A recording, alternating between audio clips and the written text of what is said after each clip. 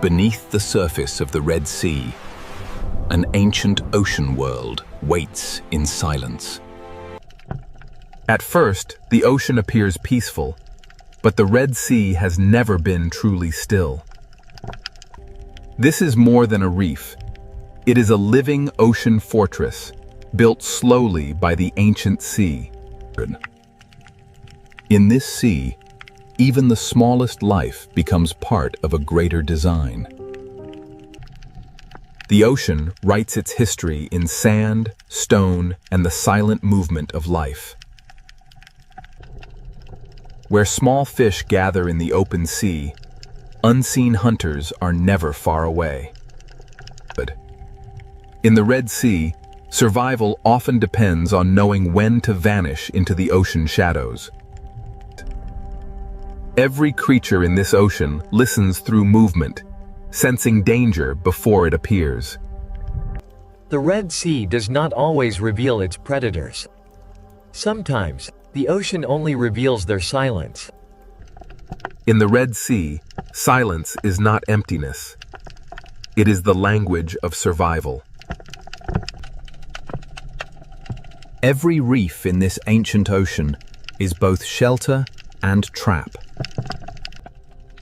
To rise into open water is to trade darkness for exposure. In this sea, the smallest movement can travel farther than sound. The ocean often reveals danger through those who fear it first. Before a hunter appears, the Red Sea often becomes strangely calm. Here, beauty is camouflage, and color can hide both fear and hunger. The ancient ocean is built from thousands of hiding places, and each one has a story. To follow the reef inward is to enter the older memory of the sea. And in the quiet heart of the Red Sea, the first silent hunters begin to wake. The Red Sea ocean does not rush its stories. It lets the darkness speak first. In this ancient sea, every shadow belongs to the reef, and every reef belongs to the hunt. Peace returns quickly in the ocean, but never completely. The Red Sea is a world of openings, shelters, edges, and unseen paths. Where the reef begins to fall, the rules of the sea begin to change. Even the sand of this ocean is alive with movement, warning, and escape. Some predators in the Red Sea do not chase. They become part of the ocean itself. In this ancient sea, the difference between stone and hunter can disappear. The ocean teaches every creature to read shape, shadow, and silence. And beyond the reef, the Red Sea ocean begins to reveal the shape of its hunters. The Red Sea ocean gives only glimpses, never answers too soon. Out here, away from the reef, the ocean becomes a place of distance, patience, and hidden movement. A school survives because many eyes become one mind inside the sea. When the ocean suddenly opens around them, the warning has already begun. In the Red Sea, the first sign of a predator is often the silence it leaves behind. Every crack in this ocean wall can become a doorway for hunger. The ocean does not need noise to create fear.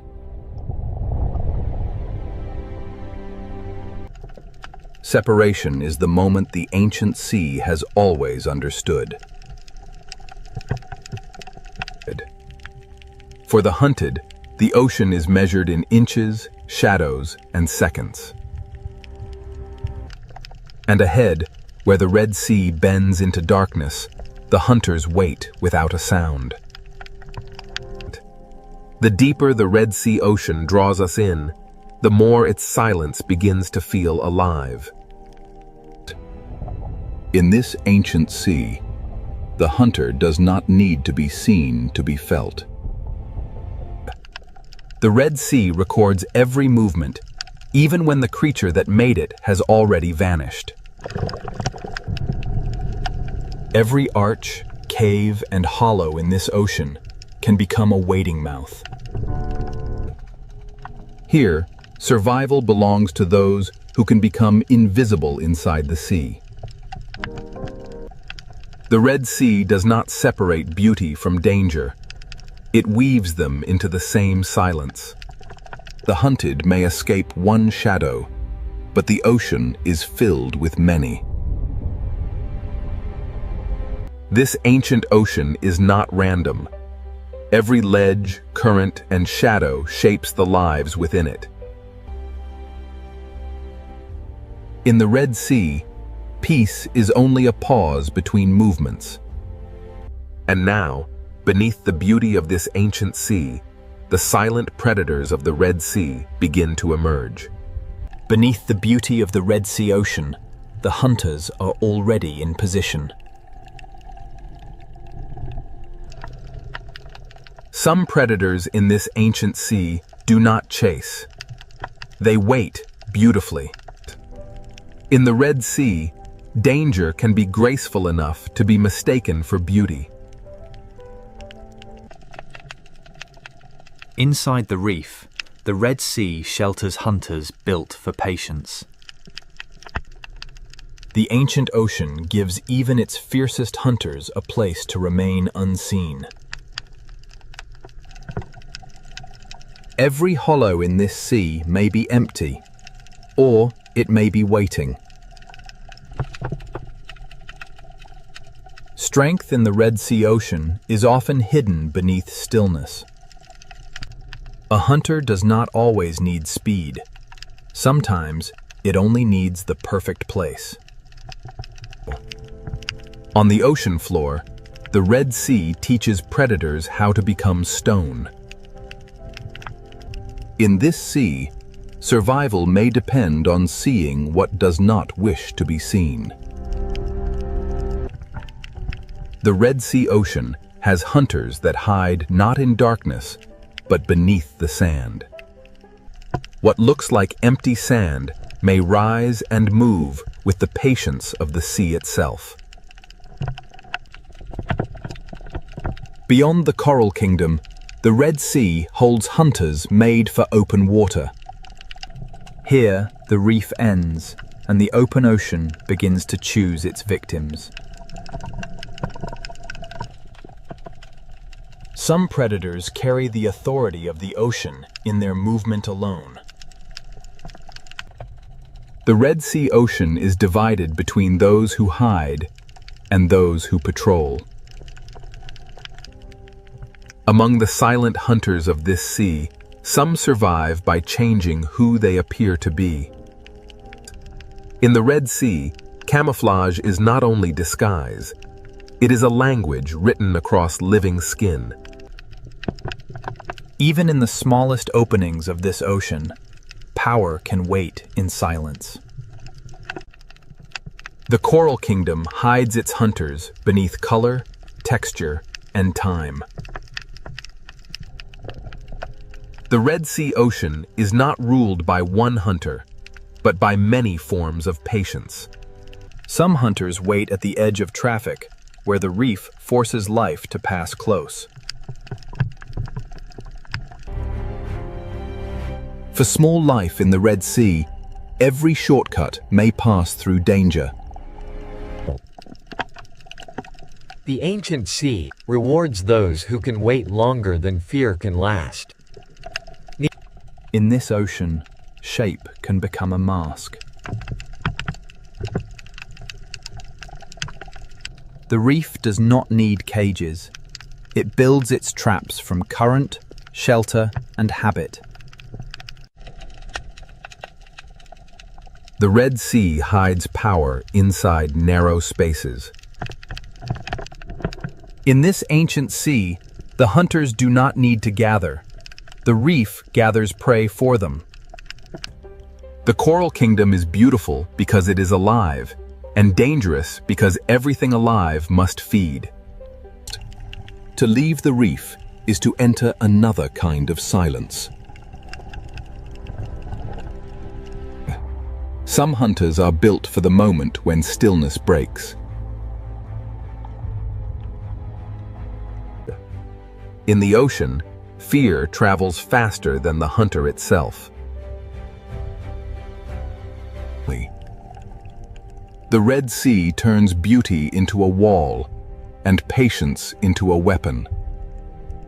Here, the line between animal and landscape becomes almost impossible to draw. Below the coral, the Red Sea holds a second world of tunnels and teeth. Not all hunters in this ocean hide in shadow. Some hide beneath light. The ancient sea is full of hunters too small to cast a shadow. In this ocean, intelligence can hide inside a changing shape. The Red Sea does not always show the hunter leaving. Sometimes, it simply closes around it. At the edge of the reef, silence becomes distance, and distance becomes threat. The Red Sea Ocean is a kingdom of levels, and each level has its own hunter. Each predator holds one piece of the ancient sea's balance. For those who are hunted, the Red Sea is a maze that changes with every current. Every passage through this ocean demands a choice between risk and refuge. The silent predators of the Red Sea do not announce themselves. They let the reef speak for them. In this ancient sea, life returns to calm because danger never truly leaves. Now that the hunters have been revealed, the ancient ocean will show how they survive. The Red Sea has shown us where its predators hide. Next, it will reveal how silence becomes the perfect weapon. The Red Sea has shown us where its predators wait. Now, the ancient ocean reveals how they hunt. In this sea, a hunter may begin the hunt without moving forward. The lionfish does not need to rush. It lets the ocean current and its own beauty close the distance. In the Red Sea, escape routes can become traps before the hunted understands the shape of danger. The great ambush hunters of this ocean save their strength for a single perfect moment. Timing is the oldest language of the sea.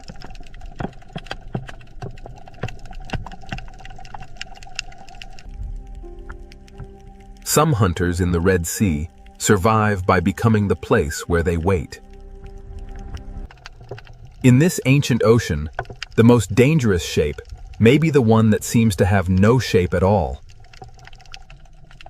The Red Sea turns ordinary pathways into hunting lines. The hunt begins long before movement. It begins with choosing where the sea will bring life next. In the coral kingdom, even a body shape can become camouflage. To vanish in the Red Sea, a predator does not always need darkness. Sometimes it only needs imitation. Few hunters in this ancient sea understand disguise as deeply as the octopus. Across its skin, the ocean writes a disguise that can change from one breath to the next. The Red Sea rewards hunters that can move without becoming a signal.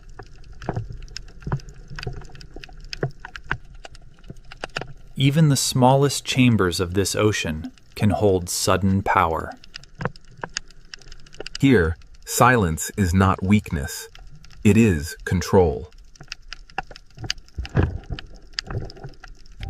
The reef is not only a home, it is a strategy built from stone, current, and instinct. A cave hunter turns darkness into territory. In this ocean, even fear must share the reef with delicate life. For prey, the Red Sea is not a landscape. It is a sequence of decisions. The seafloor watches upward with eyes the reef has taught us to miss. In this ancient ocean, patience often lasts longer than opportunity.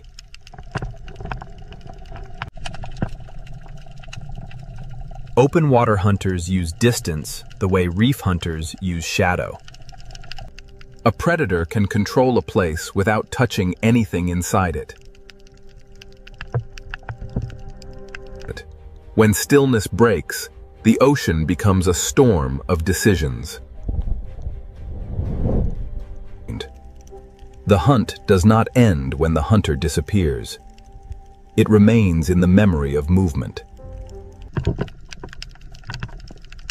The Red Sea hides danger by making it look old. When everything moves except one thing, the ocean asks us to look again. Ambush in the Red Sea is not always sudden. Sometimes it is arranged slowly. The predator is only half the trap.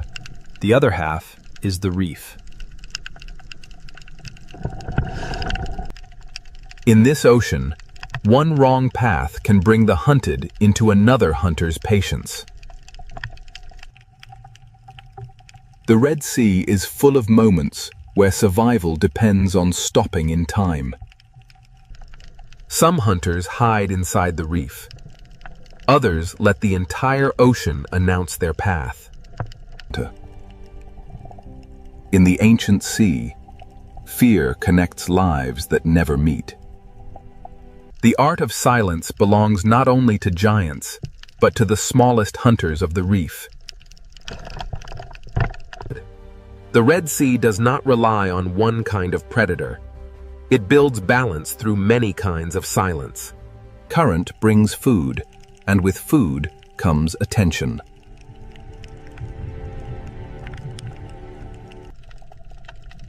Every feast in this sea has an audience. When the moment finally comes, the ocean barely has time to notice. The Red Sea closes over every hunt, leaving only movement where fear had been. For the hunter that can change its skin, the reef itself becomes a mask. Not every opportunity is taken. The Red Sea teaches its hunters to choose carefully. The art of survival here is not only hunting, but knowing when not to hunt. The hunted draw the map of the predators without ever naming them. Every predator here has a method, and every method belongs to the ancient sea. As light begins to weaken, the rules of silence become even stronger. Daylight exposes the hunters, but dusk begins to return them to shadow. The Dale's silent hunters have shown their craft, but the Red Sea has another world waiting after dark. As the ancient ocean darkens, patience begins to change into movement. In the Red Sea, silence has mastered the day. Now, the night will give it a deeper voice. As daylight leaves the Red Sea ocean, silence deepens into something older. The reef does not sleep when the light disappears. It changes who is allowed to move. When night enters the Red Sea, even the coral begins to hunt. The smallest hunters of this ancient ocean awaken before the larger shadows begin to move. Darkness does not empty the Red Sea. It reveals another ocean within it. By day, the cave protected the hunter. By night, the hunter leaves the cave behind. The night reef belongs to those who know every tunnel in the ancient sea. At night, the Red Sea shortens the space between danger and life. The lionfish becomes more haunting when the ocean loses its color. In the night sea, patience becomes harder to see and easier to obey. Beneath the night water, even the sand may be alive. The Red Sea hides movement beneath stillness until the moment it chooses to rise. Night gives the octopus a larger canvas for disguise.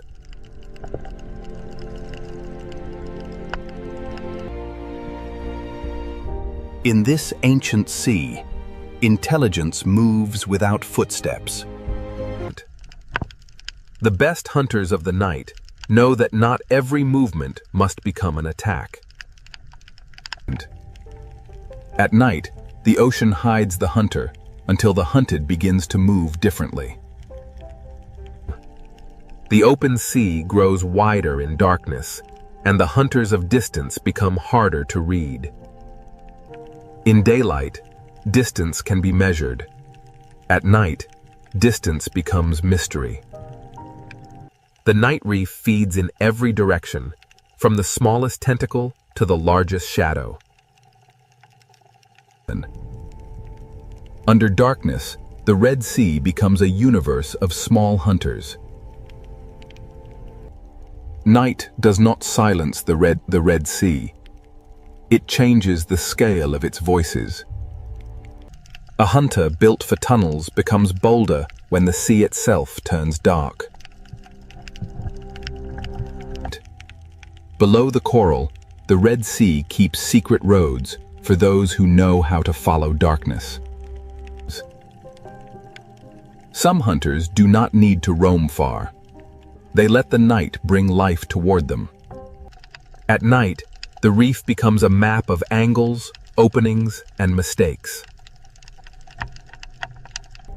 The largest shadows of the Red Sea need only pass once to change the behavior of many. In the dark sea, a shadow can become a warning that lasts longer than the shadow itself. In the Red Sea night, living skin can become moving shadow. The night ocean belongs to those who can move without breaking the pattern. While some lives hide from the night, others begin their search. The night gives the lionfish a slower stage and darker wings.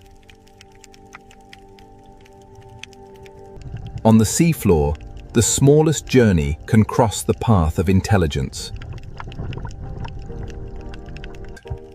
The ancient ocean teaches hunters that a missed chance can still be wisdom. Power in the night reef often waits behind the smallest door. The deeper we look into this sea, the more hunters the darkness reveals. The Red Sea at night is not the same ocean. It is the hidden half of the ancient world. In darkness, the sea often tells us what is near by showing what changes direction. At the edge of the night reef, the ancient sea becomes depth without end. Large hunters do not need to disturb the ocean. They move through it like memory. Every life here changes the life beside it. The night shows the Red Sea as a chain of hunger, movement, and balance. Nothing in this ancient ocean hunts alone. Every hunt belongs to something larger. The smallest drifting life can shape the path of the largest hunter. By night, the Red Sea reveals the hidden pattern that daylight disguises. Even before dawn arrives, the night sea begins to prepare for another change. The Red Sea does not change all at once. It trades one silence for another. The hunters of darkness do not vanish. They become part of the reef again. By morning, the Red Sea looks peaceful, but the night has left its mark in every movement. Night has shown us the hidden hunters of the Red Sea.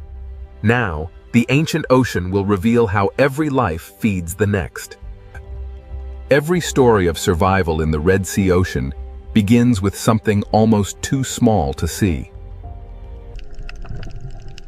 The current does not simply move water. It carries the first meal of the reef. The coral that builds this ocean world also joins the endless act of feeding. From drifting life, the reef receives energy, and from that energy, movement begins. These small fish transform invisible life into motion, color, and opportunity. The food chain of the Red Sea is not a straight line. It is a web of feeding, cleaning, guarding, and escape. Even those that do not hunt reshape the ancient ocean with every bite. Nothing wasted in the Red Sea truly disappears. It descends into another life. At the bottom of the sea, feeding and hiding often happen in the same breath. In the ancient sea, survival is not only competition. Sometimes it is an agreement. Even hunters must sometimes enter the economy of the reef.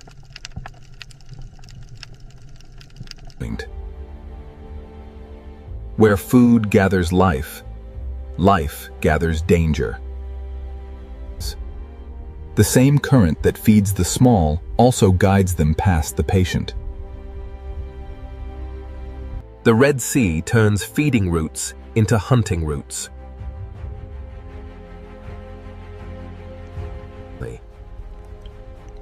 Every escape in this ancient ocean may lead past another mouth. The hunter waits where the ocean teaches the prey to return.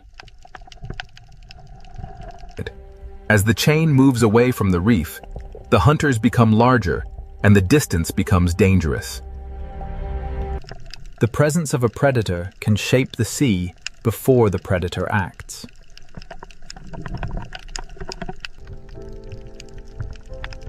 Hunger pulls life outward. Fear pulls it back. The chain does not end when food falls. It begins again on the ocean floor. At this scale, the Red Sea is a world of fragments, shelters, and sudden danger. In the ancient ocean, even the smallest hunter and the smallest prey live by timing. Some feeding protects the very home that makes feeding possible.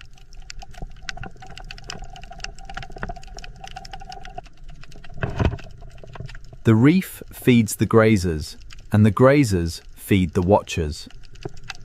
The ancient sea builds roads for food, and predators learn those roads.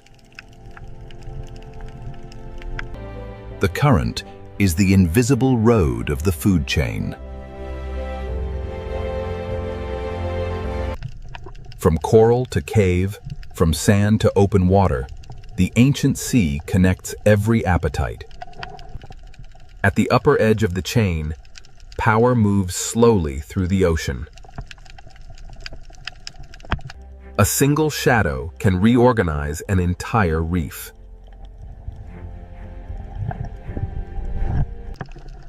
The Red Sea survives because fear pauses life, but hunger restarts it. This is the architecture of hunger beneath the Red Sea. The ancient ocean does not separate beauty from hunger, or hunger from balance. In the Red Sea, endings often become places for new life to begin. Every hunter is also part of a larger pattern, and no creature stands outside the chain.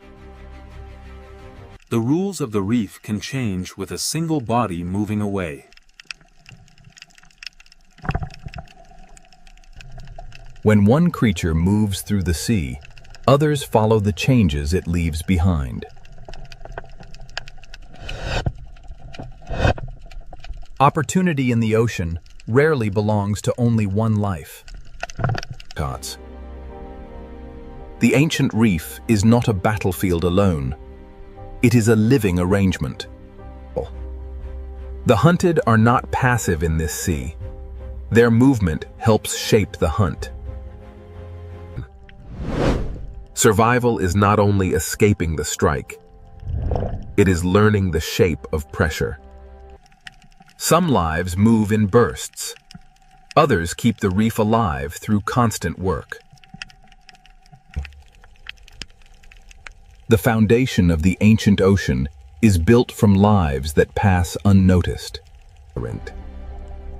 The farther life moves from shelter, the more the ancient ocean tests it. The Red Sea is not ruled by hunger alone. It is held together by the balance hunger creates. The silent predators of the Red Sea are not outside the reef's balance. They are part of what keeps it alive. Now that the chain of life has been revealed, the Red Sea will show us why its silent hunters are guardians of an ancient marine world. Now, the Red Sea ocean shows us why its silent predators are not destroyers, but guardians of balance. To understand this ocean, we must see every life as part of one long rhythm. The smallest life in the Red Sea carries the strength of the largest hunters. The ancient sea begins with delicate mouths, reaching into the current. The reef gives them food, and the predators teach them movement. The lionfish waits in beauty, and through that waiting, the reef remains alert. Even the teeth of the Red Sea have a place inside the reef's fragile order. The great reef hunters preserve their strength, and the ocean learns their patience. Beneath the sand, the Red Sea keeps another layer of balance.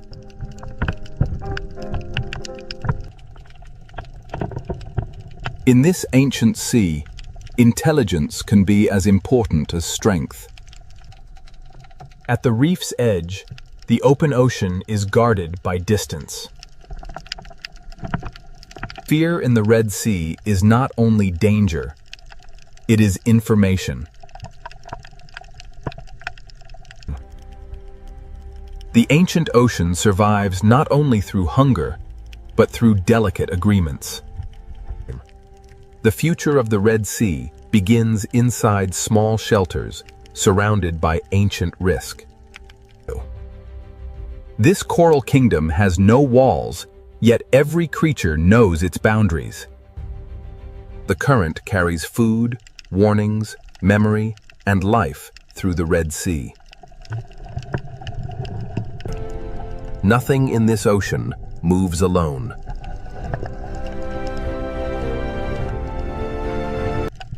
The Red Sea carries the memory of night into the daylight. Day and night trade the reef between them, but the ocean remains one.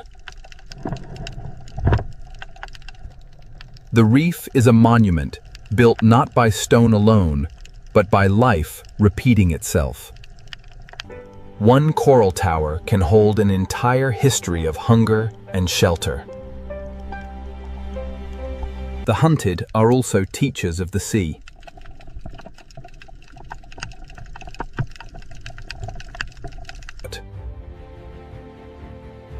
Every turn they make records where danger waits. A guardian does not always protect by gentleness. Sometimes it protects by keeping balance firm.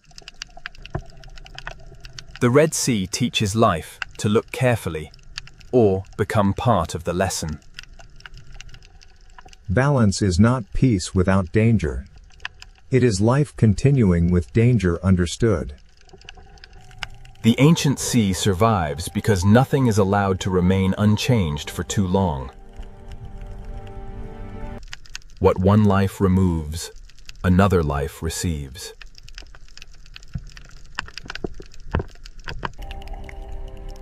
The ancient ocean survives not only through hunger, but through delicate agreements.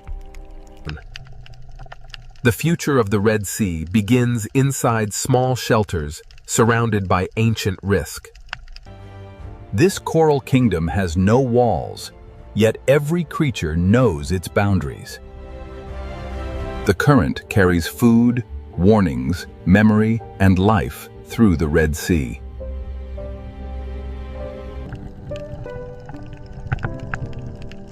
Nothing in this ocean moves alone. The Red Sea carries the memory of night into the daylight. Day and night trade the reef between them, but the ocean remains one. The reef is a monument built not by stone alone, but by life repeating itself. One coral tower can hold an entire history of hunger and shelter. The hunted are also teachers of the sea.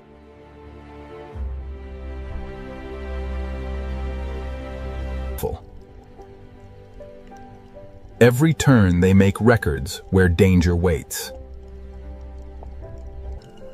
A guardian does not always protect by gentleness. Sometimes it protects by keeping balance firm. The Red Sea teaches life to look carefully, or become part of the lesson. Balance is not peace without danger. It is life continuing with danger understood. The ancient sea survives because nothing is allowed to remain unchanged for too long.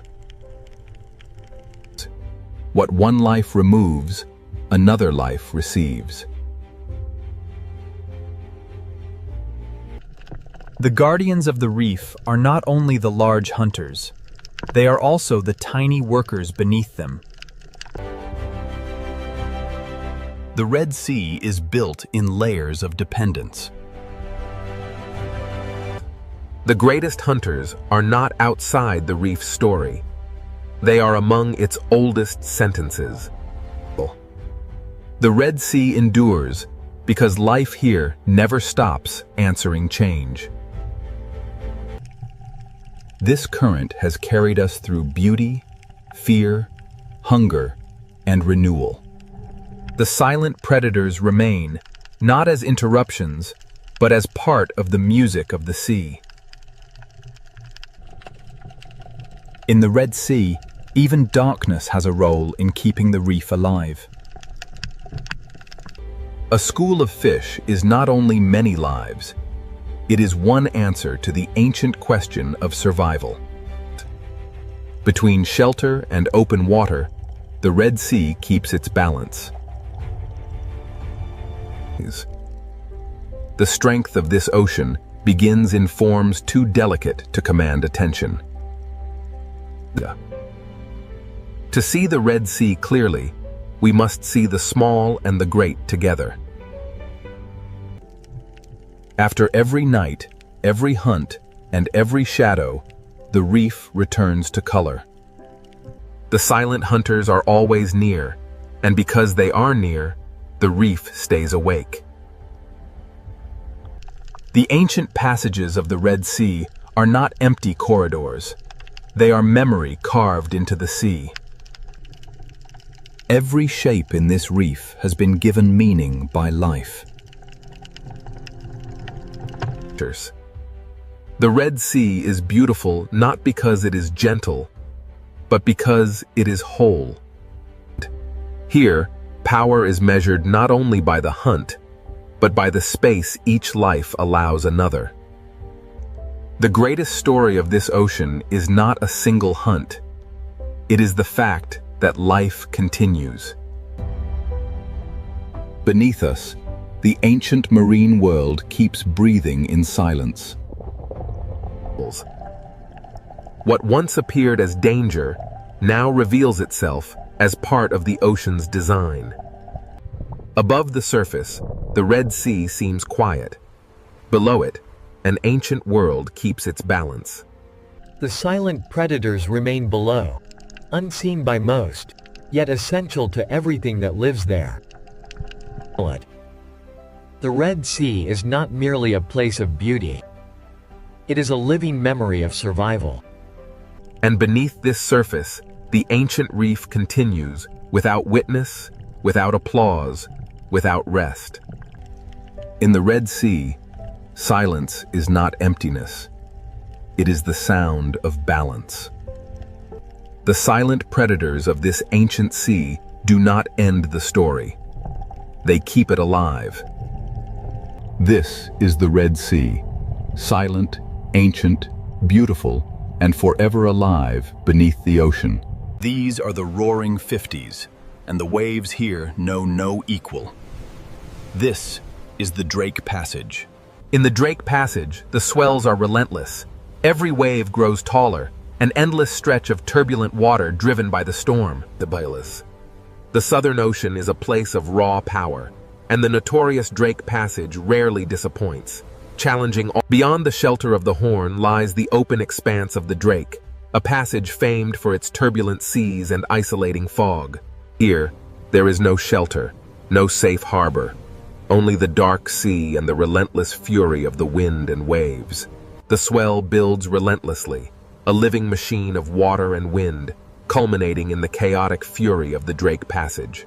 The ocean corridor between Cape Horn and Antarctica is enormous and exposed, with waves moving in several directions beneath the heavy clouds. A sea becomes a doorway into the deeper story of Cape Horn.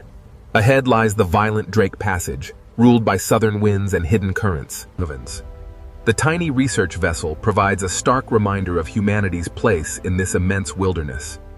The Drake Passage, leaving the faint shadow of Cape Horn behind, we enter the unforgiving waters of the Drake Passage, where the ocean swells dominate everything. The gray waves roll endlessly here, propelled by the fierce winds of the deep south, a raw and untamed wilderness of water. From this height, the ocean reveals itself as a moving corridor, vast to human eyes, yet narrow when measured by the planet's forces. Beneath the gathering storm clouds, the ocean stirs, a vast engine waking, its power unleashed by the relentless wind. Here, in the infamous Drake Passage, the true force of the Southern Ocean is unleashed as massive swells rise and collapse with unimaginable power. The powerful swell dissipates into churning foam, only to be met by a fierce gust, scattering the spray across the relentless currents. Away from the sight of land, the waves themselves form a continuous chain, pulling us deeper into the profound blue-black heart of the ocean. As the camera glides forward, a low cloud bank rolls over the sea. The waves below move in long, parallel ridges. Below the surface turbulence of the Drake Passage lies an immense force, a hidden current, powerful and unrelenting, shaping the ocean depths. The Drake Passage. Its turbulent waves hint at a power far greater than the surface reveals. The chaotic surface yields to a powerful system. Long, dark ridges begin to form, revealing the hidden forces below the Drake Passage. From this height, the true scale of the Southern Ocean reveals itself, a relentless, rhythmic breathing machine powered by global winds. This is the Drake Passage, a violent gateway where two great oceans converge in a freezing chaos. The westerly winds assert their dominance, tearing at the surface of the frigid sea. The ocean responds with a raw, untamed power. An invisible force pulls at the water, stretching the sea itself across the infamous Drake Passage. Below the rolling waves, hidden currents exert their force, shaping the violent scene on the surface and pulling the ocean into its depths. Here, in the unforgiving waters of the Drake Passage, the sheer scale of the Southern Ocean becomes overwhelmingly clear. This is the Drake Passage, a volatile stretch of water where the visible storm gives way to the unseen forces below. Below the mist lies the true heart of the Southern Ocean, a vast and dangerous realm where wind meets current in an eternal struggle. Beneath these waves lies a pressure few vessels can withstand. This is the Southern Ocean, and it demands respect. This is the Drake Passage, where the Atlantic and Pacific converge, creating towering waves and chaotic currents far below the surface. The sea no longer looks random. Every ridge and trough is connected to the wind, distance, and invisible currents flowing through the Drake Passage. Beneath the violent surface, a deeper engine moves, folding the dark water into itself. A powerful gust tears across the surface, transforming the ocean into streaks of silver-white motion. But this is the Drake Passage, where the sea itself rises like a dark wall, unleashing the raw energy stored within its depths as it breaks into foam. As the chaos of the impact subsides, the true scale of the Antarctic waters is revealed, stretching endlessly towards the ice. Here, where the continents end and the true ocean begins, the Drake Passage guards the gateway to the deep unknown. The Drake Passage holds secrets beneath its turbulent waves. Deep below the surface, a massive current flows. As we journey deeper into the Drake Passage, the true force of the wind and the hidden currents beneath the waves begins to reveal itself. The Drake Passage, a violent, restless sea where two oceans collide before the final approach to the ice. The Drake Passage, a place where every second changes the shape of the world. Descending into the trough reveals the true scale of the Southern Ocean's power, a chaotic gateway into forces unseen. The Drake Passage is endless and exposed. There is no island, no harbor, and no peaceful coastline to soften the ocean's violence. In the infamous Drake Passage, the wind is the undisputed master. It rips across the water, tearing spray from the waves and drudged. The Southern Ocean holds the memory of distant storms. These waves, growing heavier now, carry that immense. The unforgiving swells of the Drake Passage offer no mercy. Here, swallowed by the immense power of the Southern. And so the ship vanished beneath the swell. The ocean, timeless and untamed, simply closed over the space. This is the Drake Passage, a visual threshold between the world we know and the mysteries that lie beneath the ice. Legend. Behind the mist lies Cape Horn, the final sentinel of the land. Now, the violent expanse of the Southern Ocean tolerates no weakness. Here, the waves are the true masters, and the land merely a fragile witness to their power. Here, at the edge of Cape Horn, the Southern Ocean unleashes its full fury against the Black Rock, a violent prelude to the infamous Drake Passage. For countless millennia, the cliffs of Cape Horn have endured the ocean's endless assault, a testament to the raw, untamed power of the sea. This coastline offers no refuge. It is the final stone edge before the exposed, endless ocean swallows the horizon. As the cliffs of Cape Horn recede, the true scale of the Drake Passage begins to emerge. As the shelter of Cape Horn recedes, the true nature of the Southern Ocean reveals itself. Here, the swells run unimpeded toward Antarctica. Beyond the cliffs of Cape Horn, the ocean asserts its dominance.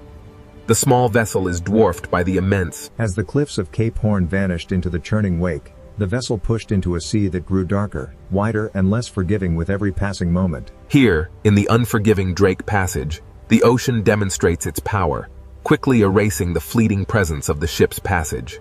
We leave the shelter of Cape Horn now, entering the infamous Drake Passage.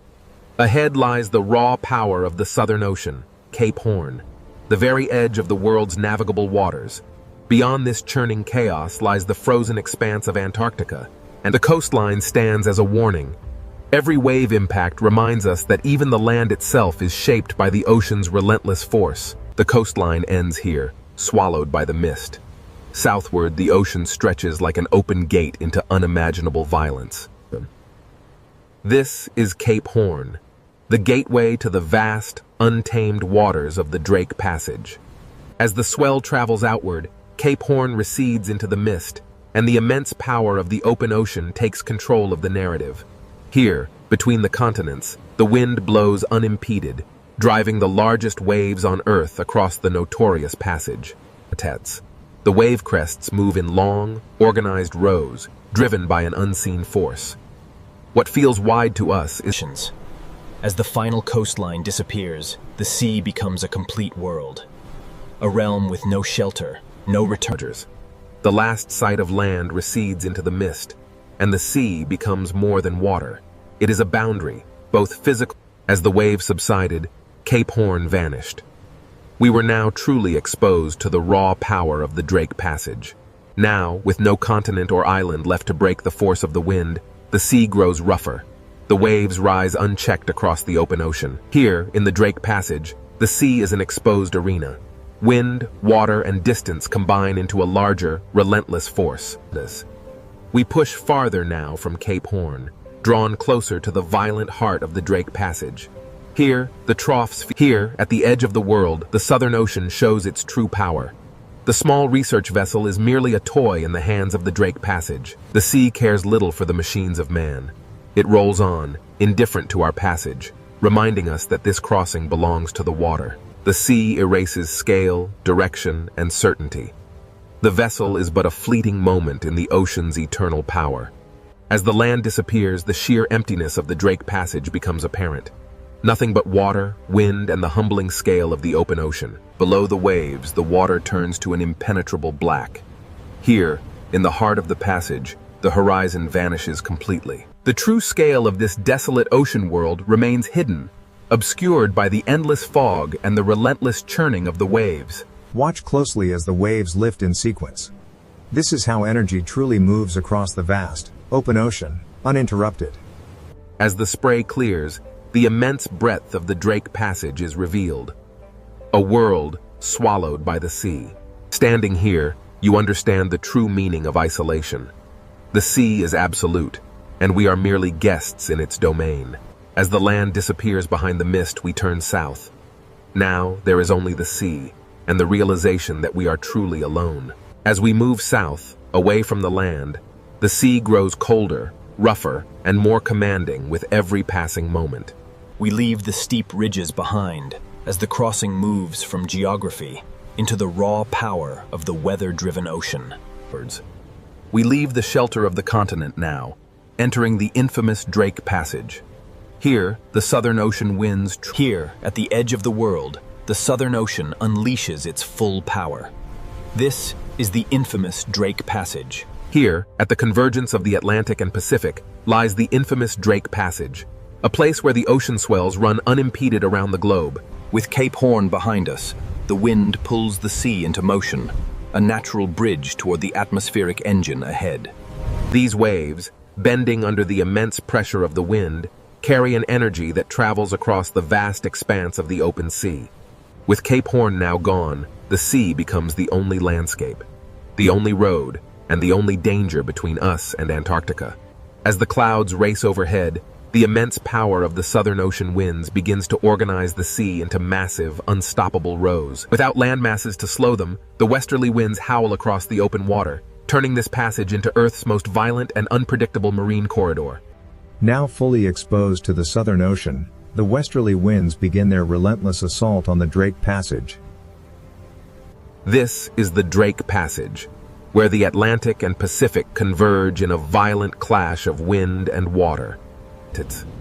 As we rise, the true force of the westerly winds becomes visible. Long lines of foam sweep across the water. The relentless wind writes across the ocean's surface, etching temporary patterns into the rolling waves before they vanish into the deep blue. Here, in the unforgiving Drake Passage, the atmosphere and the ocean move as one powerful, interconnected machine. The sea carries energy from distant storms, and each wave feels like a message traveling across thousands of kilometers of Southern Ocean water. With thousands of miles of open water, the Southern Ocean builds immense power, culminating in these towering walls of water. Far from any shore, the westerly winds sweep across the open ocean, unimpeded. It is this vast... In the Drake Passage, the atmosphere presses its rhythm directly into the water, synchronizing the sky and the sea in a powerful, relentless surge. As the storm intensifies, a powerful gust of wind rips across the water, turning the ocean surface into a blinding sheet of silver spray and foam. The wind rips water from the crest as the massive wall of the ocean roars forward, an ancient and primal force unleashed. A force larger than any single storm pulls at the sea, revealing the deep troughs beneath the churning foam. The sea looks chaotic at first, but the wind reveals a hidden order in the direction of crests, spray, and foam lines. Here, where the water ends and the atmosphere begins, the horizon dissolves into a single gray boundary. Here, the westerly winds command the sea, reminding even the sturdiest vessels of nature's dominion. The ship departs, and the relentless wind-driven spray sweeps across the surface, allowing the sea to reclaim its untouched, powerful... The Drake Passage is infamous for its massive seas. Driven by the relentless westerly winds, these waves form endless ridges of raw, moving energy. Driven by the relentless circumpolar winds, the ocean surface is pulled eastward, a massive conveyor of energy linking these waves to the icy continent beyond. Here, the wind is not just a presence, it is the undisputed master, whipping the waves into a frenzy. Navigating the Drake Passage means facing some of the most treacherous waters on Earth, where waves emerge suddenly from the gray mist. Below the chaos of the storm layer lies the Drake Passage, where wind systems larger than continents shape the sea into these endless bands of power. Driven by winds that began far beyond this place, the swells carry that memory north, entering the unforgiving waters of the Drake Passage. As the storm intensifies, these colossal swells become mountains of water, revealing the true depth and fury of the Southern Ocean. The Drake Passage is known for its treacherous waters. Here, multiple wave directions collide, creating an unstable, churning sea. Here in the Southern Ocean, the sea appears violent. But every motion is connected to the wind, distance, and immense pressure. The ocean is a vast, complex system, driven by the atmosphere above it. Wind energy transfers to the water, powering the massive currents we see. As the gale intensifies, the crests are peeled away, strips of water racing across the surface like smoke. Here, at the Drake Passage, the powerful westerly winds sweep across the open marine corridor, driving the waves relentlessly eastward. With no land to block the storm, the wind imparts its energy directly into the sea. The waves grow longer and steeper, organizing in south of Cape Horn. The infamous Roaring 40s and Furious 50s unleash their full force across the unbroken expanse of the Southern Ocean. Here, in the notorious Drake Passage, the ocean moves not as individual waves, but as a single, enormous surface under the command of the wind. The ocean moves under atmospheric command. Following the foam scars twisting over dark water, subtle spiral motions reveal... The sea below answers with ripples, swells, spray, and troughs, turning the Drake Passage into a visible conversation between air and water. Observe how quickly a strong gust can reshape the open water, turning dark, rolling ridges into a chaotic expanse of bright foam. The wind's immense power literally shaves the tops from the waves, transforming the ocean surface into a violent spray. The ocean carries the memory of wind across its surface, each swell recording pressure, distance, storm history, and the wind's memory is etched into the very fabric of the sea. Here, in the immense Southern Ocean, westerly wind, the transparent currents, invisible to the naked eye, are the silent architects of the waves beneath the storm's fury. Here, in the infamous Drake Passage, atmospheric forces collide. This swirling vortex of pressure presses down, transforming the sea into a cauldron of violent waves. Driven by the relentless wind, the surface waters begin their eastward march, fueling the great current below. In this stormy corridor, the ocean reveals its true, untamed energy, constantly reshaped by the relentless westerly winds. Here, in the Drake Passage, the wind-shaped waves begin to synchronize, revealing the immense power of a deeper planetary circulation.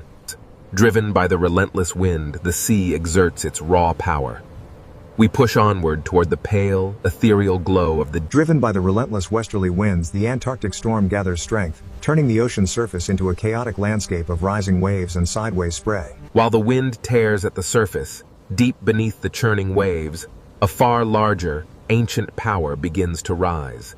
Below the storm-tossed waves lies a world unseen, where the ocean's deepest secrets flow in powerful, hidden currents. Here, at the surface, the storm rages, but beneath the churning foam, an ancient power stirs, waiting to be revealed. The camera plunges into the crushing darkness, where these colossal structures have stood undisturbed for millennia. Stabilized beneath the churning surface, the deep water of the Drake Passage moves with a slower, more powerful rhythm, far from the sun's reach. The Drake Passage Sea is not only waves, but a layered ocean system moving beneath the storm. Beneath the Drake Passage, the greatest ocean current on Earth begins its endless journey around the pole. The ocean. A river without banks, wide and powerful, flowing silently beneath the violent surface. Here in the Drake Passage, the wind whips the surface layers into a turbulent frenzy, while far deeper, the massive currents move steadily onward. The Drake Passage. A place where the vast Southern Ocean is sculpted by unseen forces, creating rivers within the sea itself. From this depth, we see the raw power of the Drake Passage. The wind-driven waves connect directly to the massive Antarctic circumpolar current flowing beneath. Here in the Drake Passage, different current layers slide past one another, carrying an immense, hidden force through the ocean depths. The Antarctic circumpolar current is not a single smooth line, but a living field of motion, creating massive underwater eddies that shape the global climate. The Drake Passage reveals the ocean's hidden architecture. As the eddy stretches, the water organizes itself into powerful moving zones. While the surface rages in chaos, down here, the deep, continuous circulation moves with undisturbed power. Stretching across the Drake Passage, these immense current ribbons are the ocean's invisible highways, moving heat, salt, and nutrients on a planetary scale. Here, in the violent waters of the Drake Passage, invisible highways carry the foundation of marine life. Following the current deeper, the light begins to fade. Below the surface storm, the Antarctic circumpolar current reveals itself as a vast... Here, in the tumultuous waters of the Drake Passage, the ocean is a single vertical world. From the deepest currents to the wind-whipped surface, everything moves together. The Drake Passage connects the Atlantic and Pacific, funneling an unimaginable volume of water, creating the most powerful current on Earth. Squeezing between South America and Antarctica, the Drake Passage acts as a narrow gate, funneling the immense power of the planetary current. As the current accelerates through this narrow passage, the water particles stream faster, compressed by the geography, yet the visible space remains vast. But as the current accelerates, following the deep shadowed slope far below, the immense pressure begins to bend the flow, disturbing the smooth ocean layers. In the open water column, the true scale of the Antarctic circumpolar current is revealed. Layers of cold water move past each other. As the camera moves through this seafront, we see how the current acts as a soft, invisible wall, connecting and separating ocean worlds. Here, in the tumultuous Drake Passage, the wind-driven waves on the surface are inextricably linked to the deep, powerful... The camera descends deeper now, revealing the hidden circulation of the ocean. These vast currents move relentlessly from west to east. Here, in the depths of the Drake Passage, layers of water slide past one another, carrying an immense, unseen force. Changes. What begins as a localized eddy soon stretches into a powerful current front. Here, in the Drake Passage, the sea organizes and the ocean reveals two distinct realities. Above, chaos reigns in the storm-tossed waves. But these immense current ribbons pass through the Drake Passage like invisible highways, moving water, heat, salt, and nutrients across the Southern Ocean. Flowing through the Drake Passage, these invisible highways carry the very foundation of marine life across the violent sea. As we descend deeper, the surface storm fades, revealing the true power of the Antarctic circumpolar current. A vast, silent force moving through the... Here in the Drake Passage, the ocean is a vertical world.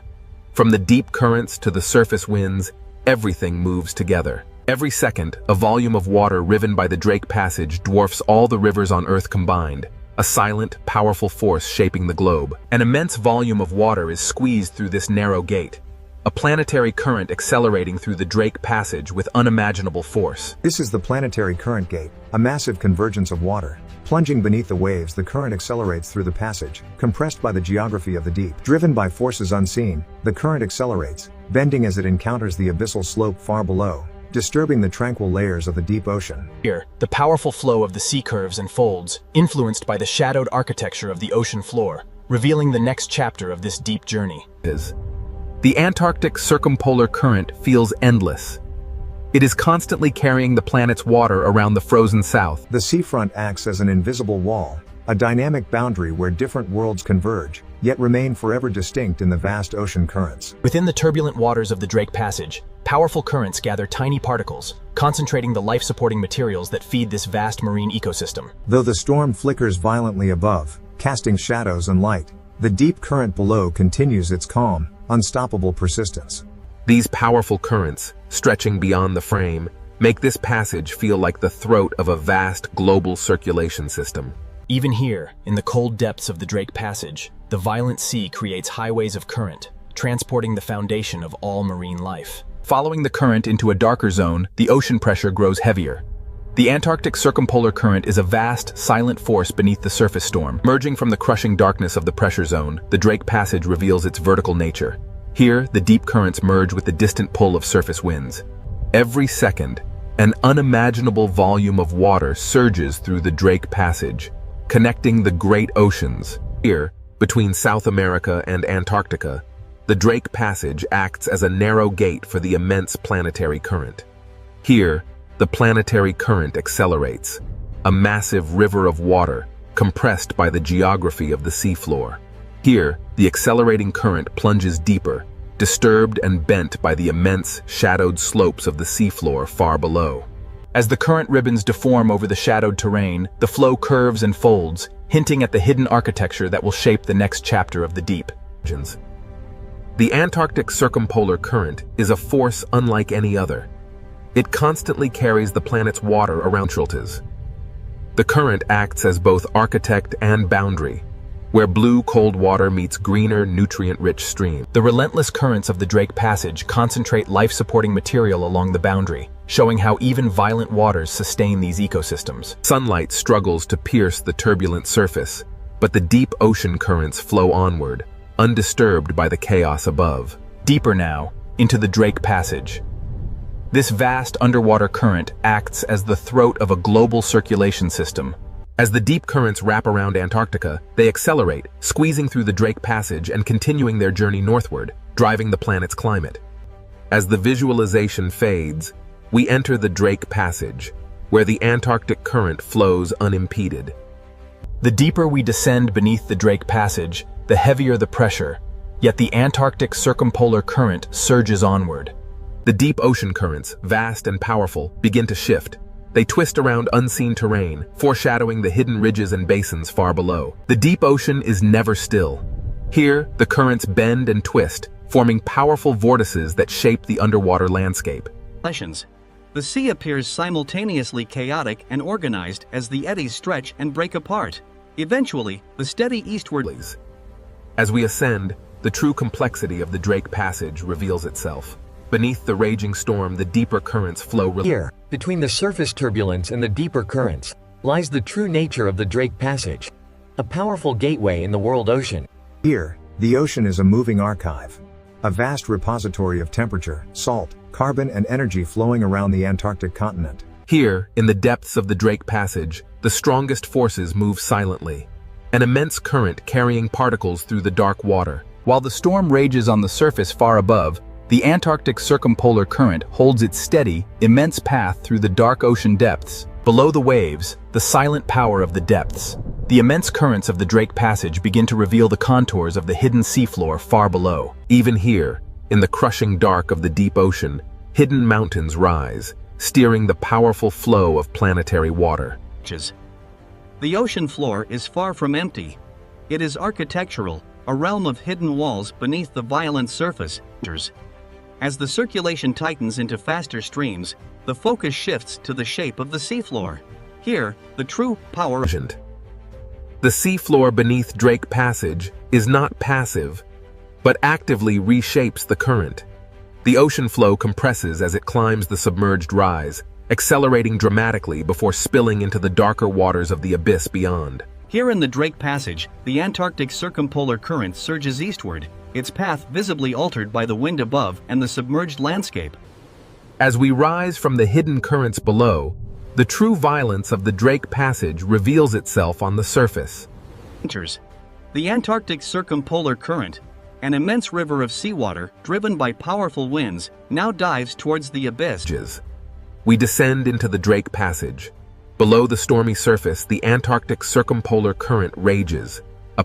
Below the stormy surface lies the true power of the Antarctic circumpolar current, a massive force hiding ancient structures beneath the waves. The descent continues toward the hidden seafloor.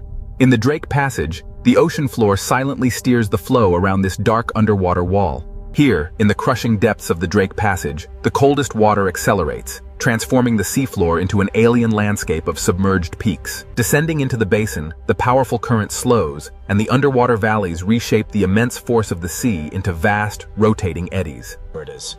Here in the Drake Passage, beneath the violent waves, the rotating basin eddy begins to stretch. It transforms into a long blue-gray. As we descend deeper, the true architecture of the abyss is revealed. Invisible walls carved into the seabed funnel the powerful. The camera glides into the narrow channel, and the current accelerates, a planetary river forced through hidden gates deep within the Drake Passage. The camera watches as current ribbons bend sharply around this deep fracture zone. The seafloor proves that the chaos above has structure far below the surface. In the Drake Passage, the sea reveals itself as a deep mechanical system, where water, stone, pressure, and rotation work in powerful unison. As we ascend from the depths of the Drake Passage, the distinct boundaries between water masses become visible, driven by unseen forces. As the currents bend over the seafloor ridge, the resulting turbulence creates a gathering point. Along this front, tiny particles and nascent marine. Carried by the current through the Drake Passage, this cloud of life transforms hidden turbulence into a quiet foundation for everything that follows. As we ascend, the currents intensify, revealing how motion gathers life in these invisible corridors of the sea. The Drake Passage current dictates all movement here. These resilient cold-water fish yield to its relentless power, moving swiftly as one with the flow. The Drake Passage. Though the surface rages violently above, here in the depths, the powerful current carries food. Above the churning chaos of the waves, the albatross rides the gale, connecting the turbulent sea to the stormy sky. Here, in the roaring 40s, the albatross rides the breath of the storm, its wings locked against the violence of the great Southern Ocean. For the albatross, the sea is both danger and pathway, a turbulent world where survival is shaped by the wind's relentless force. Soaring over the immense swells of the Drake Passage, the albatross reads the air currents, an invisible road above the churning ocean. Relying entirely on the wind, the albatross banks sharply. The ocean surface below traces its path in white foam, a testament to its Here, amidst the endless swells of the Drake Passage, survival depends on motion, not resistance. The albatross dips low, braving the spray of the cresting wave. For a moment, it is lost to the mist, only to emerge stronger than before. The Drake Passage shows no mercy, yet the albatross moves with an effortless grace perfectly adapted to this violent world. But the calm flight is merely a prelude. Ahead, the ocean's true power stirs, drawing life from the depths. The currents here connect the hunters above to the microscopic life beneath the waves, a vital food pathway. The sea current quietly carries the base of the food web beneath the surface, a stream of life sustaining the inhabitants of this cold, blue expanse. The strong currents bend over the distant seafloor ridge, pulling particles into long glowing trails, illustrating the profound. The sea behaves like wind over mountains, but here the mountains are hidden beneath the Drake Passage water. What begins as unseen turbulence far below culminates here, in the violent chaos of the surface storm. This is the Drake Passage, a place of immense power. The cold currents dominate, but deep beneath the swells, life persists. In the unforgiving waters of the Drake Passage, even the largest leviathan is quickly swallowed by the storm. As the whale disappears into the depths, the surface turbulence slowly yields to the relentless forces of wind and current. The Drake Passage is violent, yet undeniably alive. A testament to the raw power of the Southern Ocean. Where the currents collide, a hidden bounty is brought to the surface. These upwellings drive the ocean's most vibrant ecosystems. Beneath the storm front, the Drake Passage current begins its powerful flow. Stirring the sediment along the seafloor, it carries a plume. Deep within the blue abyss, powerful currents stir the seabed. This turbulence, seemingly chaotic, unlocks a cascade of biological. In the Drake Passage, powerful currents churn the depths, carrying nutrients from the seafloor to the surface, fueling a vast biological opportunity. Beneath the waves, immense forces are unleashed. These deep currents carry vital energy upward, towards the turbulent surface. Above the heavy swell, the camera emerges into the cold wind. Here, the albatross reads the invisible shape. In the heart of the Southern Ocean, the albatross harnesses the storm's energy, transforming this battlefield into a living environment. The Drake Passage. A place where life survives not by conquering the ocean, but by moving with its immense forces. The same powerful forces that shape the life within these waters will soon carry the immense icebergs of Antarctica north, altering everything in their path. Here, in the tumultuous waters of the Drake Passage, the powerful currents signal a dramatic shift towards the icy frontiers of the south. Types. But through the churning mist and violent swells, something emerges on the horizon, a shape unlike water or cloud. Signals. As the great ice sheets meet the warming ocean, they release ancient bubbles of air, trapped for millennia. The camera follows the faint freshwater ribbons as they mix into the darker seawater. Here, the ocean layers bend. From the silent depths, we rise through the mixing waters to witness the ocean's raw power as it sculpts the ancient ice. The Drake Passage, a crucible of storms, now carries these fragments of Antarctica out into the wider world, a journey fueled by the powerful Southern Ocean currents. Driven by the relentless power of the waves, these fragments begin their journey, evidence of the ocean's transformative force on the ancient ice. Here, at the edge of the world, massive icebergs begin their long, arduous journey north, battling the ferocious power of the Southern Ocean. Here, the raw power of the polar sea is unleashed, a dramatic display of nature's relentless force against the ancient ice. Turning seaward, the icebergs recede into the mist.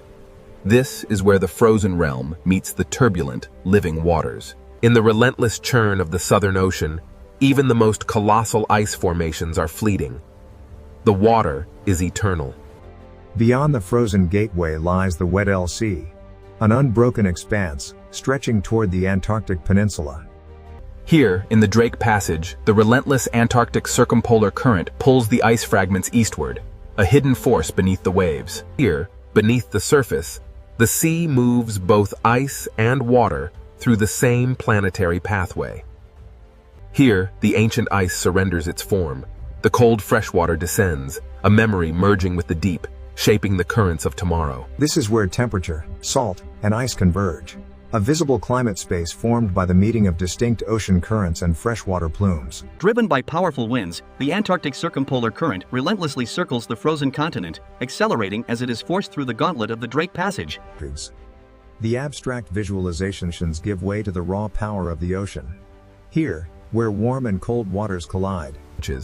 The storm rages, yet life persists even here.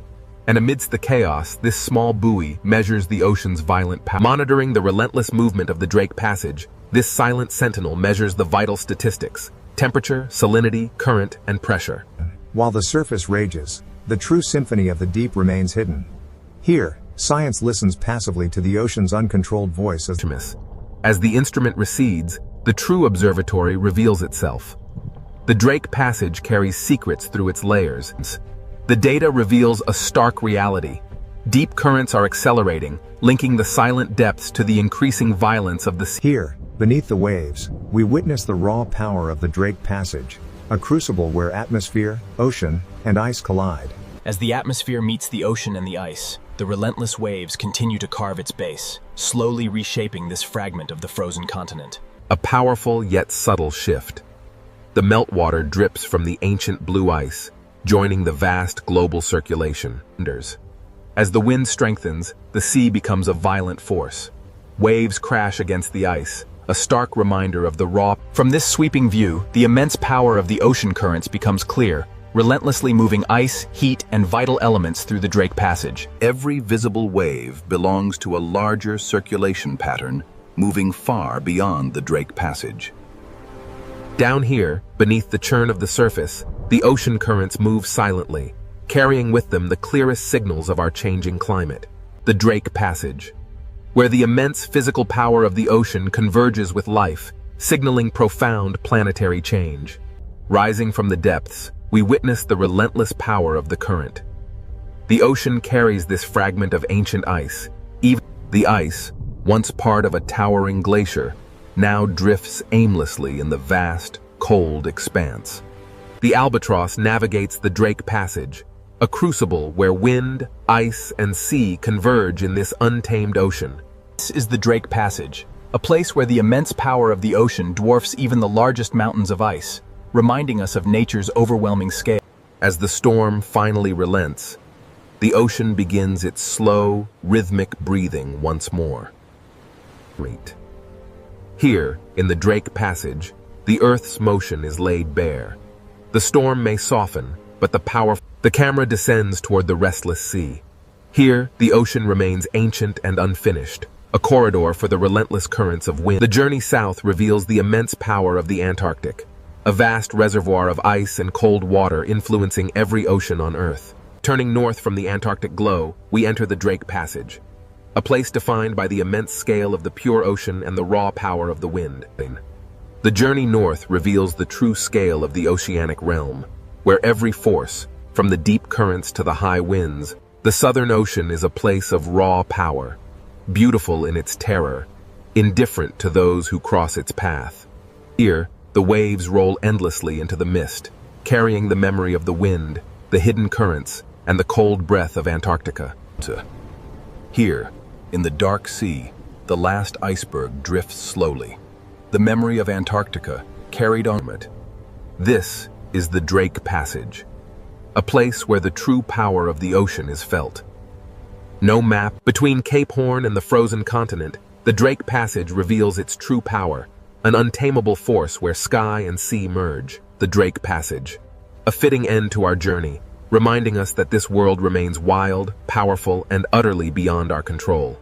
From above, the Pacific Ocean looks peaceful, endless, and almost motionless. But beneath this beautiful ocean surface, the planet is not still. The ocean hides a world of pressure, heat, stone, and movement. What seems like silence is only the surface of a much larger story.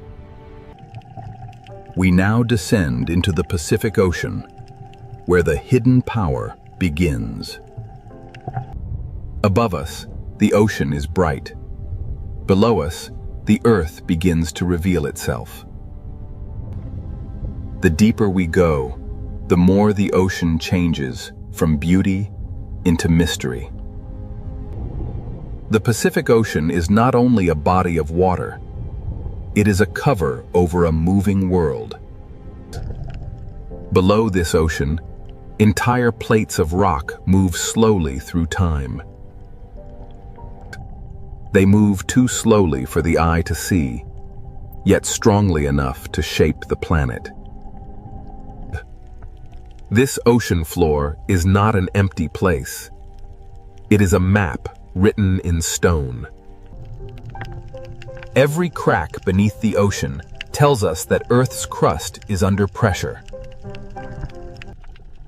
Here, beneath the Pacific Ocean, pressure builds where no sunlight reaches.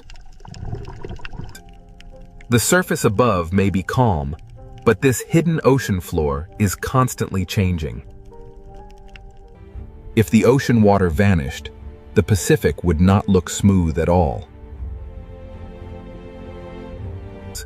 It would reveal mountains, trenches, fracture zones, and scars carved into the ocean floor. Some of these ocean trenches are deeper than mountains are tall. These are not empty holes in the ocean. They are places where Earth's crust bends downward. At the edges of the Pacific Ocean, one plate can be forced beneath another. This slow descent is the beginning of the Ring of Fire. The Ring of Fire is not a perfect circle of flames. It is a horseshoe of geological pressure around the Pacific Ocean. Around this ocean, tectonic plates meet, collide, slide, sink, and fracture. This hidden boundary crosses the edges of continents, island arcs, and deep ocean basins. Volcanoes rise here because the ocean floor is being recycled into the planet. Some volcanoes reach the sky as islands. Others remain hidden forever beneath the ocean. The ocean hides much of Earth's volcanic power from human eyes. Here, fire does not need the open air. It can build new rock beneath the sea. Under the Pacific Ocean, heat, water, and stone meet in darkness. The seafloor itself seems to breathe where Earth's interior reaches the ocean.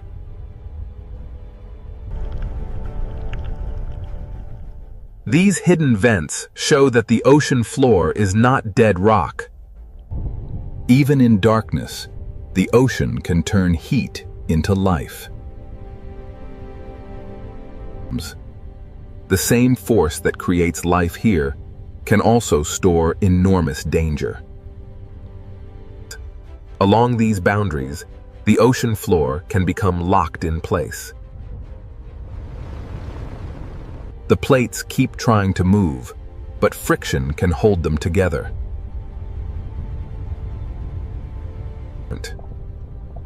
Stress can gather beneath the ocean for decades, or even centuries. The quiet years are not proof that nothing is happening.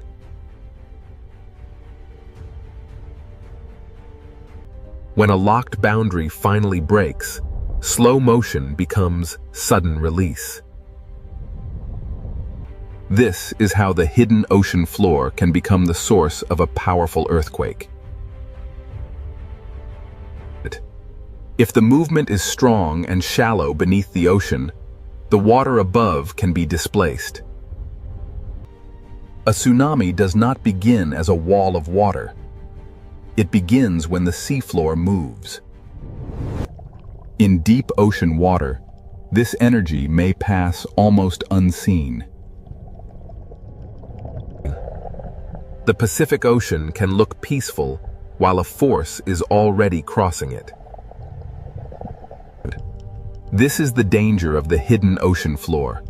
What happens below can travel far beyond the source. The Ring of Fire connects trenches, volcanoes, earthquakes, and ocean waves into one vast system. And it is not a single doomsday switch. It is a long chain of active tectonic edges. The scale is difficult to imagine because the ocean hides almost everything. From below, the Pacific Ocean feels like a lid over a restless planet. The world above sees waves. The world below holds the engine.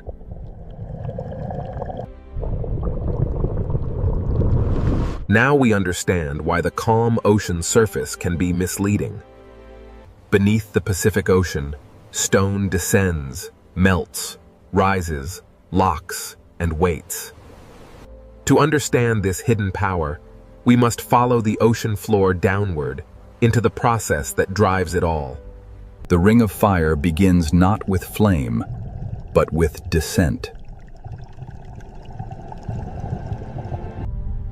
In the next part, we enter the subduction zone, where the ocean floor is pulled back into Earth. Here, beneath the Pacific Ocean, the Ring of Fire begins not with flame, but with descent. At the edge of the Pacific Ocean, one massive plate is being pulled beneath another. This process is called subduction. The slow return of the ocean floor into Earth. Oceanic crust is colder and denser than the rock above it, so gravity helps pull it down. The movement is slow, often only a few centimeters each year, but its power is enormous. A motion too slow to watch can still reshape the entire ocean basin. As the ocean floor sinks, it drags sediment, water, and ancient rock downward with it. Water trapped inside minerals begins a journey deep beneath the Pacific Ocean. As the slab sinks, pressure rises, temperature increases, and the hidden chemistry begins to change. The ocean floor does not simply disappear. It transforms the world around it. Water released from the descending ocean plate lowers the melting point of surrounding rock. This is where magma begins, not from random fire, but from pressure, water, and heat. Above the sinking slab, the deep earth starts to melt. The magma rises because it is hotter and lighter than the rock around it. Over time, these rising paths can feed volcanoes beneath the Pacific Ocean. This is why the Ring of Fire is lined with volcanoes. The fire begins deep below, but the ocean hides its first signs. Some magma builds new seafloor without ever touching the sky. When lava meets cold ocean water, it cools quickly and hardens into new stone. The Pacific Ocean floor is not only being destroyed at trenches, it is also being created by volcanic heat. Subduction destroys old crust, but it also gives birth to volcanic arcs and new terrain. This hidden engine creates seamounts, volcanic islands, and entire underwater mountain chains. A seamount may look still, but its origin is written in the movement of plates. Where heat escapes into the ocean, the seafloor begins to breathe.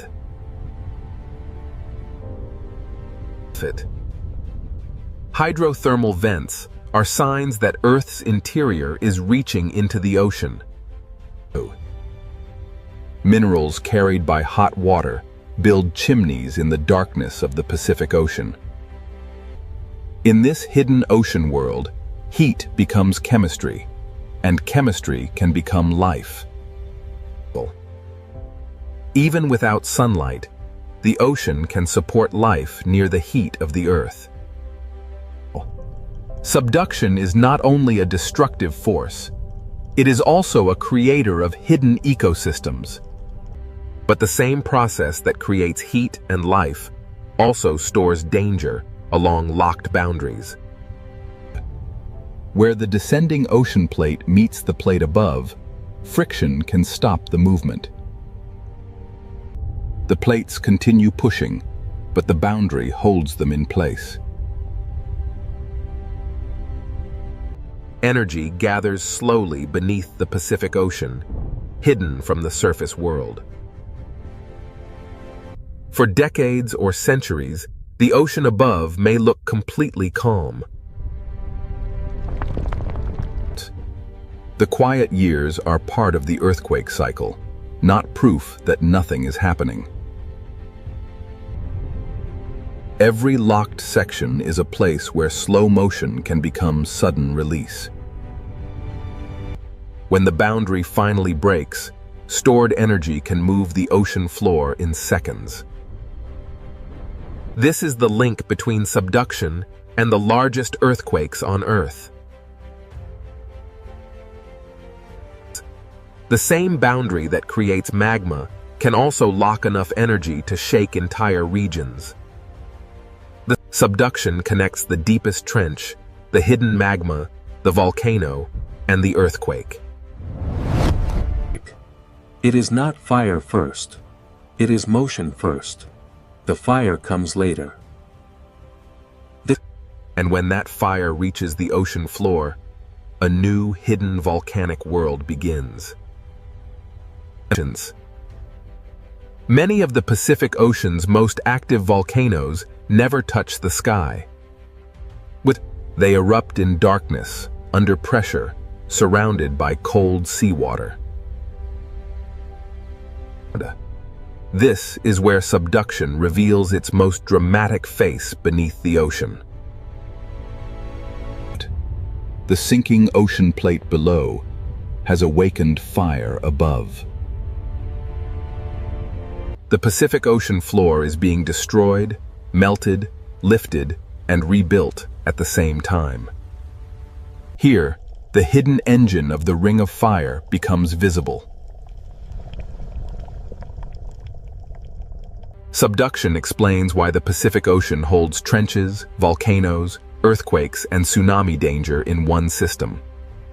Now that we have followed the ocean floor downward, we can follow the fire upward.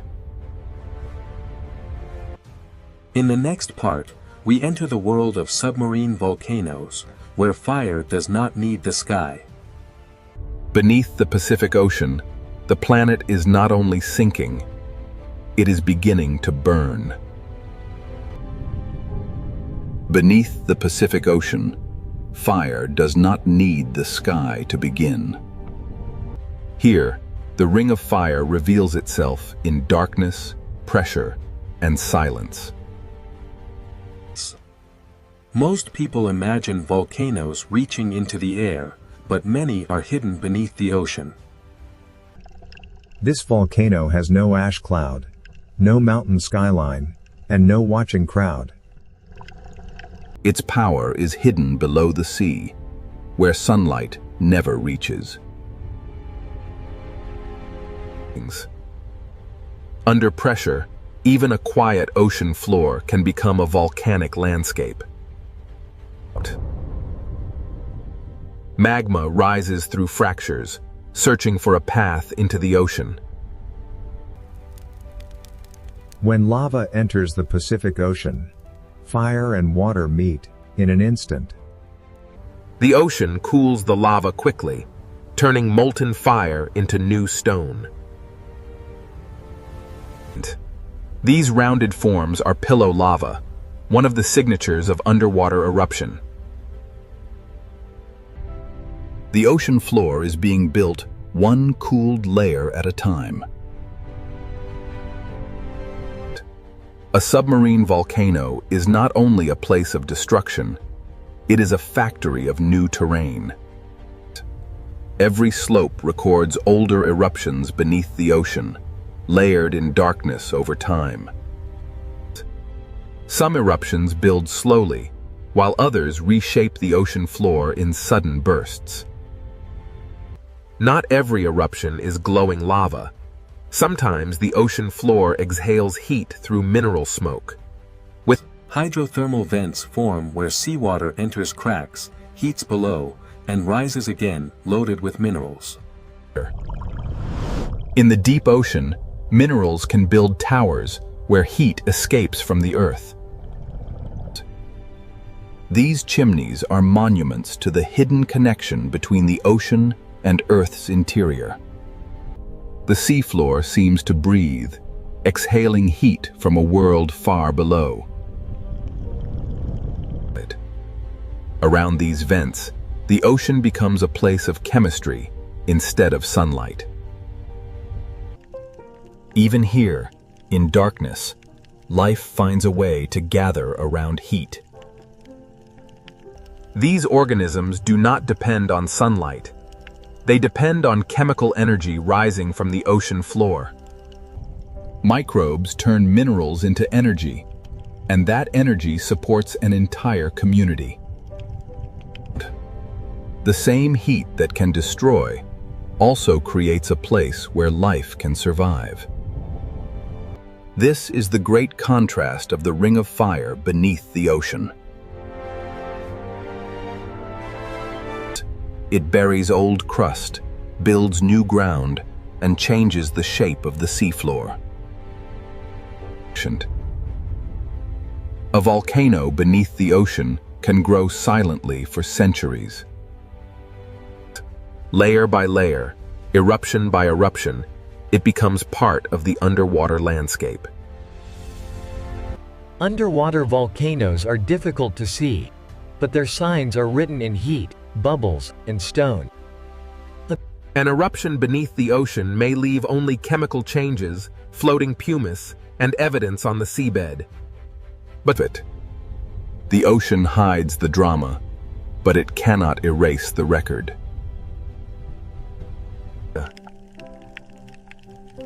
After the heat passes, the ocean floor keeps the memory of eruption. New rock is born hot, then sealed quickly by the cold Pacific Ocean. Here, time is layered across the ocean floor. Submarine volcanoes can build, collapse, fracture, and rebuild beneath the waves. Even underwater, volcanic slopes are shaped by instability and pressure. Gas, heat, and pressure rise through cracks long after an eruption begins to fade. The volcano becomes a living machine of rock, water, heat, and chemistry. This hidden world proves that destruction and creation are not separate beneath the ocean. Life gathers at the edge of heat, where the deep ocean should seem impossible. Above the vents, the Pacific Ocean remains cold and silent, hiding everything below. From the surface, none of this fire can be seen. The ocean hides not just one eruption, but a long history of volcanic change. Across the Pacific Ocean, countless volcanic worlds rise from the seafloor. Some will never become islands, but they still shape the ocean around them. Minerals from these vents paint the ocean floor with traces of Earth's interior. Old vents die, new vents open, and the volcanic system keeps changing. But even in the deep ocean, nothing here is truly frozen in time. The same heat that feeds the vents also reminds us that pressure is still rising below. A submarine volcano is connected to forces much larger than the vent itself. Behind the lava and vents lies the same tectonic engine that bends the ocean floor downward. The volcano is the visible breath of a hidden system beneath the Pacific Ocean. But the same boundary that creates volcanic fire can also lock dangerous energy in place. The Ring of Fire does not separate volcanoes from earthquakes. It connects them. Where the plates become stuck, the next story begins. The hidden fire builds new worlds, but the locked boundary stores the power to shake them. In the next part, we enter the locked boundary, where a megathrust earthquake can begin. Here beneath the Pacific Ocean, the hidden fire gives way to a different kind of power. This is where the ocean floor can become locked by friction. The plates continue trying to move, but the boundary resists. The movement does not stop. It becomes stored energy. Over decades or centuries, the upper plate can bend like a spring. The ocean above may look calm, while stress gathers below. A megathrust fault can extend for hundreds of kilometers beneath the ocean. Its scale is difficult to imagine because the ocean hides almost everything. The same system that builds volcanoes can also store earthquake energy. Nothing dramatic may happen at the surface for a long time. The quiet years are part of the earthquake, not proof that the ocean floor is still. Stress leaves small signs before the great release. Gas, pressure, and motion reveal that something deep below is changing. The boundary is locked, but the force behind it keeps pushing. This is the silent tension of the Pacific Ocean. Like a compressed spring, the ocean floor holds energy until the locked section can no longer resist. Then, in seconds, the locked boundary begins to fail. The release starts in one place and races through the boundary. A vast section of Earth's crust can move in moments. This sudden movement is the heart of a megathrust earthquake. The shaking begins below the ocean, where no city lights can see it. The rupture can travel across an enormous fault surface.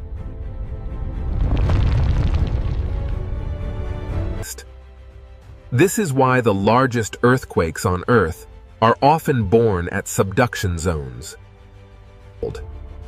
When the ocean floor moves vertically, the water above cannot remain still. The earthquake changes the shape of the seabed in an instant.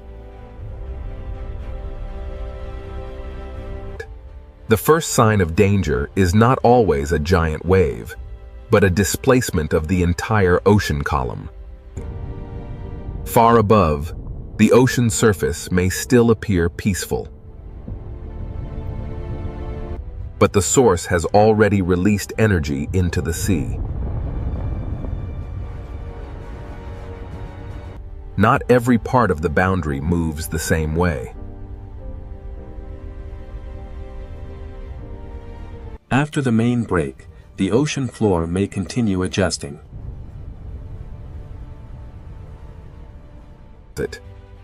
Each adjustment reminds us that an earthquake is not a single simple moment.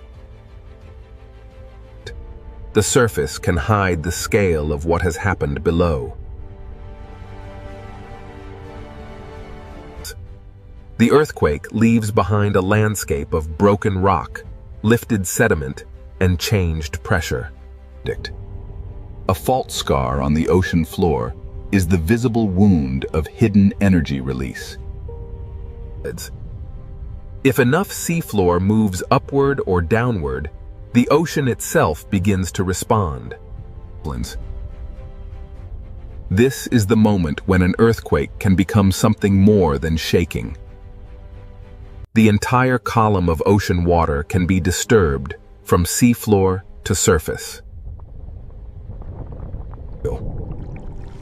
A movement in darkness can send energy toward distant coastlines.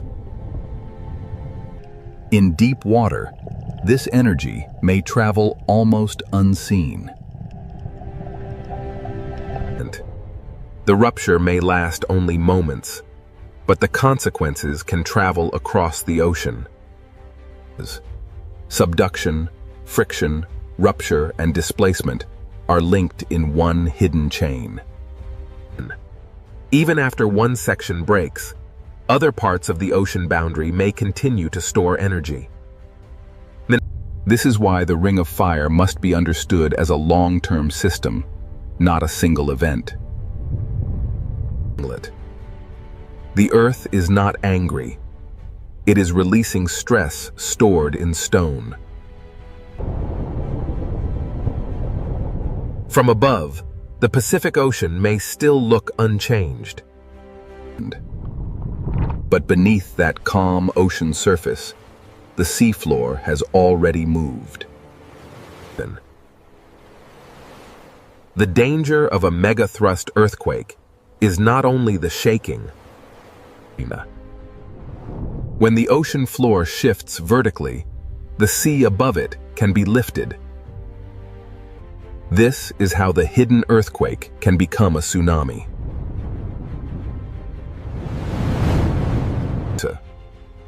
A tsunami begins not as a towering wave, but as the ocean being displaced. In deep water, the first movement may be almost impossible to see. In the next part, we follow that energy as it crosses the Pacific Ocean and becomes a tsunami. Beneath the ocean, the boundary has broken. Now the water begins to move. Beneath the Pacific Ocean, the boundary has broken, and now the water begins to move. A tsunami begins when the ocean floor moves and displaces the water above it. But this is not a wind wave. It is the movement of the ocean from bottom to surface. The entire ocean column is disturbed, and the energy begins to travel. In the deep Pacific Ocean, the first sign of a tsunami may be almost invisible. The source may be hidden beneath the sea, but the energy does not stay there. A tsunami can cross enormous distances while the ocean surface still looks calm. But far from shore, the Pacific Ocean may show almost no dramatic height. The danger is not always in what the eye can see.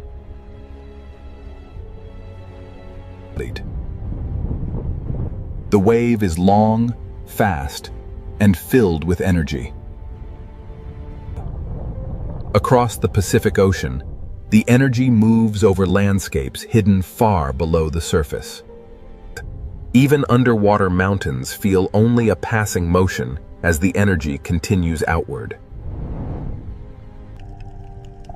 In deep water, the tsunami is not yet the image people fear. It is not a wall from nowhere.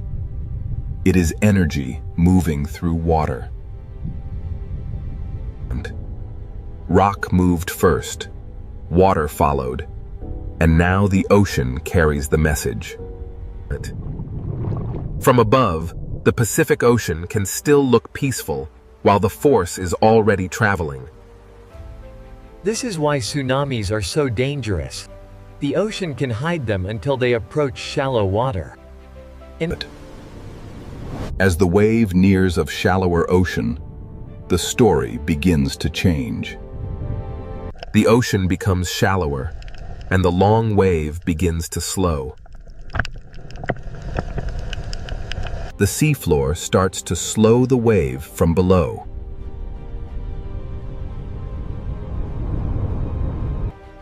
As the wave slows, its energy is squeezed into a smaller space. The hidden motion begins to grow into visible force. Near shore, the ocean floor feels the change first.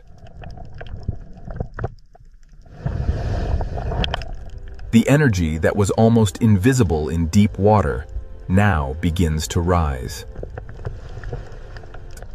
The ocean surface changes because the whole water mass is being forced upward. What was low and fast in deep water becomes higher and more dangerous near shore. A tsunami near shallow water is not just a wave. It is a moving mass of ocean. Sometimes the first warning is a strange retreat of the sea. When the ocean pulls away suddenly, it can be a sign that a stronger surge is coming. The ocean does not always announce danger with height. Sometimes it begins with motion. Then the sea returns with the energy gathered across the basin. The force is not only above the surface, it moves through the full depth of the water. This is why even a modest-looking tsunami can carry enormous power. Near shore, the Pacific Ocean can transform from calm surface into a relentless moving force. The source may be far away, but the result can arrive with little time to react. Below the surface, the tsunami is a current as much as a wave. The shape of the ocean floor can focus and strengthen the moving water. Every coastline receives the energy differently because every seafloor is shaped differently. A tsunami is physics. Rock moves, water is displaced, and energy spreads. The chain begins at the ocean floor and ends wherever the energy reaches shallow water. To understand a tsunami, we must connect the quiet surface to the hidden seafloor. The ocean remembers the movement long after the first rupture has passed. One movement in darkness can send waves across thousands of kilometers of ocean. This is why the Pacific Ocean demands understanding, not panic. Fear alone does not save lives. Understanding the mechanism does. Science cannot stop the ocean floor from moving, but it can listen. Warnings begin with measurement, observation, and respect for the ocean. The more we understand the deep ocean, the better we can live with an active planet. The Pacific Ocean is dangerous because it is alive with movement, but it is also readable. After the surge, the ocean may look peaceful again. But beneath that calm blue surface, the same geological system continues to work. The tsunami is not separate from the volcano, the trench, or the earthquake. It is one chain of motion beneath the Pacific Ocean.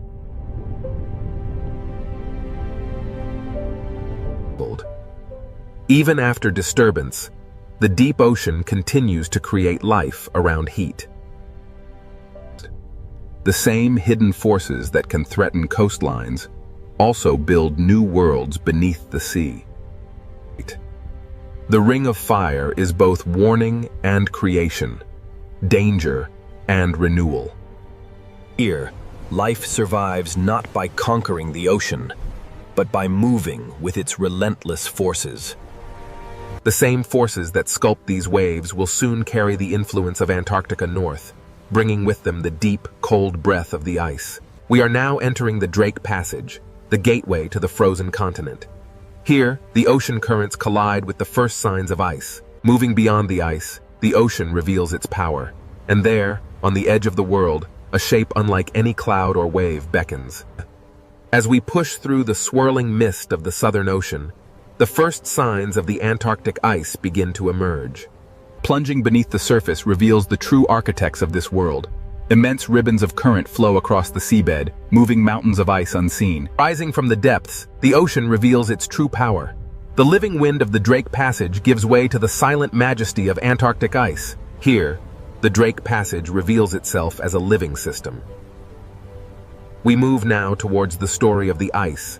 Emerging from the mist of the violent Southern Ocean, the first giants appear.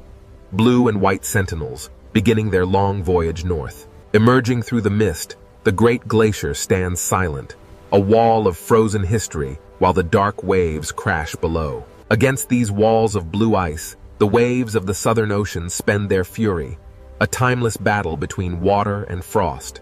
Antarctica holds its secrets in the ice, a vast, frozen memory, contrasted by the restless sea.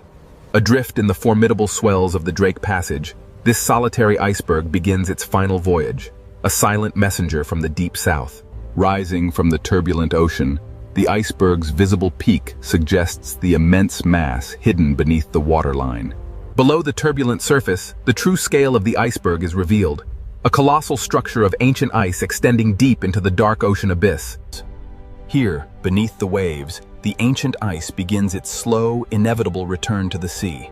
Meltwater streams carry. Here, frozen land meets the moving sea.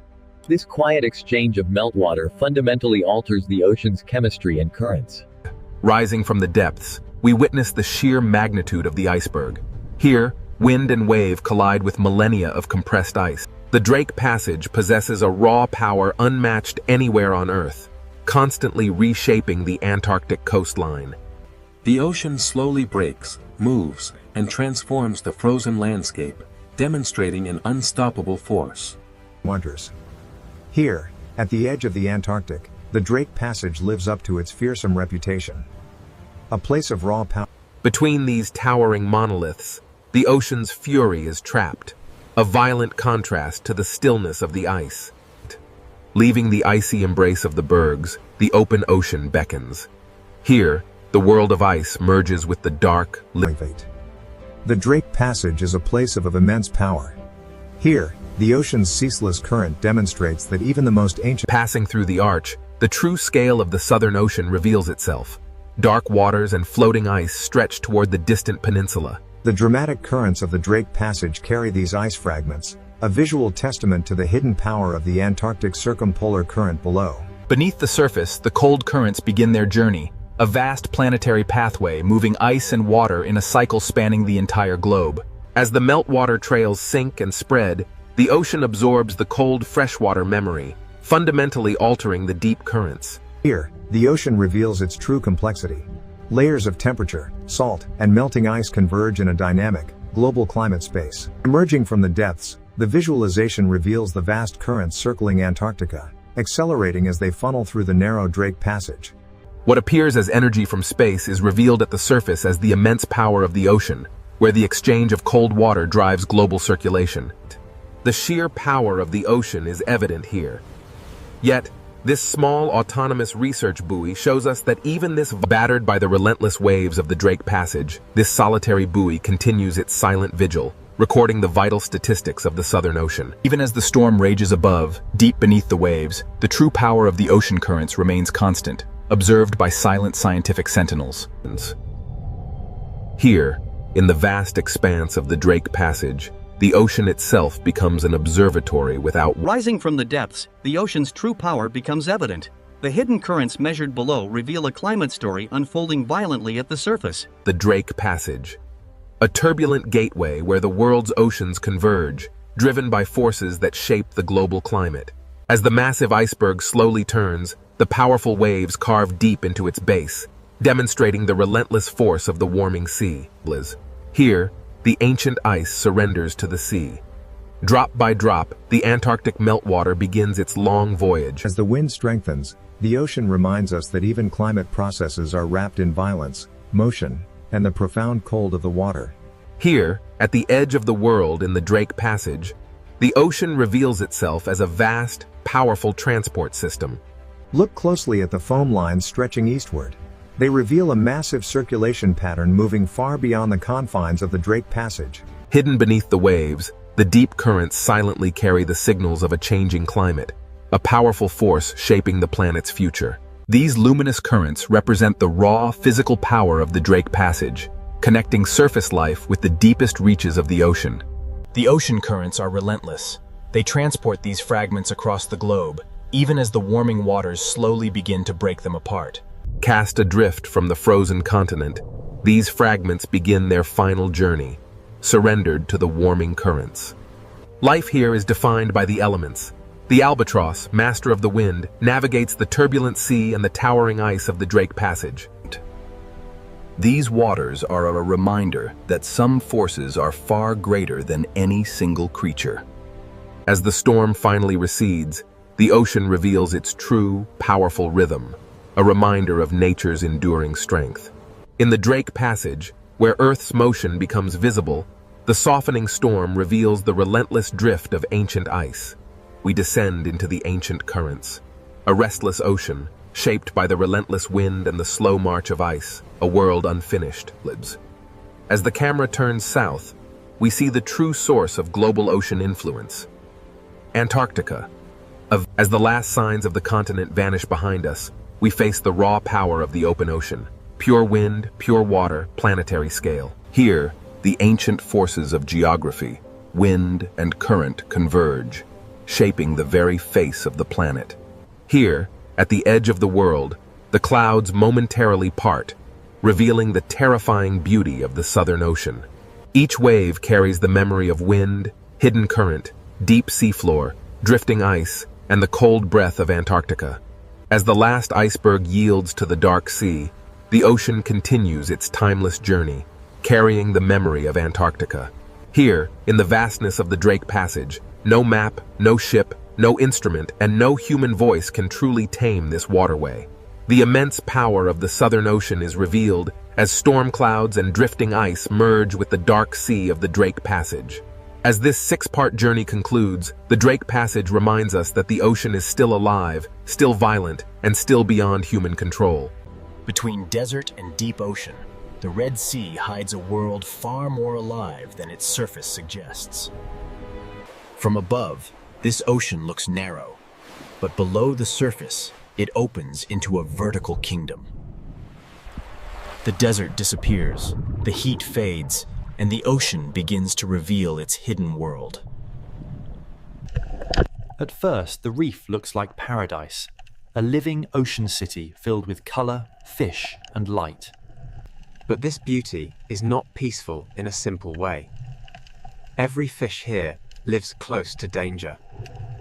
In this ocean, coral is not only shelter, it is a maze where every path can become a trap. The Red Sea Ocean is a corridor of predators, where every layer has its own hunter. Beyond the reef edge, the ocean changes. The blue becomes deeper, quieter, and more dangerous. Hammerheads patrol the blue, reef sharks guard the walls, barracudas wait in the current, and silent hunters hide below. So who truly rules this narrow ocean corridor?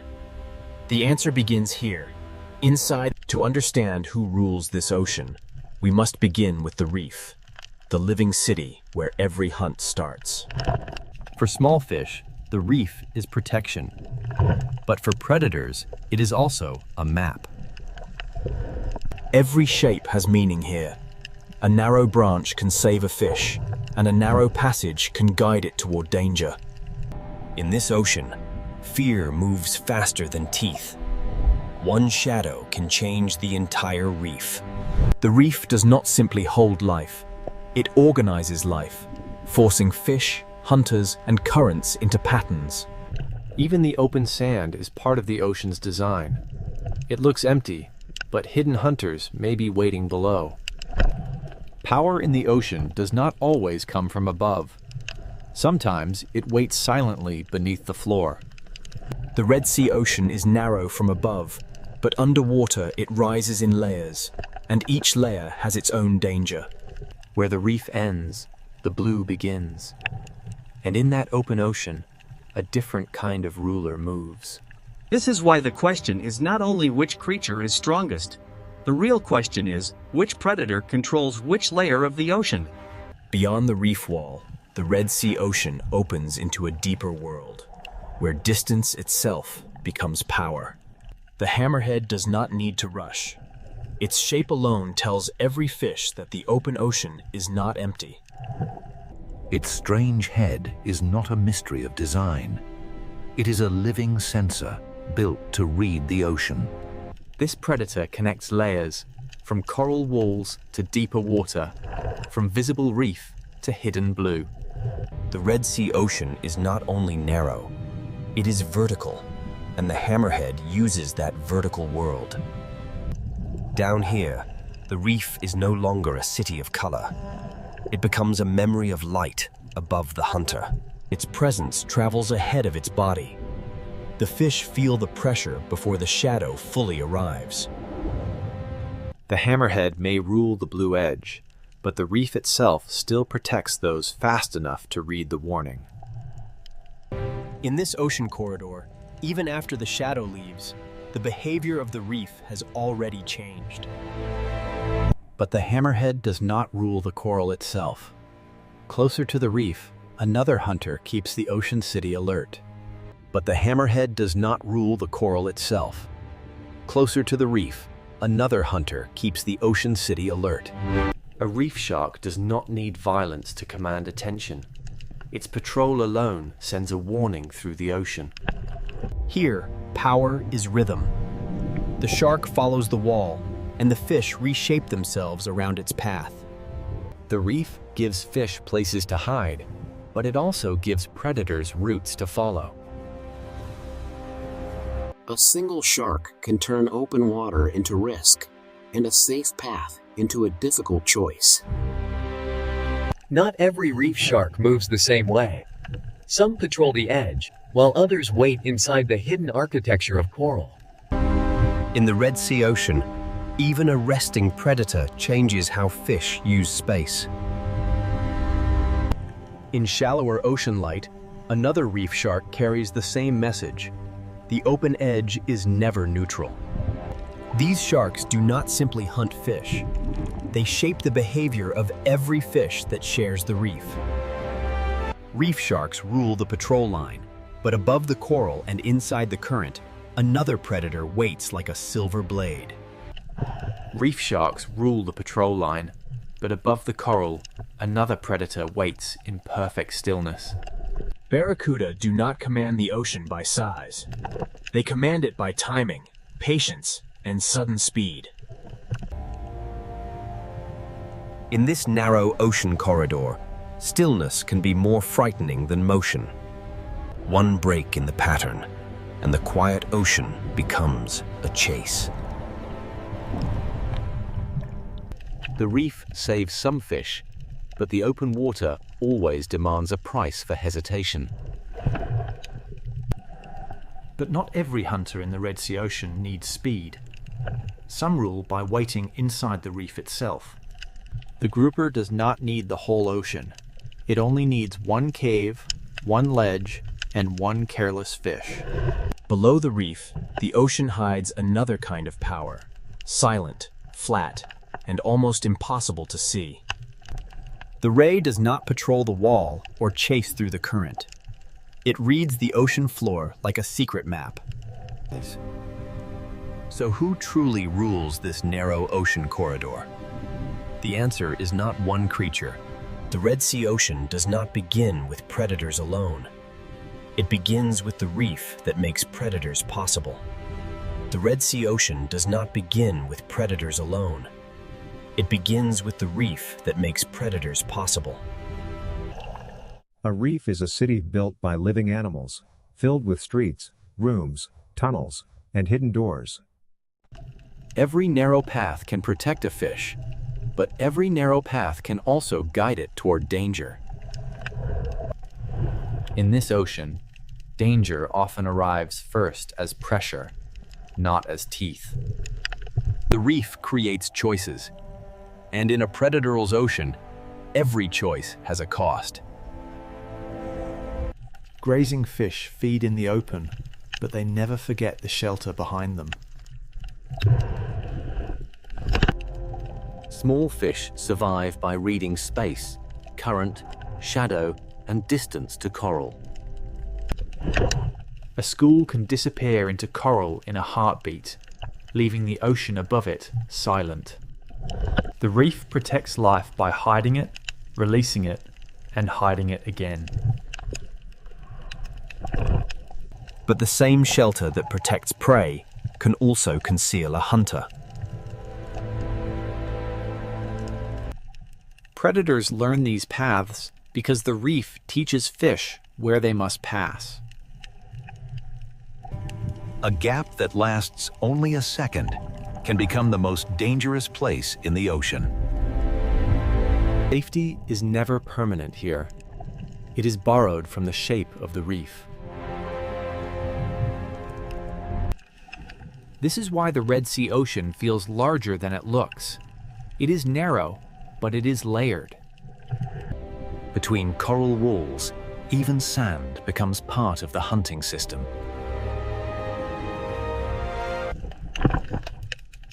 What looks empty from above may be crowded with hidden life below. The reef connects the bottom, the wall, the current, and the blue water beyond. A shallow coral garden can become a deep wall in only a few meters. At this edge, the ocean is divided into those who hide and those who hunt. Current turns the reef into motion, and motion reveals where fish must go. To feed in the current, fish must risk exposure. To survive, they must measure every meter. Not every predator is a giant. Some are smaller pressures that keep the reef alert. In the reef city, position can matter more than speed. A healthy reef supports many kinds of fish because it creates many kinds of opportunity. Where there are many fish, there are many eyes, many warnings, and many chances for a hunter. The reef can look peaceful until every fish vanishes at once.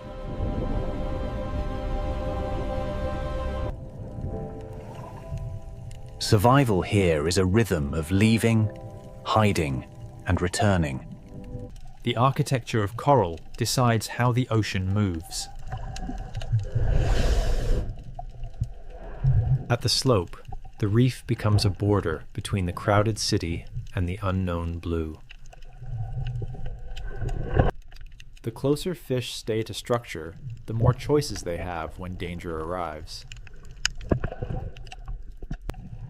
The blue beyond the wall is not empty space. It is another hunting ground. This is the first lesson of the Red Sea Ocean. Predators are not separate from the reef. They are products of it. The reef keeps fish alert, and alert fish keep the entire ocean city moving. Every meal is a calculation. How far from shelter? How long in the open? How close to the current? The reef is not one solid wall. It is a network of safe zones divided by danger. Ambush does not need open space. It needs a place where prey must pass. Even one coral tower can contain many worlds: surface, shelter, shadow, and risk. The more complex the coral, the more complex the hunt becomes. A healthy reef creates density, and density brings both abundance and danger. Where current touches coral, food arrives, fish gather, and predators learn to wait. Where current touches coral, food arrives, fish gather, and predators learn to wait. Above the coral is opportunity. Inside the coral is safety. Between them is the risk that shapes every fish. The reef begins every hunt, but not every hunter stays inside it. The reef surface holds small fish, the caves hold patience, the sand holds secrets, and the blue holds distance. Where the wall ends, the reef stops controlling everything, and the open ocean begins to take over. This boundary is one of the Red Sea's most powerful places, where shelter ends and true open water begins. Beyond the reef, power belongs to animals that can read distance, depth, and current. And when the reef wall falls away, one of the Red Sea's most iconic shadows begins to appear. The reef has shown us where every hunt begins. Now the ocean will show us what moves beyond its walls. Beyond the reef, the Red Sea Ocean belongs to distance, depth, and shadows. The hammerhead is not a reef hunter. It is a reader of open ocean space. Its strange shape is not weakness. It is a tool built to sense the hidden signals of the ocean. Here, the coral city fades, and the ocean becomes a map of current, depth, and motion. The Red Sea is narrow from the sky, but underwater it falls into a vertical world. A predator that can move through depth has access to a larger world than a reef-bound hunter. This is the hammerhead's power. Not only strength, but access to many layers of the ocean. It follows invisible roads where current carries scent, movement, and the possibility of prey. The hammerhead does not need to enter the reef to make the reef feel watched.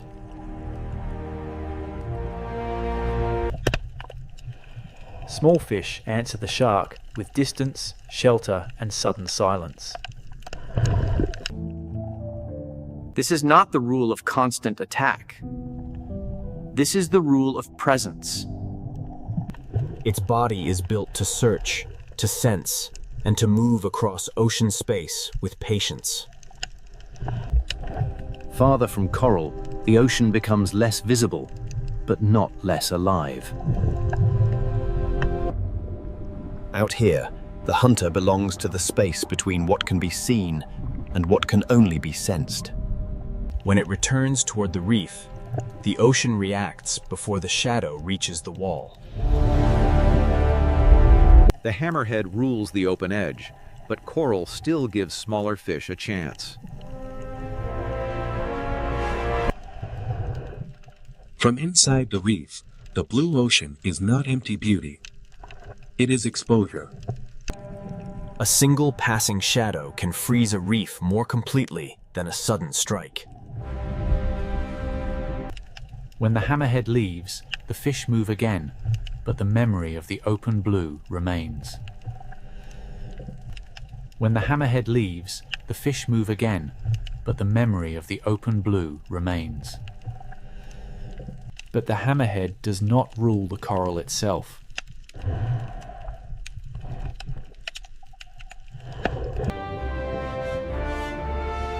Closer to the reef, power moves in a different rhythm.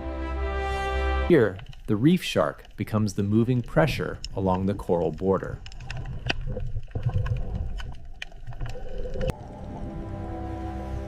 It does not need to be the largest predator to change the order of the reef. The reef gives fish shelter, but the shark turns every open lane into a decision. A channel is not just a passage.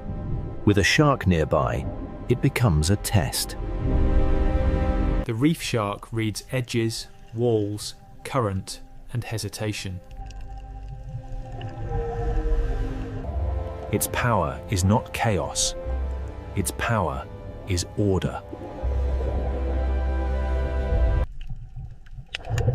Once the patrol passes, the reef relaxes, but never completely.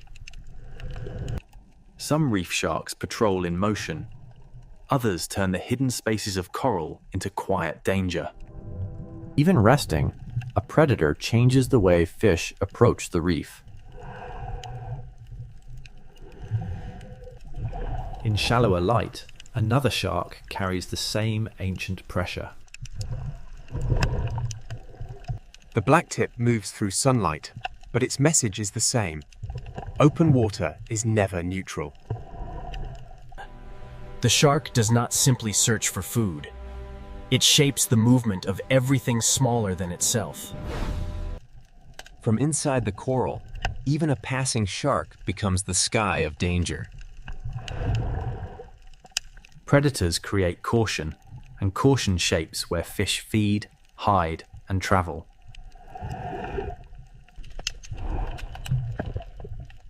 This is why reef sharks matter, even when they do not strike. Walls, channels, slopes, and currents give sharks edges to follow. The reef learns the rhythm of patrol, and every fish inside it learns to answer. Current brings information, and a shark knows how to read it.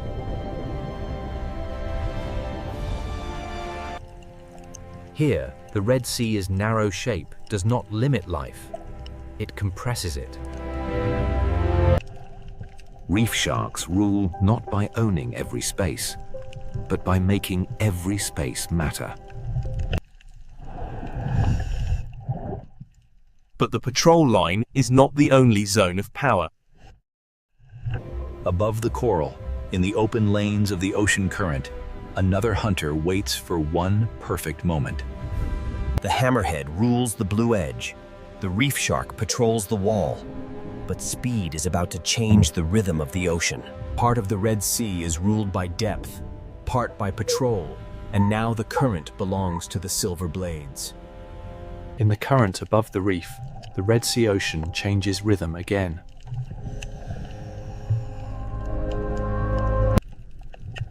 Barracuda do not rule by size.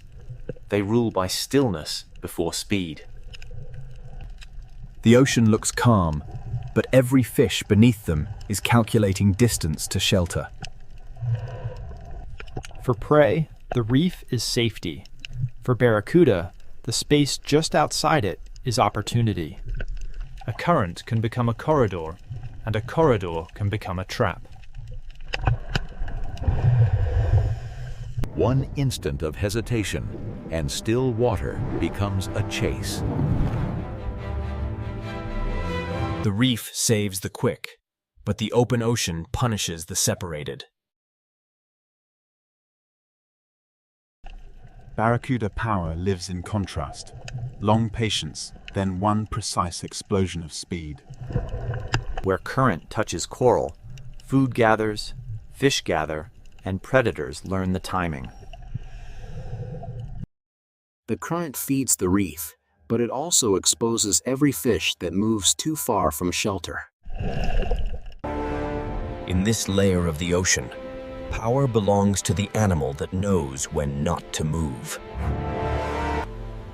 A school survives by becoming one body, one turn, one warning. Barracuda do not chase chaos. They look for the one place where order breaks. A few meters of separation can turn a bright ocean lane into danger. Speed is not only movement, it is the ability to arrive before escape becomes possible. After every burst, the ocean returns to stillness, but every fish remembers the cost of drifting apart. The reef shark controls the wall, but barracuda control the open lane above it. Their bodies are built for clean acceleration, with no wasted movement and no warning. The barracuda waits like a blade, because the ocean will bring the moment to it. Around it, the reef moves, the fish move, the current moves. The hunter waits. The fish know the roof of the ocean can become a strike from above. In the Red Sea, the same current that brings food also brings risk.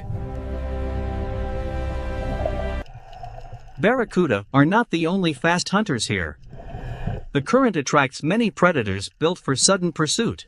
Trevally bring weight to speed, turning the open lane into a moving wall of pressure. Every fast predator makes the reef more valuable to the fish that can reach it. Here, speed has many shapes, each one reading the same current in a different way. The open lane rewards hunters that can cross distance before prey can organize. But among these fast hunters, barracuda remain the masters of the sudden moment. The reef creates the passage, the current sets the direction, and the barracuda waits where both become one. This is not random hunting. It is structure, timing, and reaction. In the rule of reaction time, survival belongs to those who turn first. Speed rules the open lane, but coral still rules the final refuge. This is why no predator controls the whole ocean. Each ruler has a boundary. After the chase, the reef becomes more cautious, more organized, more alive to danger. Predators shape the ocean even when they do not feed.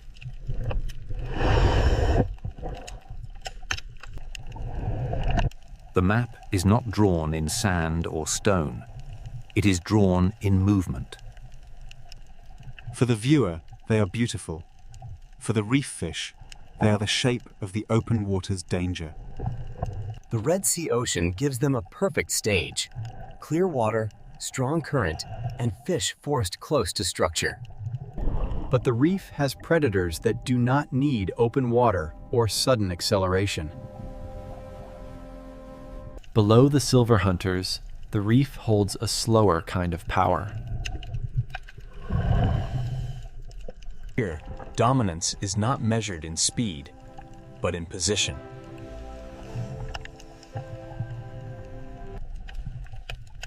A cave can be shelter. It can also be a mouth in the architecture of the reef. After the speed of the current, the Red Sea Ocean now reveals the power of waiting.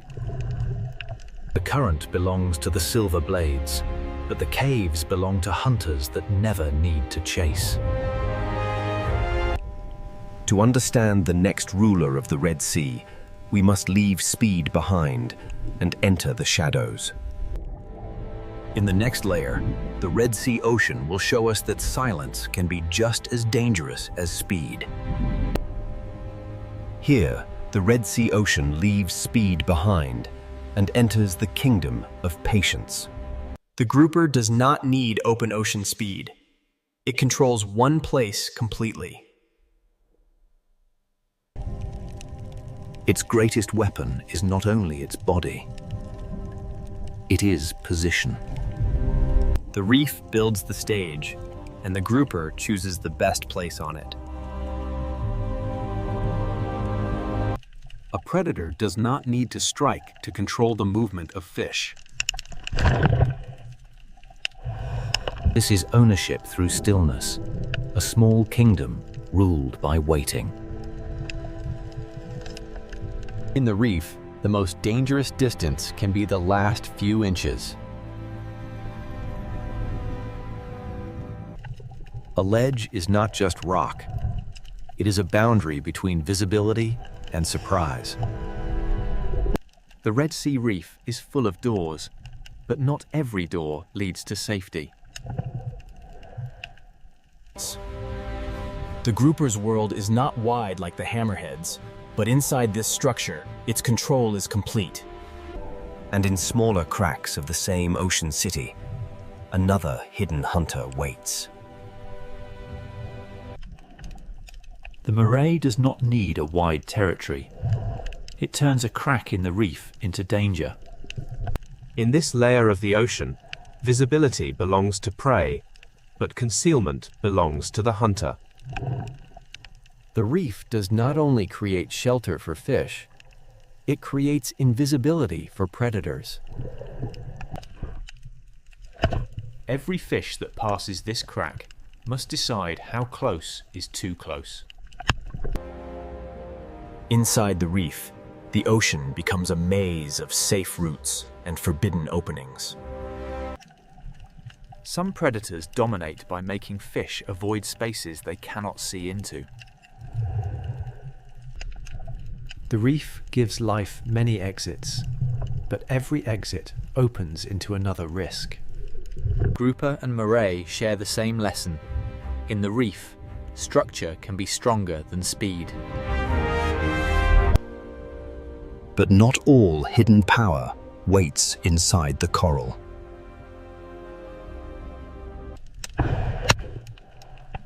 Below the reef, the ocean floor hides a quieter kind of hunter. The sand seems empty because the predator has become part of it. The ray does not chase through open water. It reads the ocean floor. Its body is built for the lowest layer, where pressure, scent, and movement leave quiet traces. To larger predators, the sand may look empty. To the ray, it is full of signals. A small movement under the sand can become a message only the bottom hunter understands. The cave, the crack, and the sand are different worlds, but all belong to the same ocean system. Power does not always cast a shadow overhead. Sometimes it waits beneath a thin layer of sand. The danger disappears not because it leaves, but because it becomes invisible again. The sand is not a gap between important places. It is an entire layer of the hunt. In this lower world, the hunt happens through contact, pressure, scent, and patience. Each hidden predator controls a different part of the reef's lower architecture. The grouper holds the cave, the moray holds the crack, and the ray reads the sand. For a small fish, one journey across the reef can pass through several kingdoms of danger. This is not chaos. It is a layered order built by coral, sand, and patience. The Red Sea is not ruled from one throne. It is divided into many small territories. Some rulers move across great distance. Others make one small place dangerous every day. But none of these hunters owns the whole ocean. Each rules only the layer it understands best. Now the answer becomes clearer. The Red Sea is not a kingdom of one predator, but a system of many layers. The hammerhead owns the blue edge, the reef shark patrols the wall, the barracuda controls the current, and the hidden hunters rule the structure below. Above all of them, the reef itself writes the rules. It creates shelter, ambush points, current breaks, sand borders, and the density of life that makes predators possible. To ask who rules the Red Sea is really to ask who controls which layer. The final answer is not hidden in one bite, one cave, or one shadow. It is hidden in the balance between them. In the final layer, the Red Sea Ocean will reveal that dominance is not a crown. It is balance. After all these layers, the answer begins to emerge. The Red Sea is not ruled by one creature. It is ruled in layers. It owns the open edge, but it does not own the reef itself. The reef shark rules the patrol line, making the coral edge a place of constant calculation. Its power is not only what it eats, but how every fish moves when it appears. Above the coral, the barracuda rules the moment when stillness becomes speed. In the open lane, reaction time can become the difference between survival and disappearance. Inside the reef, the grouper rules by patience and position. It does not need to cross the ocean. It makes one cave dangerous every day. The moray rules the cracks, where invisibility becomes control.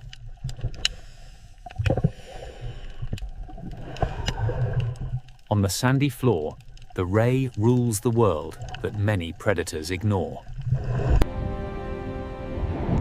It reads the floor the way a shark reads open water. Each predator rules a place, but none of them rules the entire ocean alone. The real structure is not a throne. It is a map of layers. For small fish, survival means knowing which layer belongs to which hunter. Predators create caution. Caution shapes movement. Movement shapes the reef. A reef is more than coral. It is coral plus fish, grazers, predators, current, sand, depth, and time. When predators disappear, the ocean does not simply become peaceful. It becomes different. A reef may still look alive, but one invisible layer of control can be missing. A predator's presence is part of the reef's rhythm. The grouper changes how fish use the cave.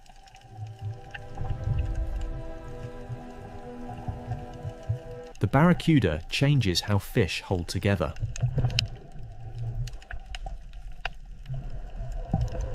The ray changes how life moves across the bottom.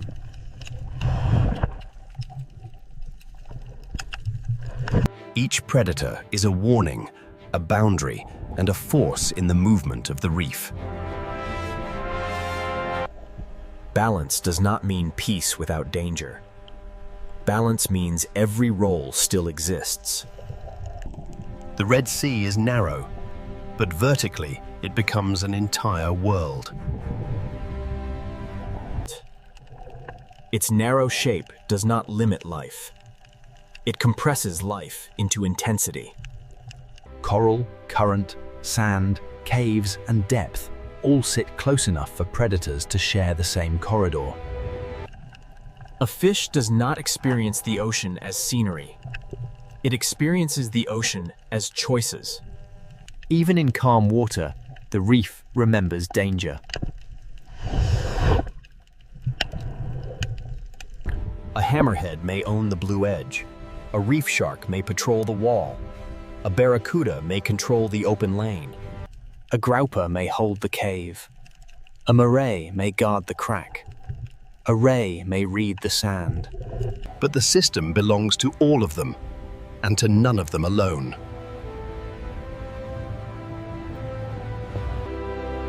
Above all predators, the reef itself rules the rules. It builds the shelters, the hunting lanes, the current breaks, and the density of life.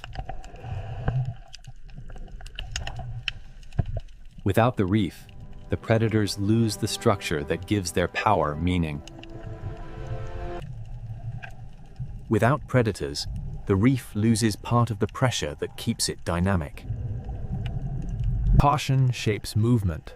Movement shapes feeding. Feeding shapes coral. Coral shapes shelter. And shelter shapes the next generation of reef life.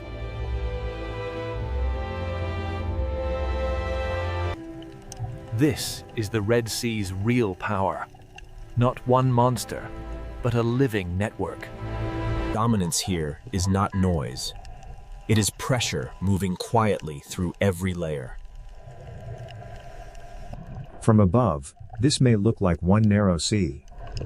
Beneath the surface, it is many worlds stacked together. Every fish, every coral branch, every shadow, and every current carries part of the answer. The question was never only who is strongest.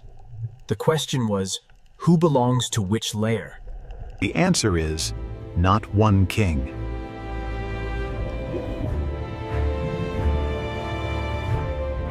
The Red Sea is ruled by balance, fragile, ancient, and moving quietly through every layer of the reef. A hammerhead may own the blue edge, but the blue edge is only one part of the story. A reef shark, a barracuda, a grouper, a moray, and a ray each hold a different piece of power. But no piece is the whole ocean. The real ruler is the relationship between them.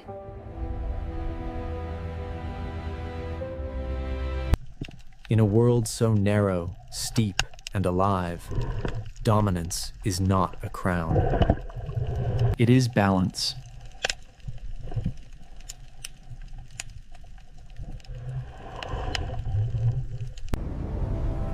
In northern Norway, land does not end gently. It breaks apart into fjords. Here, the ocean is not scenery. It is the force that decides where life can remain. The coast is shaped by wind, ice, and ocean, and every edge feels exposed to the next storm. In winter, the light can fade for weeks, and the ocean turns almost black beneath the Arctic sky. Small fishing villages cling to the ocean's edge, as if one more storm could pull the world into the dark water below. These houses do not stand apart from the ocean. They survive by staying close to it, and by respecting its power. The ocean gives fish movement, memory, and danger. It feeds the coast, then tests it without warning. This is not the soft coastline of a warm sea. It is a place of cold currents, rough weather, and sudden life. The ocean cuts into the land through fjords, carrying salt, cold, food, and the rhythm of survival. From above, the coast looks frozen and severe. But beneath the ocean's surface, nothing is still.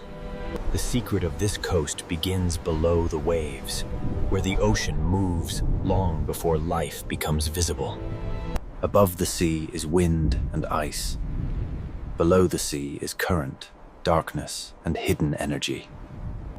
In this cold ocean, life begins quietly, almost invisibly, in the movement of water and light. The smallest life in the ocean prepares the way for fish, birds, whales, and people. When the ocean gathers enough food, small fish arrive, and the silence begins to change. A single fish is fragile, but in the ocean, thousands can move like one living body. The Arctic Ocean teaches life to move together, to read pressure, shadow, current, and danger. Above the sea, wings begin to gather. Below the sea, silver movement calls the coast awake. The birds read the ocean from above, searching for the first signs that fish have risen. Even the wind becomes part of life here, lifting wings above the restless ocean. The fjord looks silent from far away, but the ocean beneath it is beginning to concentrate life. Then, from the cold ocean, a breath appears, proof that giants have followed the fish. The ocean has sent a signal, and the largest hunters in these waters are beginning to answer. Nothing here is random. The ocean gathers prey, and every predator must arrive at the right moment. The same fish that shine beneath the sea also lift life into the sky. Here, ocean, mountain, bird, fish, whale, and village are not separate stories. They belong to one system. Northern Norway is alive because warm and cold meet at the edge of the ocean. The sea gives, and the sea tests. It opens the coast, then closes it with storm and ice. People do not conquer this ocean. They build beside it, waiting for weather, fish, and season to allow life forward. A harbor here is more than shelter. It is the thin line between the village and the open ocean. In winter, the ocean becomes a dark mirror, reflecting a sky that barely remembers the sun. Yet even in darkness, the sea keeps moving, carrying warmth from far beyond the frozen north. The first answer to this coast lies under the waves, where currents soften the Arctic edge. Warm Atlantic water pushes north into a polar world, and the ocean becomes a living boundary. Where ocean water mixes, nutrients rise. Where nutrients rise, the smallest life begins to bloom. Plankton feeds small life. Small life feeds fish. Fish will soon call the giants back into the ocean. Plankton feeds small life. Small life feeds fish. Fish will soon call the giants back into the ocean. Before the whales arrive, before the birds scream, the ocean gathers itself into one shining mass. The fjord becomes a stage, and the sea prepares the first great drama of winter. One breath appears, then another. The ocean has brought the hunters into the fjord. Orcas arrive with intelligence, patience, and the precision required by this unforgiving ocean. The fish tighten, the water changes, and the ocean begins to organize around the hunt. Above and below the sea surface, every movement is connected by the ocean. Then the larger giants rise, turning the cold ocean fjord into a place of sudden scale. In the darkest season, life does not disappear. In the ocean, it becomes concentrated. Northern Norway is not rich because it is easy. It is rich because the ocean gathers life where season and current align. But this is only the beginning. Beyond the fjords, the sea falls into deeper and stranger worlds. The same ocean that feeds fish and whales near the surface also opens into canyons of darkness below. To understand this coast, we must follow the ocean from current to fish, from fish to whale, and from whale to village. This is Norway at the edge of wind, ice, and ocean nigh. And the story begins with The story begins beneath the ocean, where a hidden current keeps this frozen coast alive. Northern Norway should feel locked in ice, yet the ocean refuses to become still. Far to the south, Atlantic water begins a long journey north, carrying heat into a polar world. This current does not make the Arctic warm, but it softens the edge enough for life to gather. Above the sea, winter is severe. Below the ocean surface, hidden warmth travels through the dark. The coast survives because the ocean is not one single body of water, but many forces meeting. Where Atlantic warmth meets Arctic cold, the ocean becomes dynamic, restless, and rich. Where Atlantic warmth meets Arctic cold, the ocean becomes dynamic, restless, and rich. When light returns after the long darkness, microscopic life begins to bloom. A bloom this small can change everything, because the entire visible drama begins with the invisible. Plankton feeds smaller animals, and those smaller animals become the first bridge toward fish. Small fish follow the bloom, and the cold ocean begins to concentrate energy. In this ocean, survival often begins with gathering. The season is short, the light is limited, and every creature must arrive when the ocean allows it.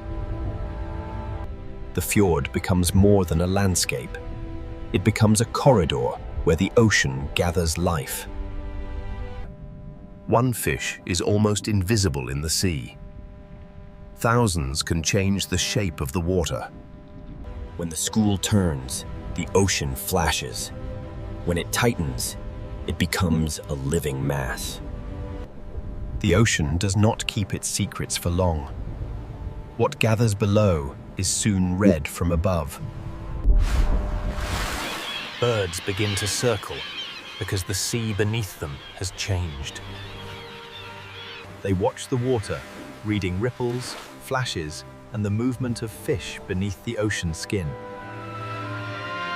Below the birds, the fish are no longer scattered. The ocean has begun to build a winter feast. This movement is not random. It is timing made visible inside the ocean. Across the cold sea, scattered life begins to come together. In winter, abundance in the Arctic does not spread gently. It gathers in dense, fragile places. This is how the ocean turns invisible energy into visible life. Plankton becomes fish, fish becomes movement, and movement begins to call the giants of the sea. A fjord can shelter life, but it can also concentrate it until every predator notices. From above, the signs are small. A circle of birds, a change in the sea, a pulse beneath the surface. The land remains silent, but the ocean below it is full of decisions. Air and sea are linked by fish, and every wing above the water depends on what the ocean provides. The power of this school is not aggression. It is concentration. A scattered fish is difficult to find. A dense school changes everything. The ocean compresses life into a shape that birds can follow and whales can find. The first hunters are already reading the surface, but the greatest hunters are still beyond the frame. Far across the ocean, another sign appears and looms. A breath, a ripple, a giant turning toward the feast. The fish do not know the whole story, but the ocean around them is changing. The current began this story. The fish made it visible. Now the sea is ready to summon larger life. Sometimes the entire fjord feels organized around one movement beneath the waves.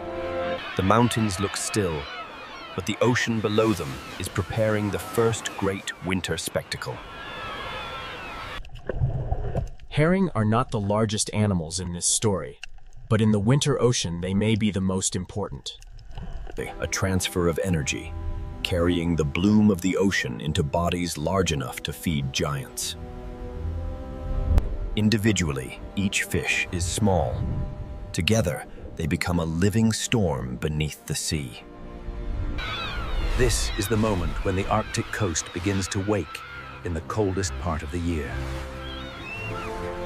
The ocean has gathered its silver bloodline, and the giants have begun to arrive.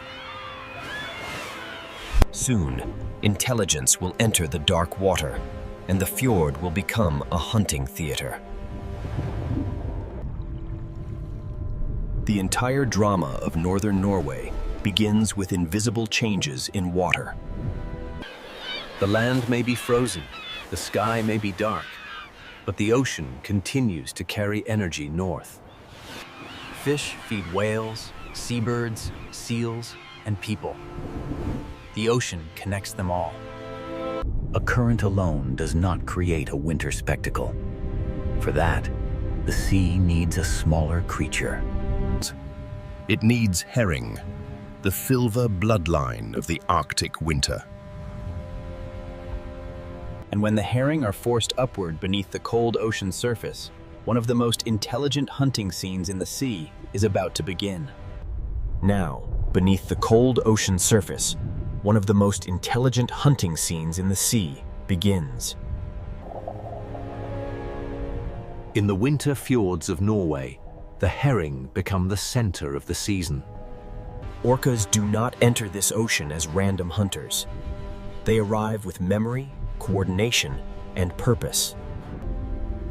They begin to work around the school, reading its shape and guiding its movement. The herring respond as one body, folding inward as pressure builds from every side. The power of the orca is not speed alone. It is strategy. Above the water, birds follow the signs. Below the sea, the hunt is being arranged. The fjord becomes a single connected world, with fish, whales, birds, and mountains in one frame. Movement, bubbles, and pressure turn the open ocean into a carefully shaped trap. To the viewer, it may look chaotic, But inside the sea, every movement belongs to a pattern. A tail strike breaks the order for a moment, and the silver wall shivers through the ocean. The school tightens again, because in this ocean, scattered life is fragile. At the surface, black fins cut through the cold ocean, like signals from another intelligence. The birds know what the ocean is hiding, and the orcas know how to bring it within reach. The scene becomes almost architectural, a structure built from pressure, movement, and fear. The herring form a living sphere, and the orcas hold the boundaries of the sea around it. The herring form a living sphere, and the orcas hold the boundaries of the sea around it. The land looks silent, but the sea below it is full of decisions. But the orcas are not the only giants drawn into the fjord. Humpback whales bring a different kind of force, slower, larger, and immense. Where the orca shapes the school with precision, the humpback rises with scale. At first, there is only a shadow moving upward through the ocean. Then the surface changes, and the fjord seems to hold its breath.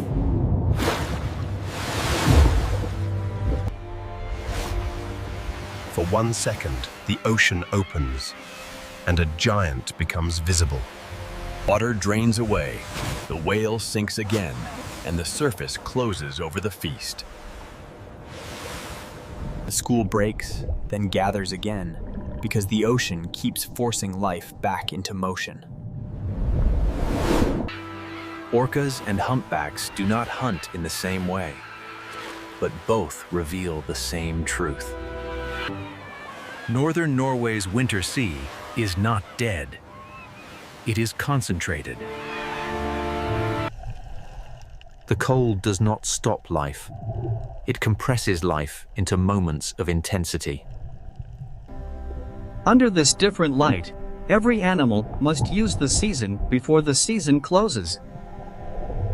Breath turns white in freezing air, fins cut the dark ocean, and birds scream over the waves. Below it all, the herring flash like a hidden silver storm. The fjord becomes a feeding theater, and the small village beyond it becomes part of the same ocean story. The sea that gathers whales also sustains the people who live beside it. After each surge of motion, the ocean settles, but the current keeps the story moving. The hunt is never permanent. Abundance in the Arctic is brief, and every creature must follow it. When the moment is over, the giants move on, because the ocean never holds still.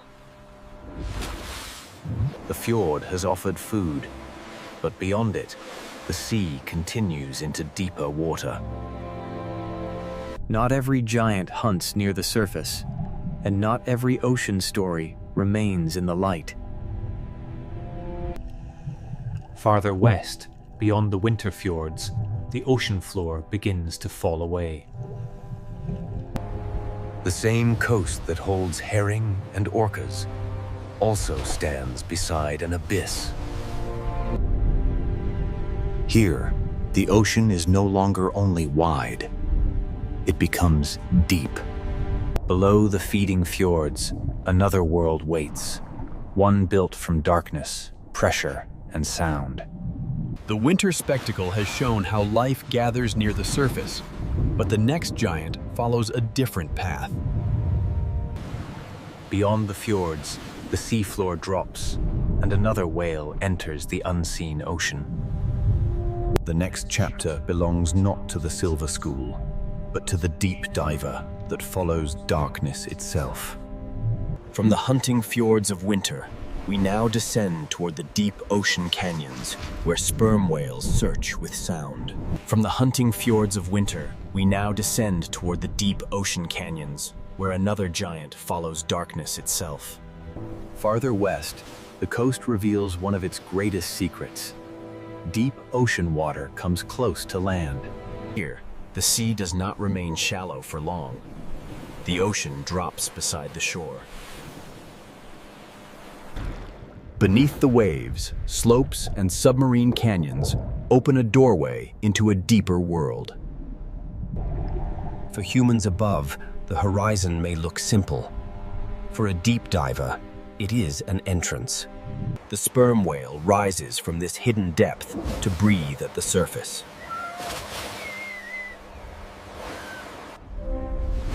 This is not a hunter of the shallow herring fjord. It is a giant built for vertical journeys. Before the dive, the whale waits and breathes, gathering oxygen for a world without light. Its body seems almost still, but every breath prepares the descent. Then the back arches, and the surface moment becomes a doorway. The raised tail is like a door closing between the world of air and the world of depth. Below the surface, the whale leaves the human world almost completely. The water turns from blue to deeper blue, then toward black. Light fades quickly here, and pressure begins to shape every movement. In this deep ocean, sight becomes less important than sound. The sperm whale sends clicks through the ocean and listens for echoes in the dark. Those echoes become a way to read the unseen. The coastline is dramatic above water, but below the sea, the drama continues downward. The seafloor falls, depth opens, and a mammal of air enters a world of pressure. Above is the coast of villages and storms. Below is the acoustic world of the sperm whale. Somewhere in this darkness, squid and other deep-water prey move beyond human sight. The hunt is rarely seen, but the idea of it gives this ocean its weight.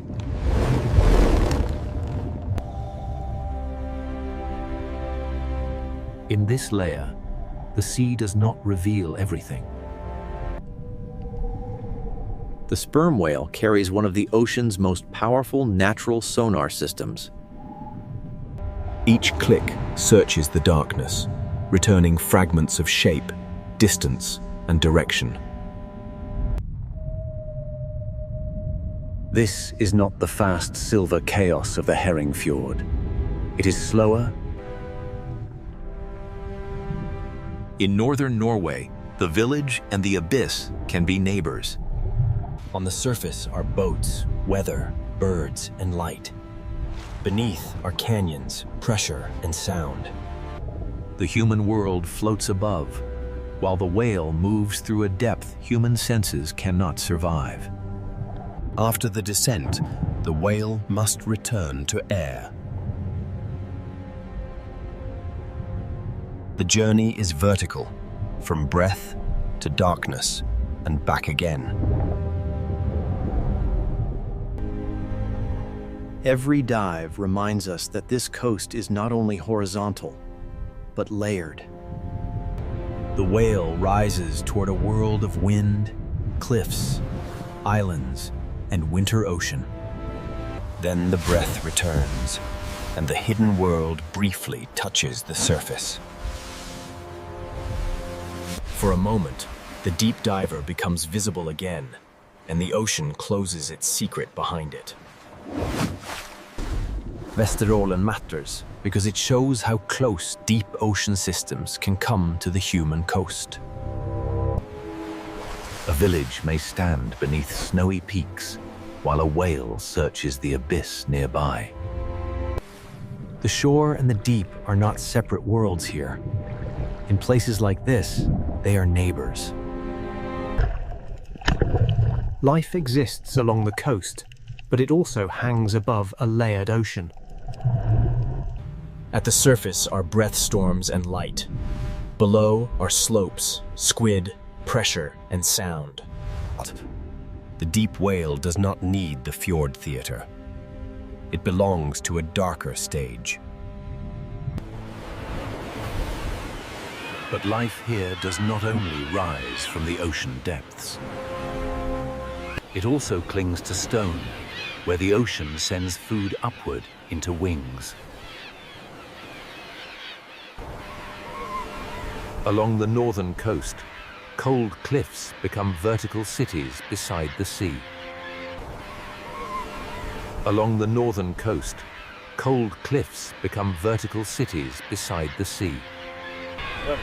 From the abyss of sperm whales, we turn to the crowded cliffs where the sea becomes flight. From the abyss of sperm whales, we turn to the crowded cliffs where the sea becomes flight.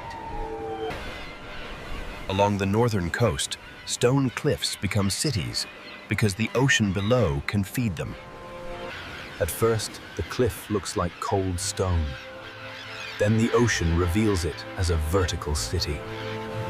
Every ledge is a place of balance, where life clings between rock, wind, and ocean. The sea feeds them below, but the cliff gives them a place to return.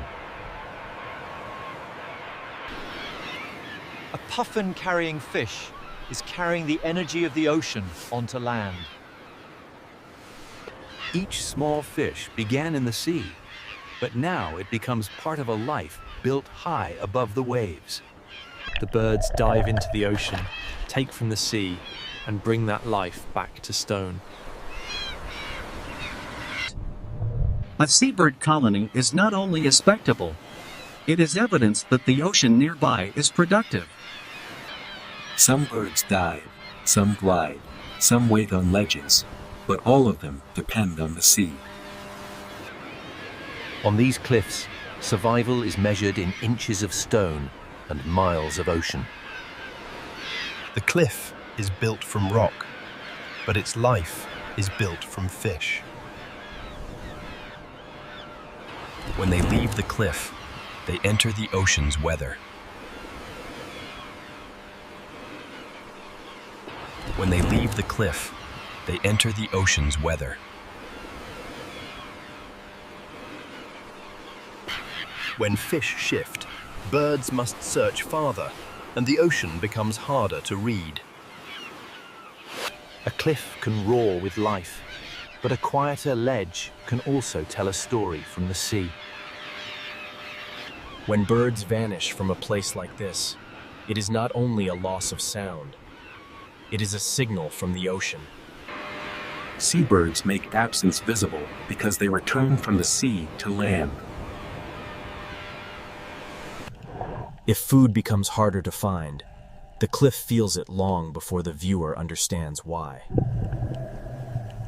The bird reads the surface, the fish reads the current, the cliff records the result.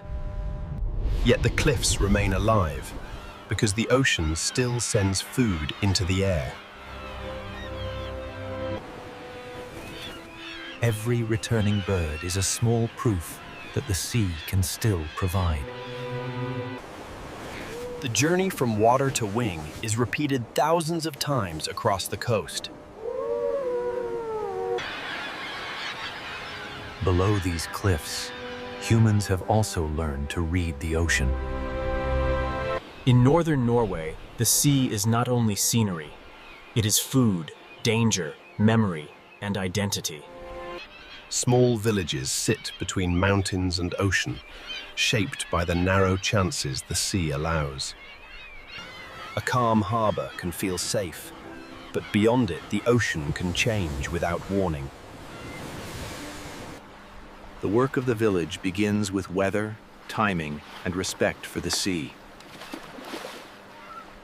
Fish leave the ocean, but the cold air and wind become part of the process. Here, the climate itself helps preserve what the sea has given.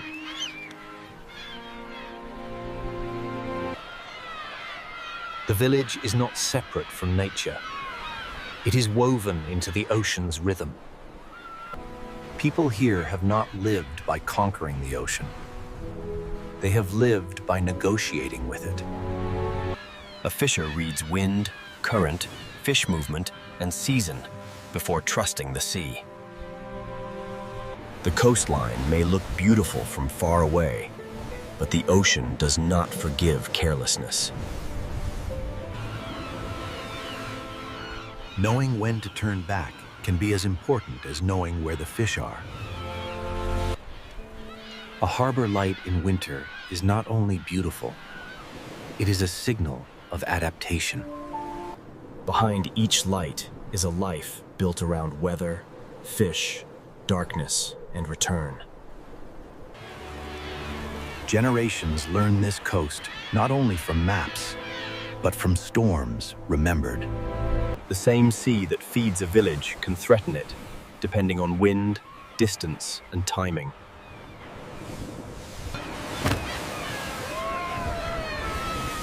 The ocean gives and tests in the same breath.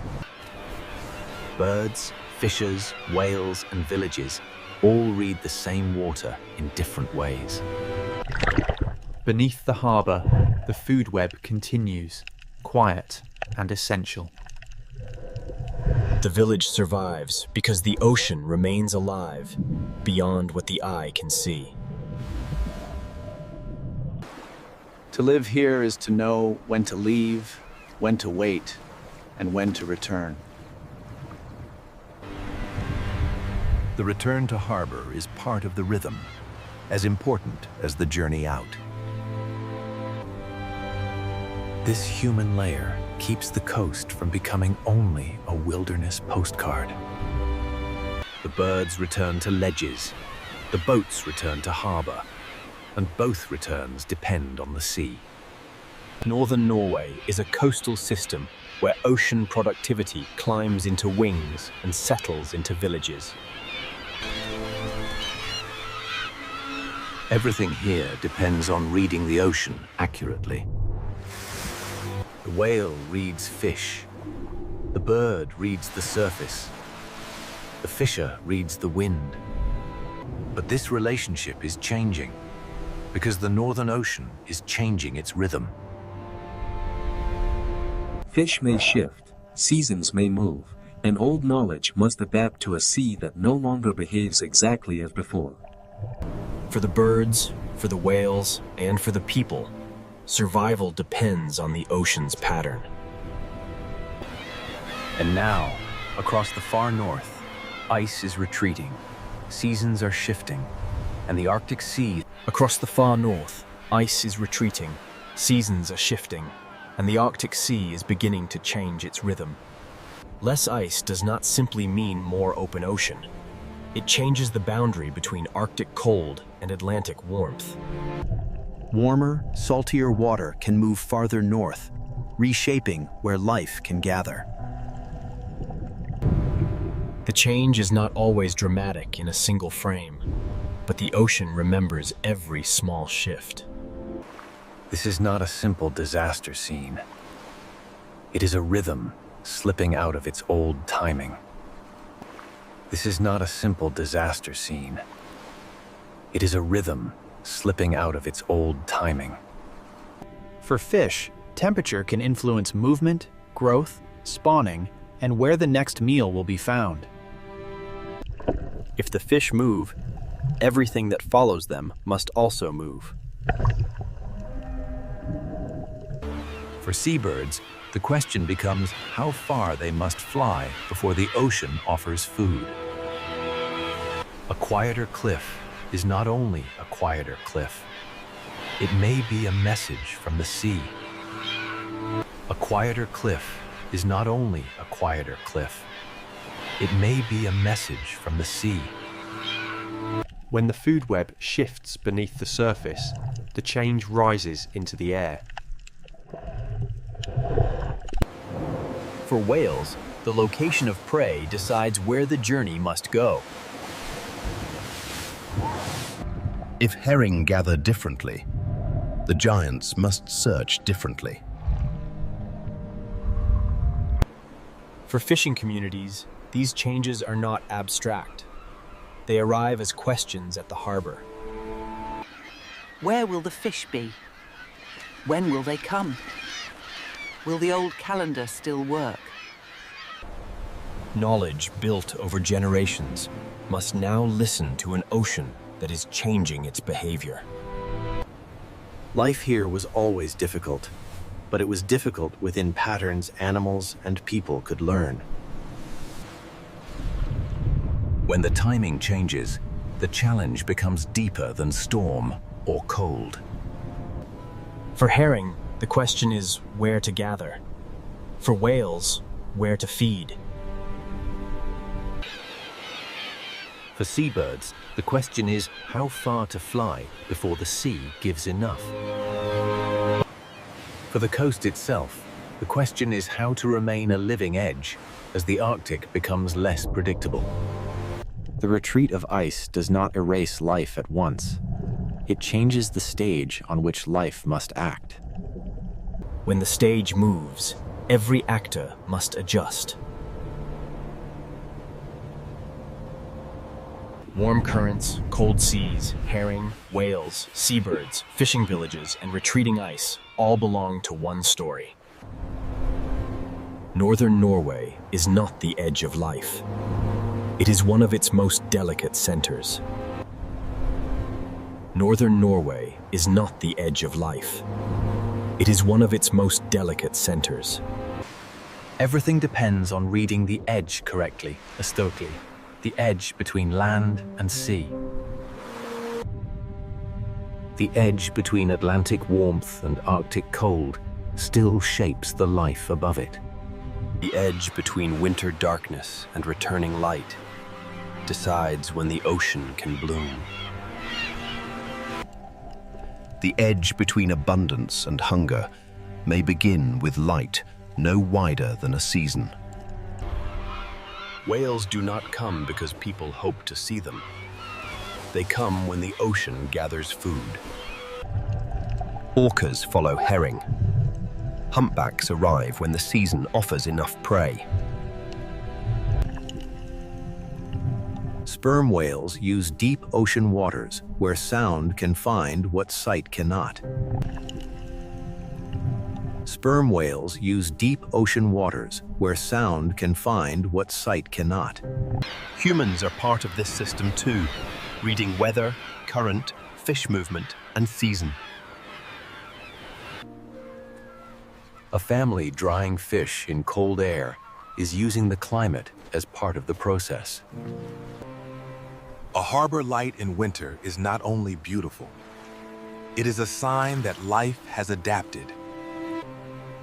A harbor light in winter is not only beautiful, it is a sign that life has adapted. Edges are where forces meet. Warm water and cold water, mountains and fjords, birds and cliffs, whales and herring. Life here becomes precise because it must. A whale must be where the fish are. A bird must find food before the season turns. A fisher must choose the right day to leave harbor because the ocean remembers every mistake. This precision is not weakness. It is wisdom. The animals do not fight the Arctic Ocean as if it were an enemy. They use what it gives. Wind becomes flight. Cold water becomes a feeding ground. Darkness becomes a season of whale breath and herring movement. Fjords become shelter. Canyons become hunting routes. The people here do the same. They build low against the wind and place villages near protected water. They follow fish, respect weather, and understand that the sea is never only a view. It is a force with memory, and that is why this coast stays with people who see it. Northern Norway is not only beautiful, it is honest. It does not pretend nature is gentle. It shows that life can continue in severe places. To live at the edge is not to be far from life. It is to live where life must become most aware. A school of herring can call whales back into dark fjords. A cliff can hold thousands of wings above a winter ocean. A warm Atlantic current can keep the northern coast open when the land around it is frozen. A small village can survive for generations, not by overpowering the sea, but by learning its rhythm. Here, every form of life is reading something.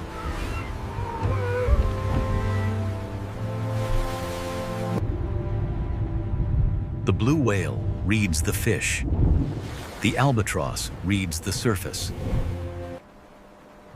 The fisher reads the wind. The village reads the season. The coast reads the meeting of warm Atlantic water and Arctic cold. Northern Norway is not the end of life. It is where life becomes precise. Between wind, ice, and ocean, every breath, every wing, every returning boat. Not by conquering nature, but by listening carefully enough to remain. This is Norway. Life at the edge of wind, ice, and ocean. From above, Greenland looks silent, but along the edge of the Arctic Ocean, life is already waiting. This is not an empty white world. It is a world where life hides, where ice and ocean meet. The fjords are ocean roads carved into stone, carrying cold water deep into the frozen land. Every dark opening in the ocean ice can become a doorway, a warning, or a lifeline. In Greenland, the frozen surface is never just scenery. It is the stage where survival begins. The silence holds signs, tracks, scent, wind, hunger, and memory. A hole in the ice may look small, but beneath it lies an entire ocean world. For the seal, this is not simply water. It is the border between breath and darkness. Below the ice, the ocean is quiet, but it is not still. Greenland's story begins in this thin boundary between frozen air and living sea. The polar bear looks powerful, but even power depends on the ocean ice beneath its feet. It reads the sea ice through scent, sound, pressure, and patience. Every step costs energy, and in this frozen ocean world, energy is never wasted. The strongest hunter here is still only one life, moving across a fragile frozen floor. Where the ocean opens, the food chain begins to gather. Birds follow the cracks because the ocean below carries food upward. From far away, these cliffs look lifeless, but the sea has already begun to fill them with motion. Here, wings turn ocean food into life on stone. The cliff is not only rock, it is a vertical city built beside the sea. Beneath the noise of wings, a smaller survivor reads the same ocean edge. The fox is small, but in a hard ocean-bound world, smallness can be a form of strength. It survives not by ruling the landscape, but by noticing what others miss. Where the ocean feeds birds, it also creates chances for the fox.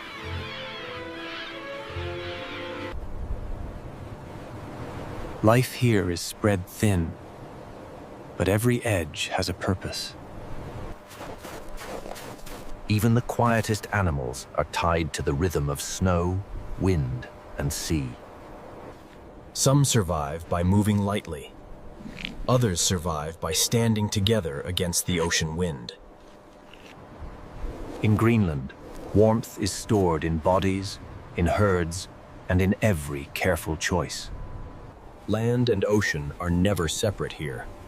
The sea shapes the weather, the food, and the movement of life. The fjords carry the ocean into the frozen land, and with it comes the possibility of life.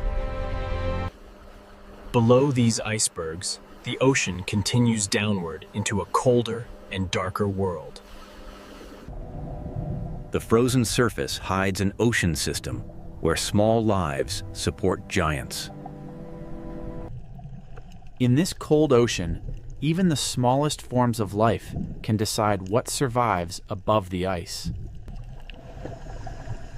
Fish turn invisible ocean energy into movement, flesh, and survival. The seal carries this ocean energy upward toward the frozen world above. A single layer of ice separates two worlds, but every life on both sides is connected. Glaciers bring the frozen interior to the sea, and the ocean answers with movement. To the animals of Greenland, ice is shelter, distance, danger, and direction. Far beyond the cliffs, giants follow the same cold ocean rhythm. A whale changes the fjord in a single breath, revealing that this frozen land is also an ocean world. Some animals walk on ice, some breathe through it, and others move beneath it like living mountains. Each life seems separate, but the ocean connects them all. In Greenland, survival gathers where elements meet: ice and water, cliff and sea, hunger and patience. Nothing here is careless. Every mark in the snow belongs to a decision. The same frozen surface can be a roof, a road, a nursery, and a hunting ground. The ocean feeds the birds feed the cliffs, and the cliffs feed another kind of survival. This opening chapter is only the surface. Beneath it lies a deeper system of timing, hunger, and adaptation. To understand Greenland wildlife, we must follow the edge where the ocean shapes every life. The first rule of this frozen world is simple. Ice decides where life can move. When the ocean opens, the story begins to move from silence into survival. And so we begin with the fragile foundation beneath every track, every dive, every flight, and every breath. To understand life in Greenland, we must begin with the surface that decides almost everything: sea ice. This ice is not a blank white floor. It is a living boundary between air and ocean. Where the ocean presses against the frozen surface, the ice bends, breaks, rises, and becomes a map. An open lead can become a feeding route, a breathing place, or a dangerous gap between lives. Below the frozen roof, the ocean begins its quiet work.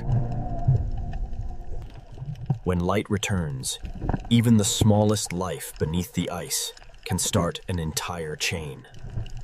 The beginning of survival here is almost invisible, carried by light, nutrients, and timing. Fish gather where the ocean gives them food, and their movement begins to draw larger lives. Every small body in this cold ocean becomes part of a larger survival equation.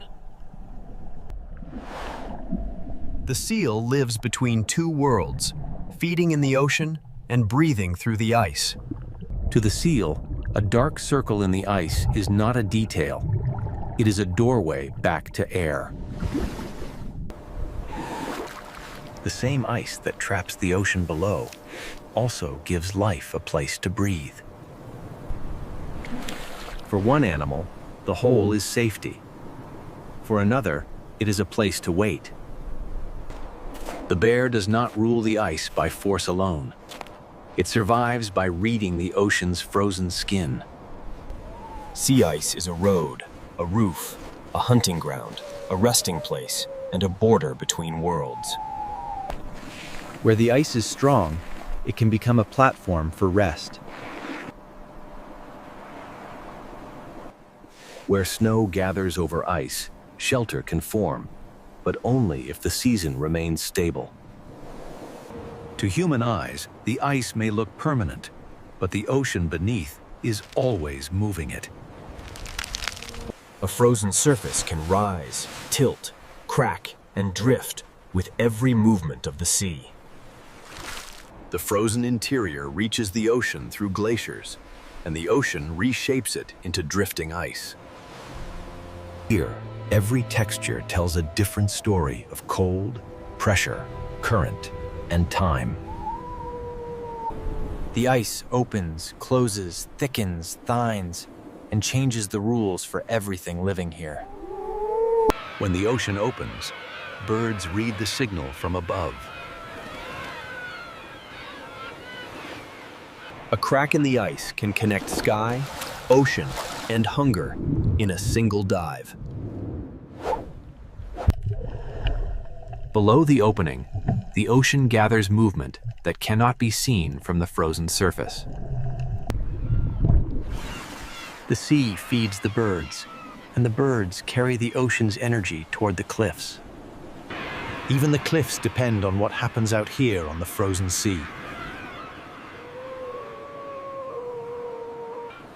The ocean does not stop at the shore. Its influence climbs into every track and every ledge. The living Greenland is not found in the empty interior. It gathers around the ocean edge. When light returns to the frozen world, the ocean beneath begins to answer. Light, ice, and ocean must meet at the right time for life to rise. Every animal reads this map differently, but the map is written by the sea. A sound in the ice can mean movement, danger, access, or change. Strength and weakness can exist only a few steps apart. From below, the ice is a ceiling of shadows, openings, and risk. The food web begins quietly, in colors and movements too small to dominate the eye. Plankton feeds fish.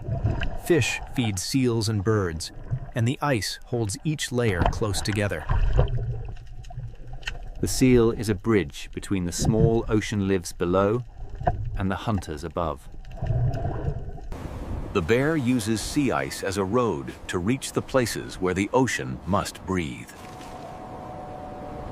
Nothing here survives alone. The ice connects every breath, dive, flight, and step. But the foundation of this world is fragile, and its rhythm is never guaranteed. When ice forms later or breaks earlier, every animal must spend more energy finding what it needs. Distance changes survival. A short crossing can become a long search. A wider opening can help one life, while making another life work harder. When the ice changes, the distances change, the timing changes, and the risks change. Even the giants of the fjord follow the patterns set by ice current and prey. This is the first rule of Greenland wildlife. Survival gathers where elements meet. And across this frozen stage, one relationship will define the next chapter. Above the ice waits the bear. Beneath the ice moves the seal. Above the ice waits the bear. Beneath the ice moves the seal. Between them lies the polar bear is powerful. But here, power begins with patience. The polar bear is powerful. But here, power begins with patience. A scent carried from the ocean can guide the bear farther than sight alone. Every step is a calculation, because every movement burns energy that may not return. To survive here, the bear must understand a map that is always shifting.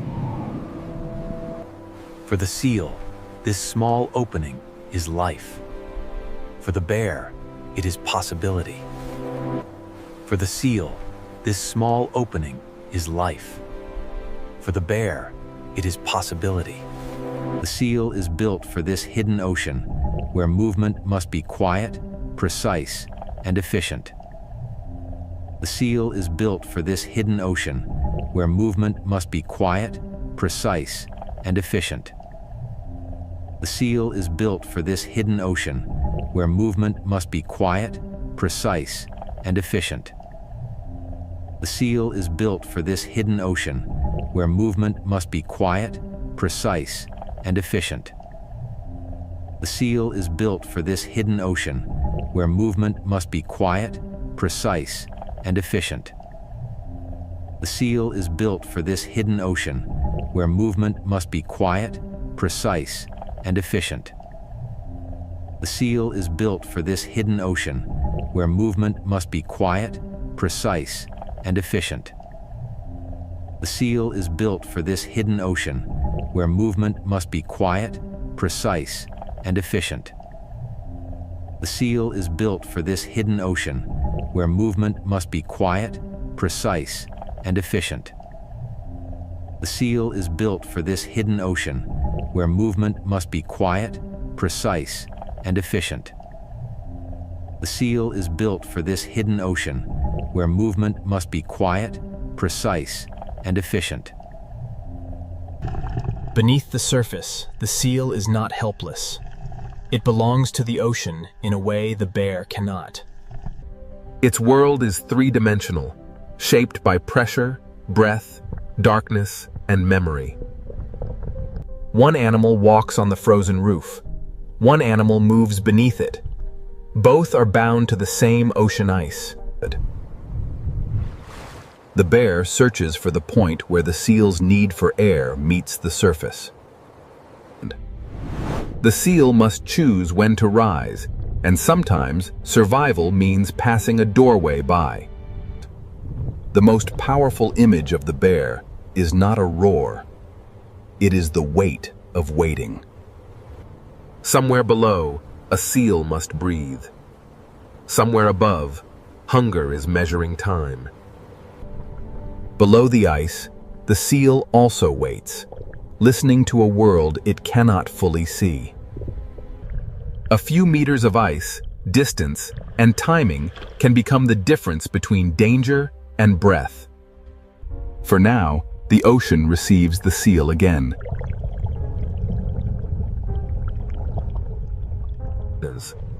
When the scent changes, the bear must decide whether to wait, move, or spend more energy. A failed wait is not dramatic, but in the Arctic, it still has a cost. The bear's hunting ground is also a moving platform, shaped by temperature, wind, and sea. When the ice changes, the distance between predator and prey changes with it. The seal's survival depends on food below, air above, and ice stable enough to connect them. Fish becomes seal energy, and seal energy becomes part of the world above. The food web is not a diagram here. It is a path through water, ice, and wind.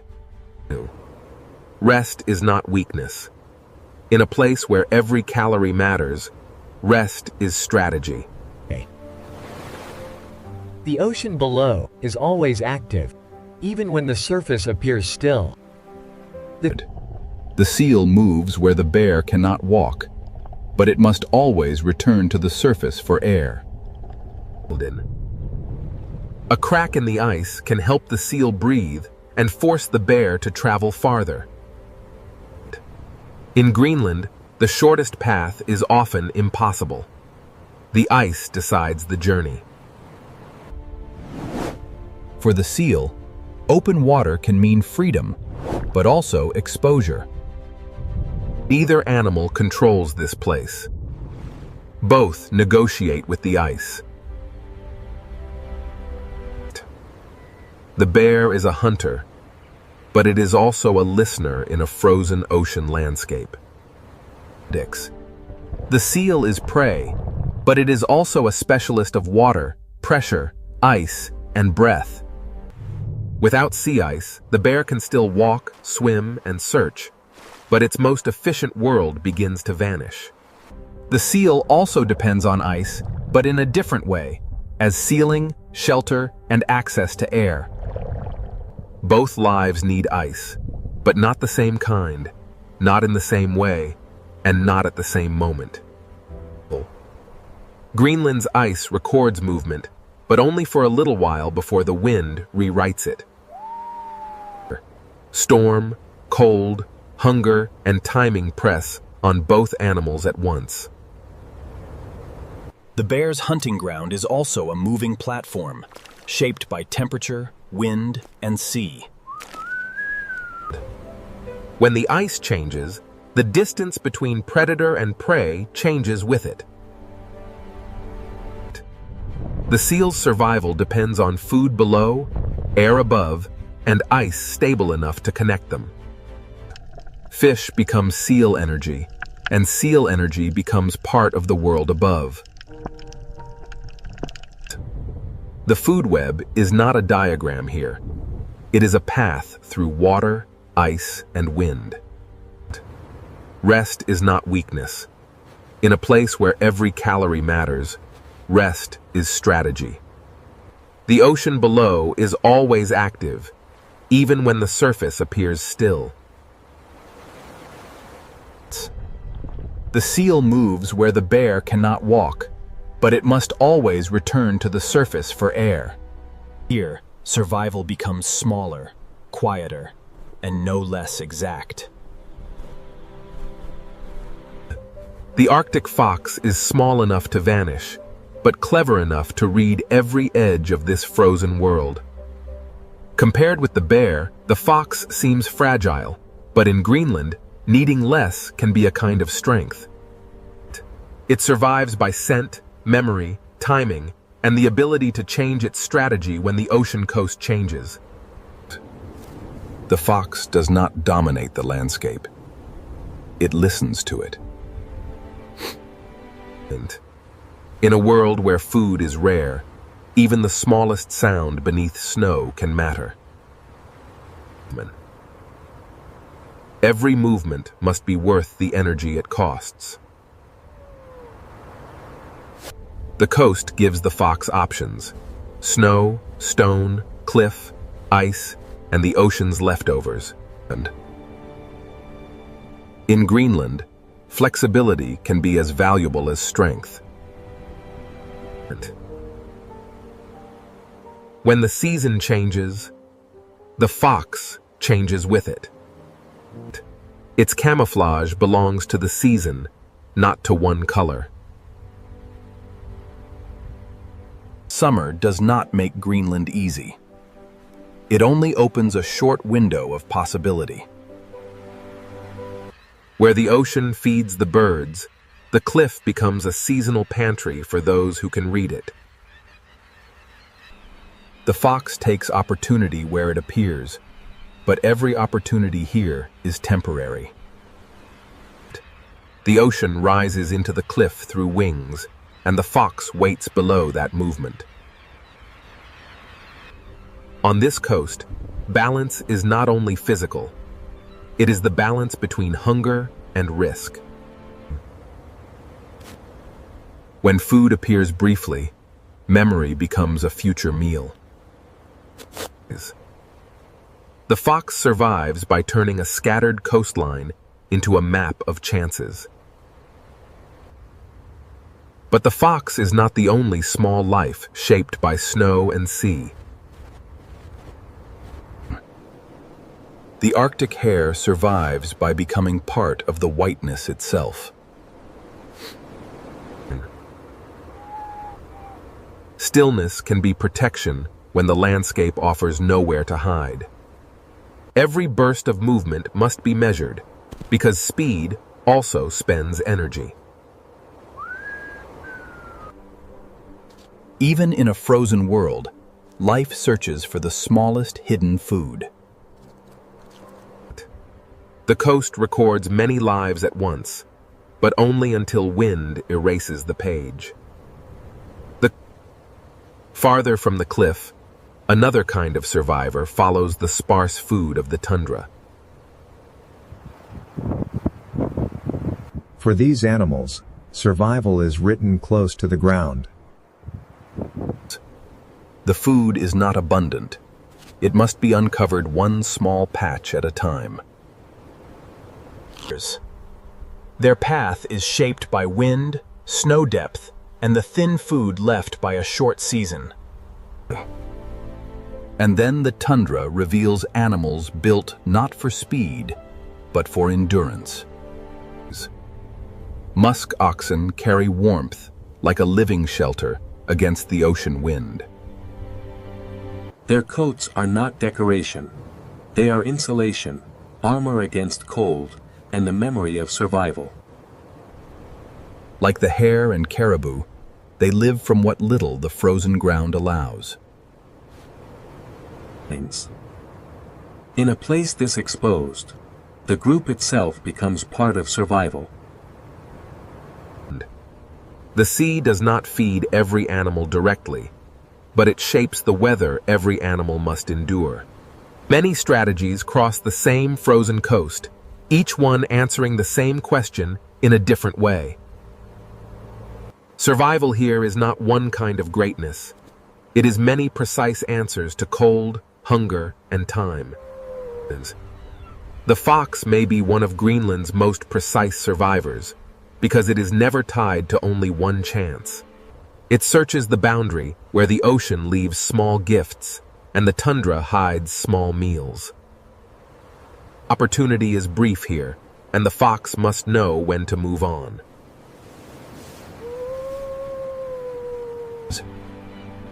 Its world is not land or sea, but the thin line between them.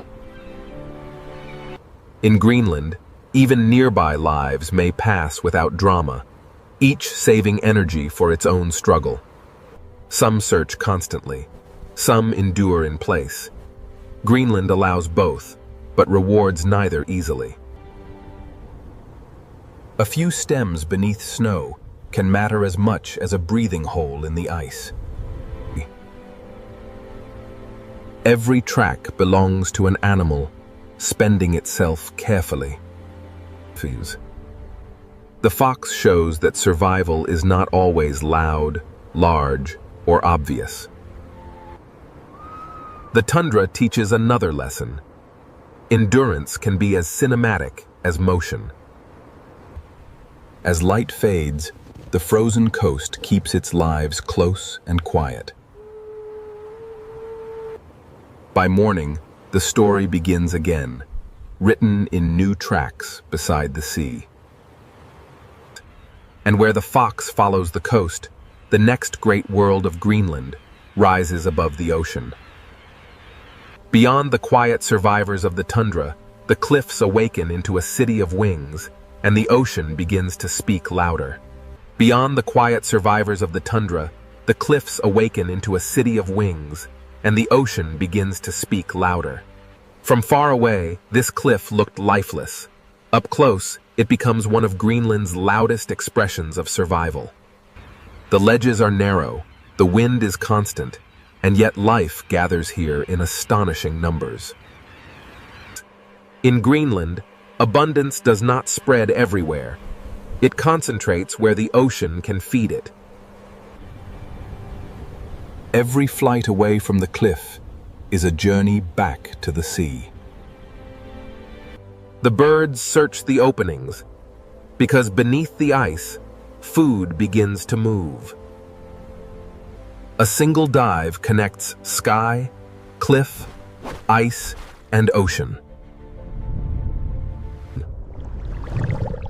Below the surface, the ocean gathers the energy that will return to the cliff. The sea gives, and the wings carry that gift back to stone. The cliff is not separate from the ocean. It is fed by every return. Each landing is precise, because space is scarce and the sea below is unforgiving. This is a city without walls, built from wind, rock, wings, and ocean food. For the fox, the cliff is not noise. It is a seasonal map of opportunity. The smallest hunter survives by reading what falls, what changes, and what disappears. The ocean is being delivered upward, wing by wing. Different birds use the same coast in different ways, but all are tied to what the ocean provides. Small wings can carry enormous meaning in a place where nutrients are rare.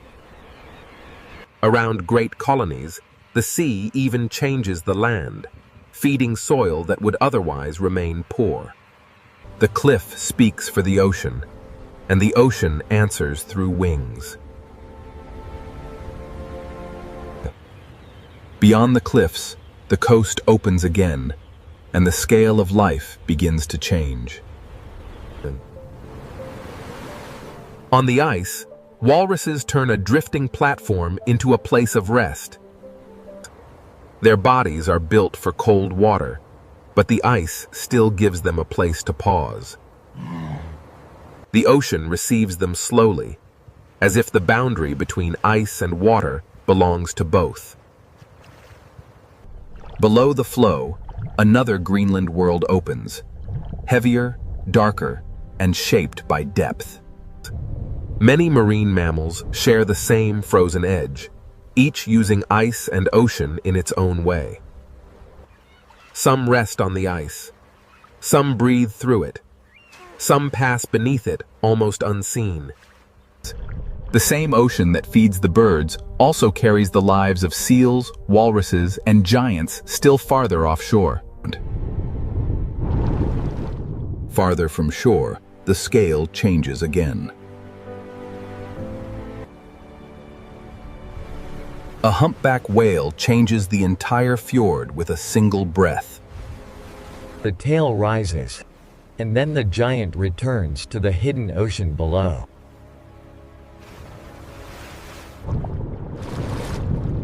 Below the icebergs, Greenland becomes a three-dimensional ocean world. Fin whales bring speed and scale to waters shaped by current, prey, and season. These giants do not move randomly. They follow the ocean's invisible patterns. Where plankton and fish gather, the largest bodies on Earth may follow. The bowhead whale belongs deeply to the Arctic imagination, slow, massive, and built for icy seas. Its body carries endurance across seasons, currents, and frozen waters. In the dark below the ice, size becomes almost silent. Then the ocean changes tone, and white shapes move through the fjord like living echoes. Belugas move through sound as much as water. using voices to keep contact in a world of ice and shadow.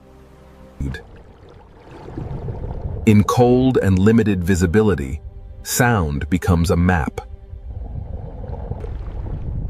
Some Greenland lives are visible only for moments, and others remain almost mythical.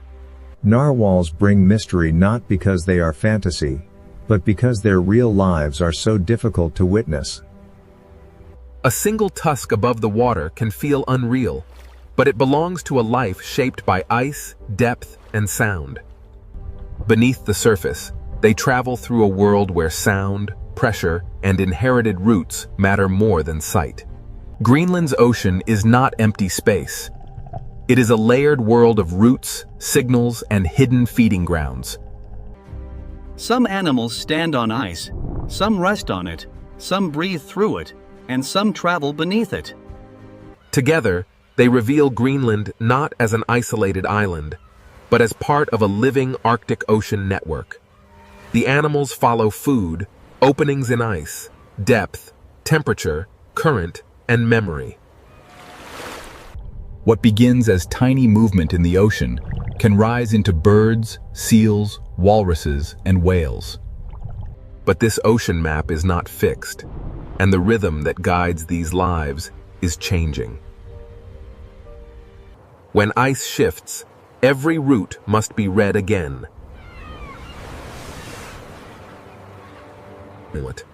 The cliffs, the seals, the walruses, and the whales all depend on timing in the sea. A change in one layer can echo through all the others. And now, the frozen map that holds these lives together begins to change its rhythm. And now, the frozen map that holds these lives together begins to change its rhythm. In Greenland, change does not arrive as an idea. It arrives as thinner ice, wider water, and altered distance. A frozen road can become a maze, and every animal must learn the new shape of the ocean. For the polar bear, distance is not only space. Distance is energy. When ice breaks the route, the bear must walk farther, wait longer, and spend more of what it cannot easily replace. Its strength remains immense, but strength needs a platform. The bear is not defeated by one crack, but every extra distance adds pressure to its life. Below the ice, the seal also faces a changing ceiling. More open water can help a seal breathe, but unstable ice can change where it rests, hides, and raises young. The same change can offer one advantage while removing another. Nothing in Greenland has only one meaning. Ice can shelter, expose, connect, and separate. For seabirds, the question is not only whether food exists, but whether it appears close enough and soon enough. A longer flight can turn abundance into effort.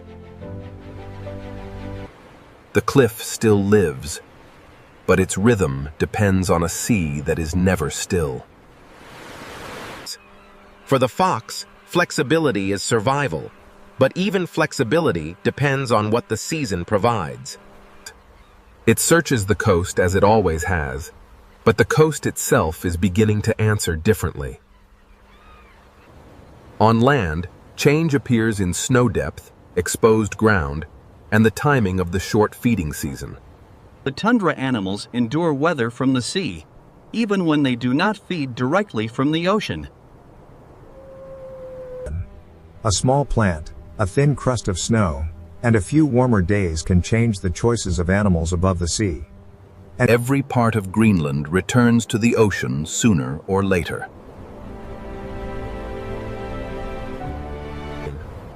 For whales, changing ice can open new water, but it can also shift the food they follow.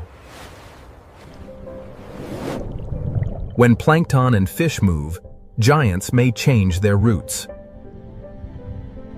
Belugas read the water through sound, but even sound travels through a changing landscape. A route once held by ice and memory may become a route of new openings. Narwhals, too, move through a world where ice, depth, and sound must align. The hidden routes of the Arctic are not fixed roads. They are living agreements with the frozen sea. The animals are tough, but toughness does not mean independence. Specialization creates power, but it also creates dependence. A body perfectly made for one rhythm may struggle when that rhythm begins to shift. With the bear, the seal, the fish, and the ice are not separate stories. A change in the sea can rise into the sky. A change in the sea can reach the smallest hunter on the rocks. A change in snow and sesame can reach every hoofprint, pawprint, and hidden burrow. Greenland is not a place where life spreads evenly. It is a place where life gathers at the margins. To watch Greenland wildlife is to watch precision. A seal's quick breath, a bear, slow step, and a bird's shadow all belong to the same frozen system. Beneath the surface, the ocean remembers every layer of the story. A whale's breath above cold water can feel brief, but it carries a history older than maps. The fox reads the snow, the birds read the sea, and the whales read the currents. The bear reads the wind, and the seal reads the ice. Together, they turn Greenland's frozen edges into a living system. Nothing here is careless, and nothing here is guaranteed. Yet Greenland is not a dead white world. It is a world where life has learned to spend itself carefully. Here, harshness does not erase life. It sharpens it. The frozen world and the ocean world are not separate. They are one living boundary. Every breath, dive, flight, and step belongs to this fragile agreement between life and ice. Greenland wildlife does not live outside the harshness. It survives by reading the harshness. And as the ice changes, every track, every breath, every nest, and every migration must answer a new question. Survival here is not only about strength, it is about timing, precision, and the fragile promise between life and the frozen world that holds it. This untamed wilderness, Kodiak Island, has weathered storms like this for millennia.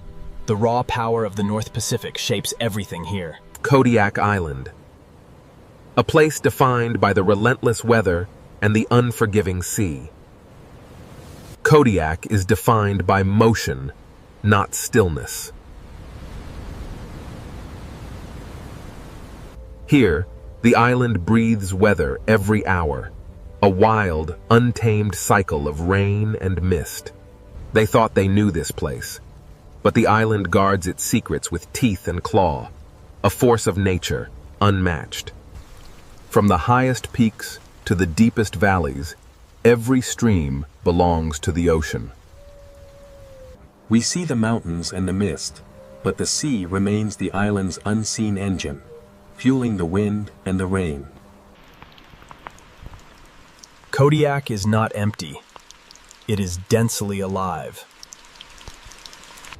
This is the island. A place defined by the relentless rhythm of the cold northern sea. Rain doesn't just fall, it sculpts the world around us, shaping every layer of life, ensuring the vibrant greens of this forest endure. The shoreline is a boundary that never stays fixed. constantly reshaped by the relentless power of the sea. From the churning coastlines to the highest peaks, Kodiak is an island of thresholds, vast and untamed.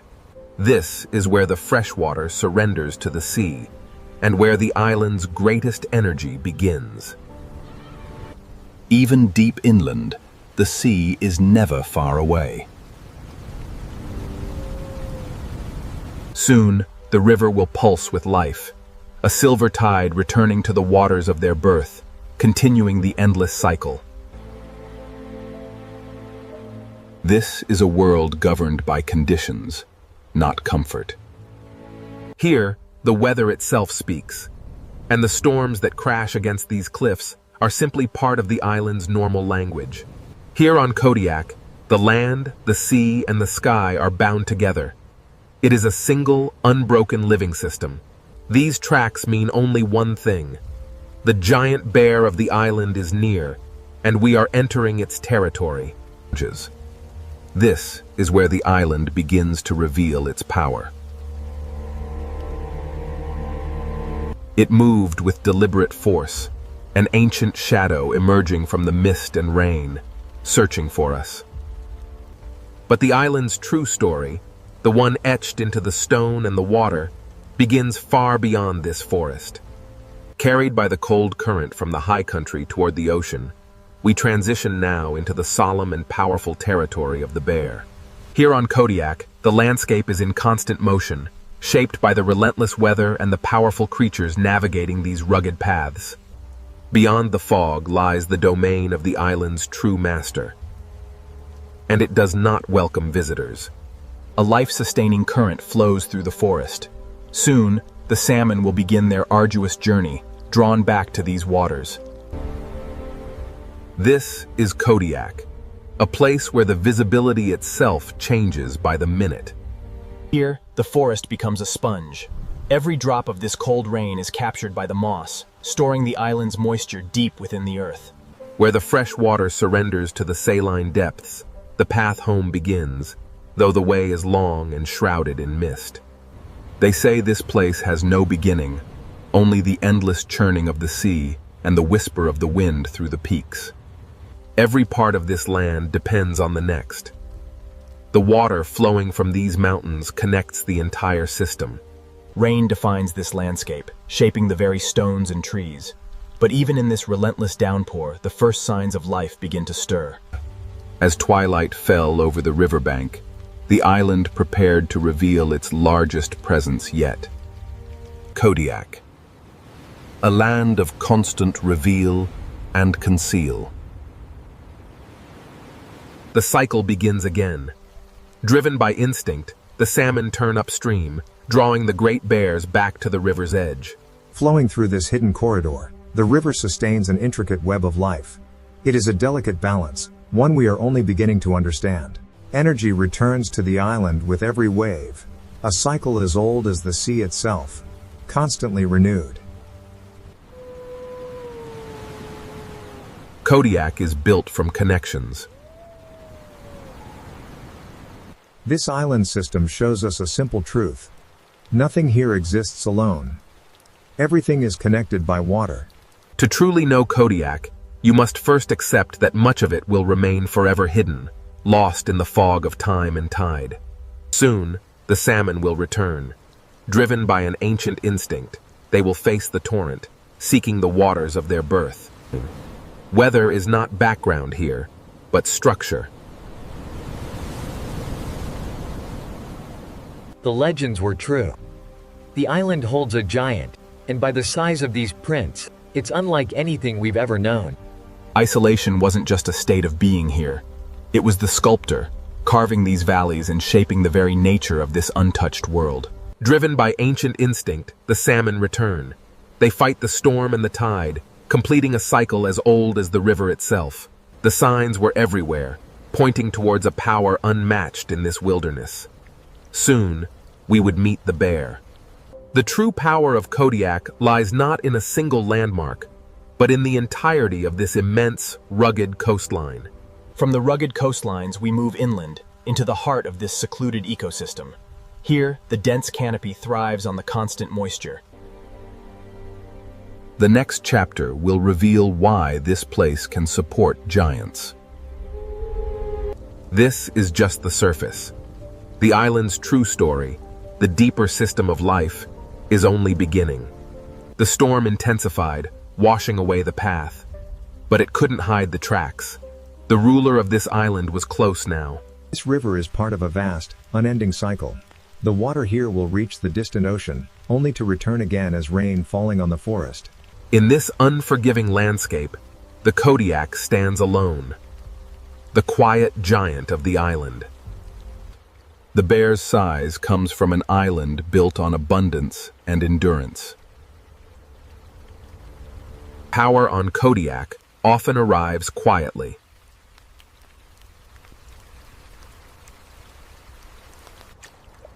Rather than rush, the bear waits, studying the current's relentless flow.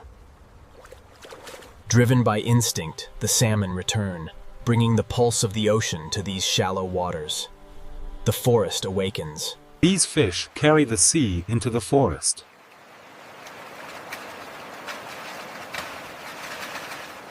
This annual migration is the lifeblood of the wilderness. The salmon run is the bloodstream of the island, nourishing the forest and all its creatures. For the salmon, comfort is irrelevant. It is reproduction that drives this arduous journey upstream. The bear's movement is slow, exact, and powerful. The catch is merely part of a much larger exchange, a critical moment in the ongoing saga of the salmon run and the bears that depend on it. The salmon run bridges two worlds. From the vast ocean, this single fish brings the nutrients necessary to sustain the giants of the forest. In the harsh reality of the Alaskan wilderness, every meal shapes this bear's winter survival, building the reserves needed to endure the lean months ahead. A gathering place for predators and scavengers. The powerful current draws them all inevitably downstream.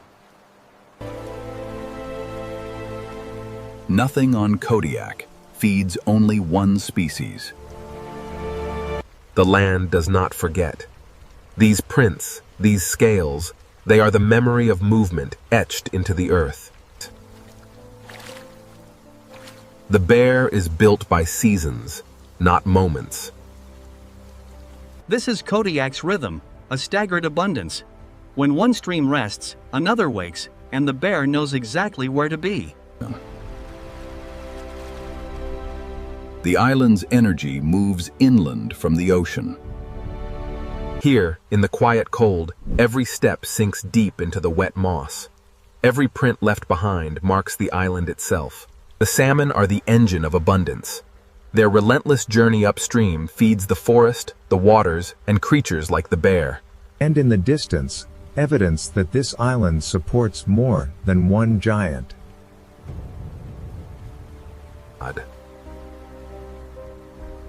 Kodiak's abundance is shared through timing and space. The bear's silence is not an absence of sound, but the sound of dominance itself, heavy and profound. The entire island is connected by water, a continuous flow linking forest, river, and the distant sea. Left behind on the riverbank, the salmon's body becomes a bridge, transferring vital ocean nutrients deep into the soil and the surrounding wildlife. What the bear does not take is returned to the earth. What the bear does not keep becomes life for the land. On Kodiak, the year is marked by seasonal doors. The bears move from the streams into the meadows as new food sources emerge. The bear survives on many foods, not one, shifting its diet from fish to the bounty of the forest floor. While it often grazes peacefully on the abundant vegetation, the bear remains a powerful presence, an apex predator moving through its domain. Kodiak's edges feed one another.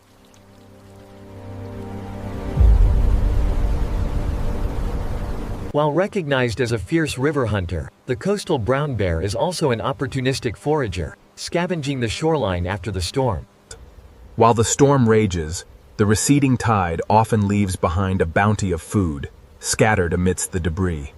Driven by the relentless coastal winds, this stretch of pebbles and driftwood becomes a shared feast for the great bear, the eagles, and the gulls. When the tide retreats, it uncovers a hidden layer of the island, teeming with life adapted to this rugged coast. The bear knows this loop well. The sea provides, but the land offers refuge when the weather turns. It is here on Kodiak, everything is connected.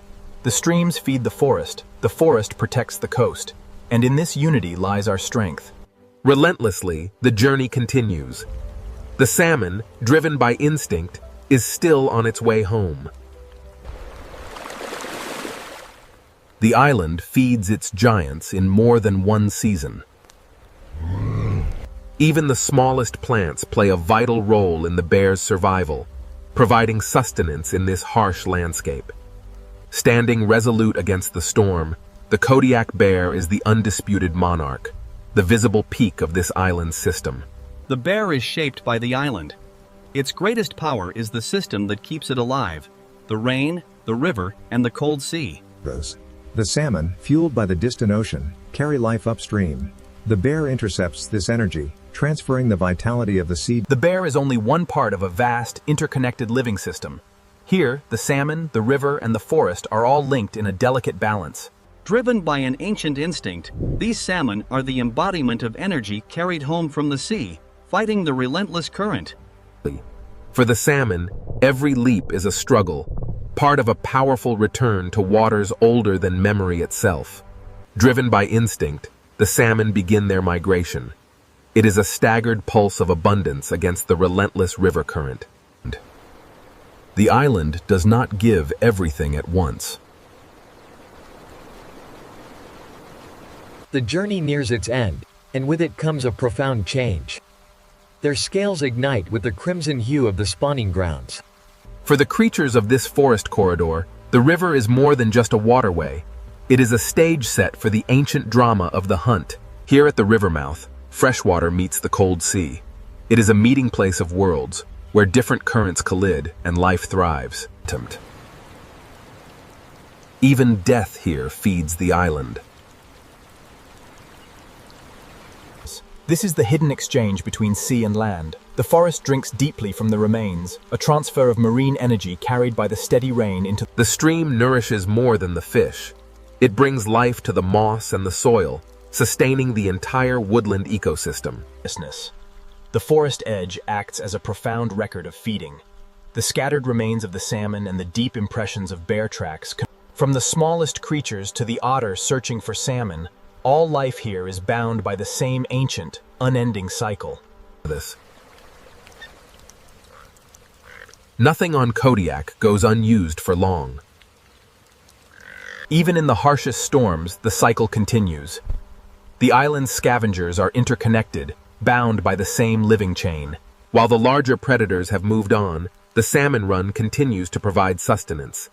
Even the smallest creatures inherit this bounty. Like a moving artery, the river transports vital nutrients, extending the reach of the salmon's gift far beyond the banks and deep into the valley soil. As the rain falls, it gathers the richness of the forest floor, carrying nutrients from the roots directly into the stream, feeding the water below. Here, on the island, distance collapses. Everything is connected, the stream to the sea, the forest to the fog. Here on Kodiak, the sheer abundance of the water spreads across the landscape, channeled through countless streams like veins in the earth. The rainforest thrives in this perpetual moisture. Every drop fuels the quiet, persistent growth of the moss and the rushing current of the stream. This is the final push. Against the relentless current and the coming storm, the salmon returns to the place of its birth to complete the circle of life. As the rain fills these tracks, it connects the bear's trail to the salmon's route. Their paths are forever linked. The island lived in his memory, a maze of scent and shadow. He followed the wet earth, a path worn deep by generations. Driven by instinct, the salmon fight the current, unaware that in this rugged wilderness, the bear is never far from the run.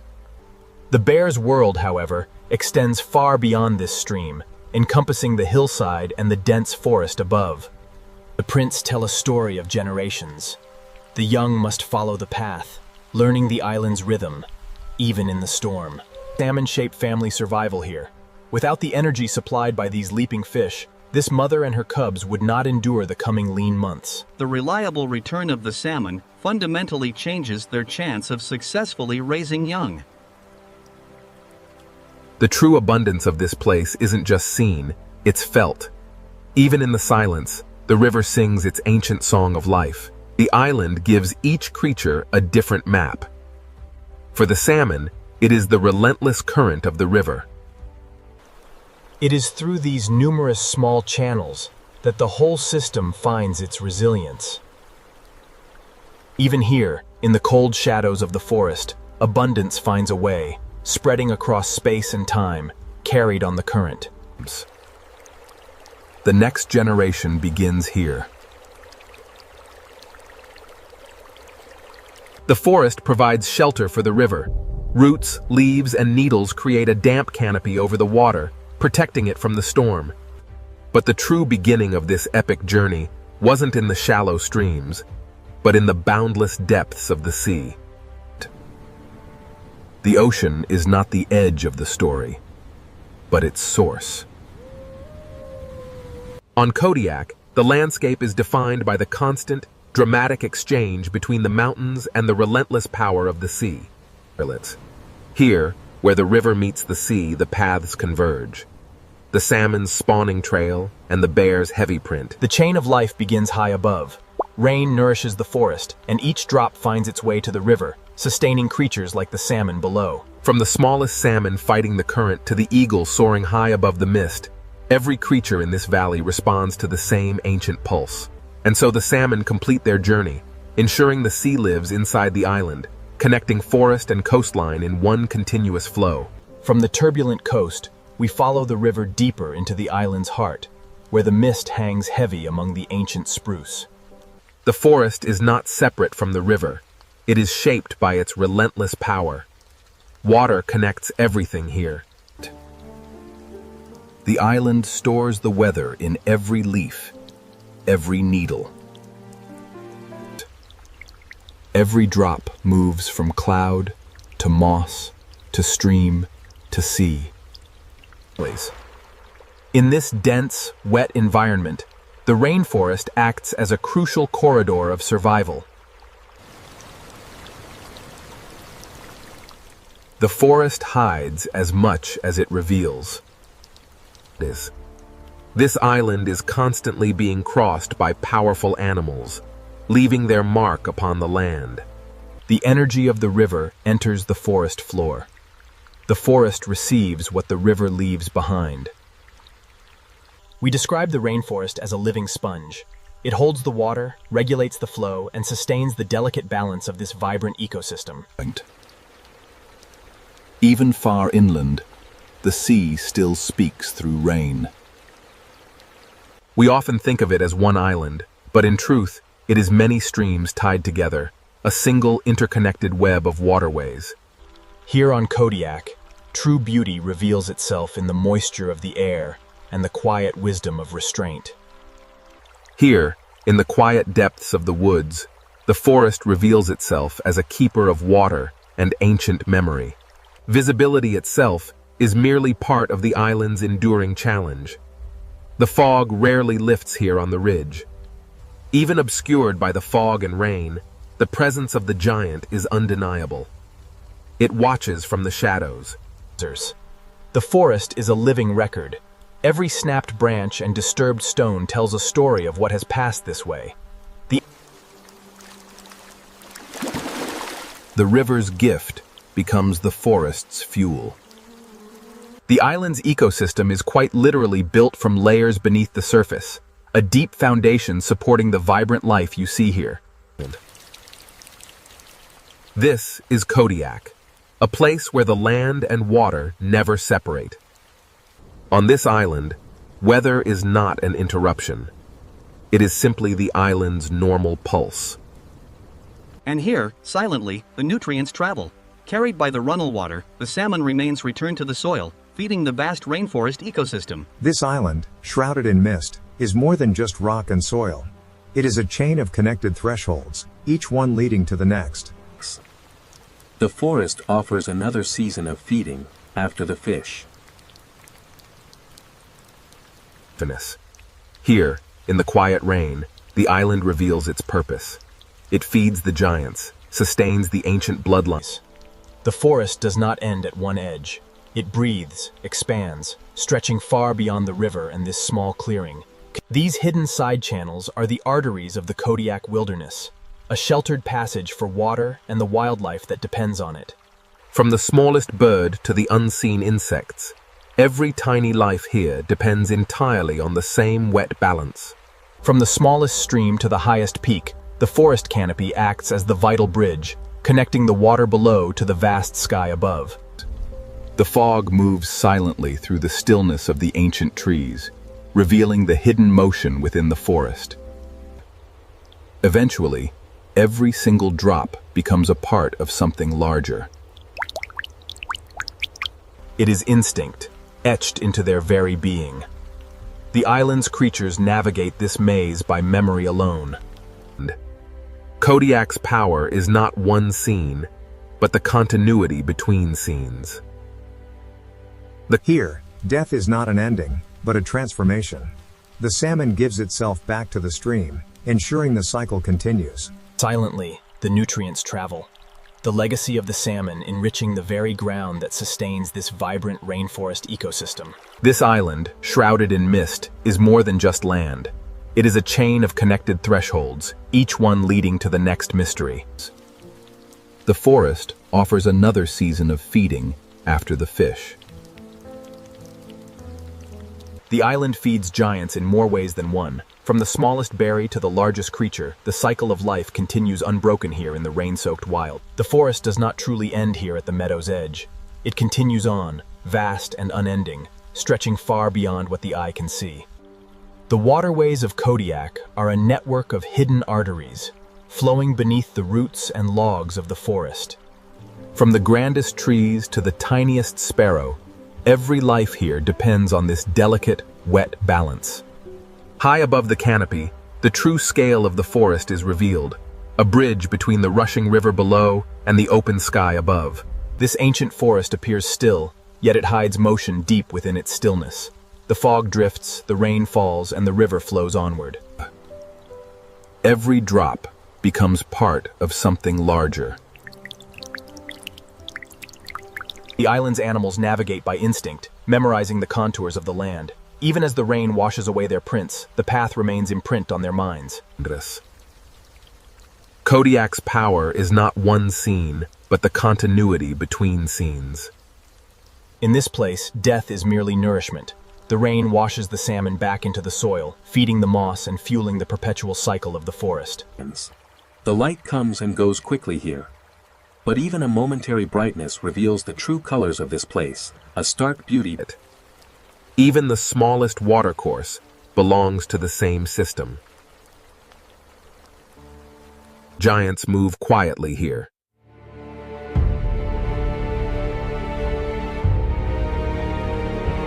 Rain connects the sky to the soil, but the salmon bring the ocean here, leaving behind signatures of their journey, reminding us that everything is connected. As the river surrenders to the sea, we must face the cliffs. The next chapter will test our resolve against the coastal winds. The river pulls us toward the coast, through this cold green world, where Kodiak's rainforest remembers the sea. From the deep embrace of the rainforest, the river surges onward, relentlessly drawn towards the stormy expanse of the open sea. Here, where the river meets the North Pacific, the island's edge is never still. This island is constantly being rewritten by the relentless force of the sea.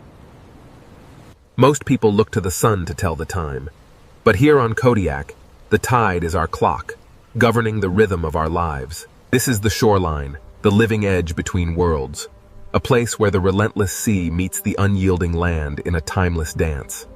The bear is not only a river hunter, but also a coastal forager, scouring the beach for sustenance after the storm.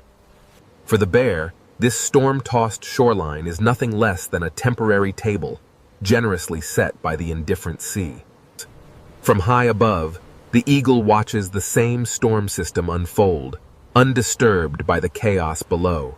This is where freshwater meets the tide, a dynamic meeting place where hunters and scavengers gather, drawn by the currents of the ocean. But life here is not limited to the largest creatures.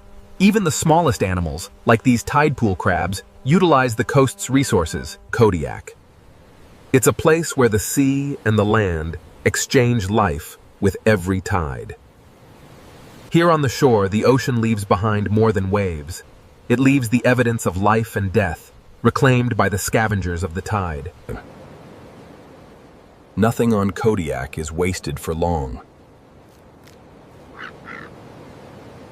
The coast is more than just land and sea.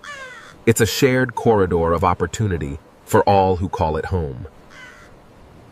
Twice a day, the retreating tide reveals a hidden world teeming with life along this rugged coast. The bear reads the coast as carefully as it reads the river. The tide reveals a temporary marketplace of energy, a rich feeding ground where life congregates under the cold sky. Predators and scavengers meet where the sea leaves its marks.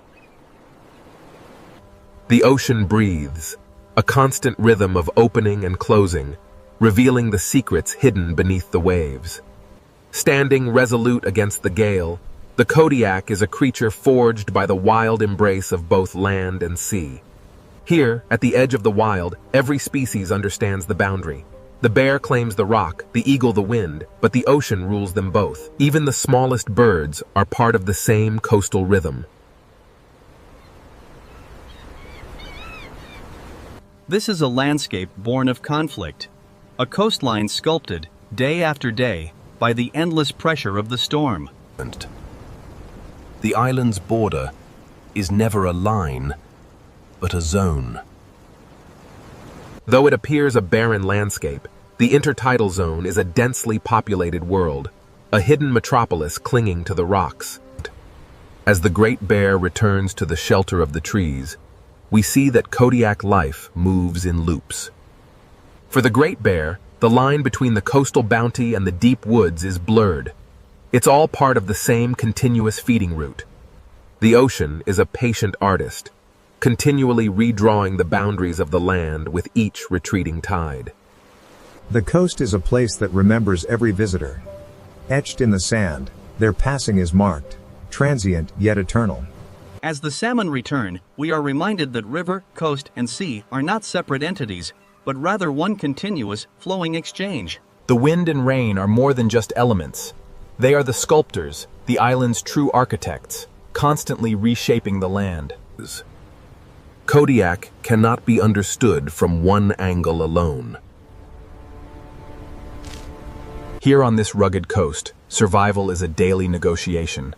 Between the waves, the wind, and each other, every meal is earned. But the sea never stops returning to reclaim the shore.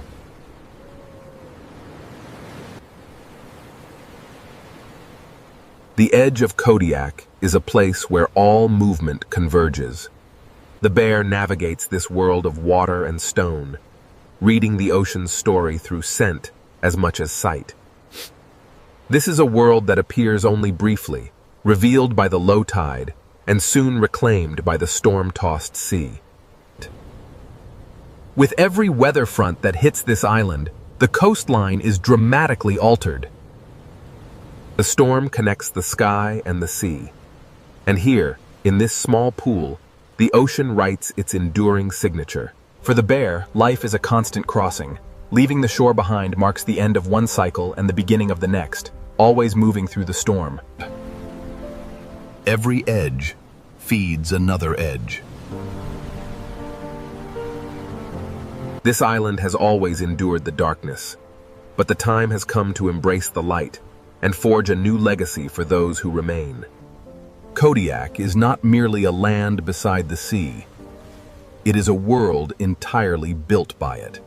As the storm breaks over Kodiak, the island reveals its ancient heart, a rugged wilderness where every river tells a story of survival. Kodiak is not one habitat, but a chain of many habitats joined by water.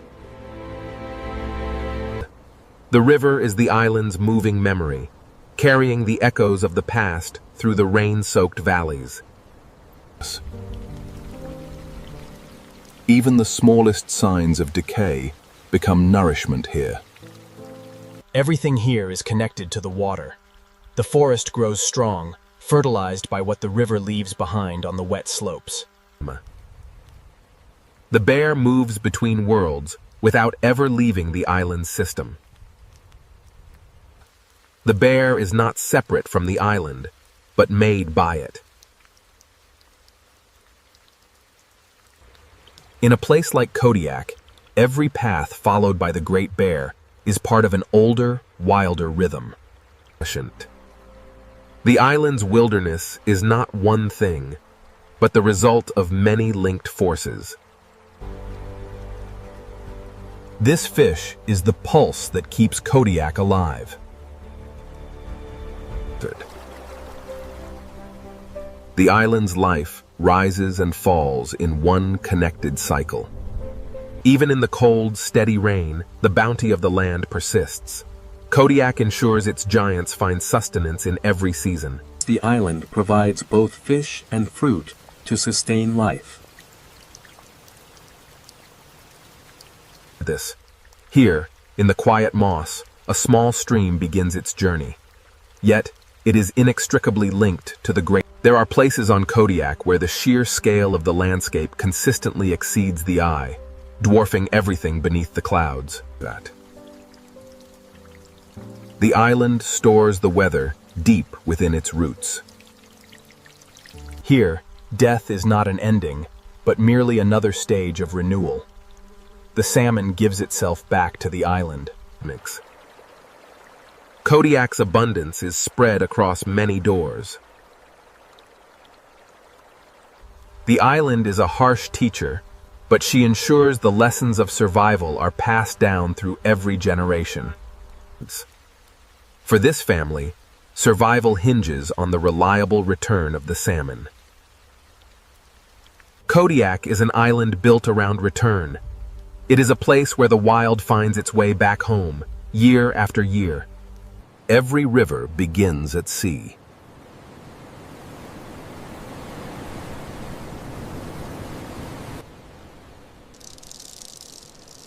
The coast is not a border, but a pulse. They say nothing stays fixed for long on Kodiak. The land itself is constantly reshaped by the restless ocean. Every scavenger belongs to the same feeding web. The island's economy is absolute. Here on the shoreline, the gulls and ravens ensure that the sea wastes nothing. The bear is a traveler, constantly moving between the island's feeding zones. Leaving the beach, he returns to the shelter of the river valley. It is here, in these waters, that predator and prey share the exact same route. The salmon returns, a silver message carried on the current from the deep ocean. Here on Kodiak, we understand that everything lives by connection, not isolation. A breathing skin, alive with moisture. The rainforest inhales the fog and exhales life. Here in the forest, every small current of water joins the larger story, flowing into the main river downstream. Here, the weather and light find their balance. The storm recedes, revealing the rugged peaks touched by the first rays. The sea never stops speaking, even when the storm fades. In the relentless motion of the tide, we see the ocean's dual nature. It provides, and in the very next breath, it takes back its own. The bear, standing vigilant on the cliffs, is the visible result of the island itself. It is the embodiment of this wild place. The bear does not rule Kodiak alone. It is shaped by Kodiak. The island is a living chain of water, weather, and flesh. Even brief light cannot tame the island, only reveal it. The storms rage, and then they pass. Here on Kodiak, the landscape endures, constantly reshaped, yet eternally itself. The island is never finished. It is only continuing. Ultimately, Kodiak is built entirely from the return of life from the sea.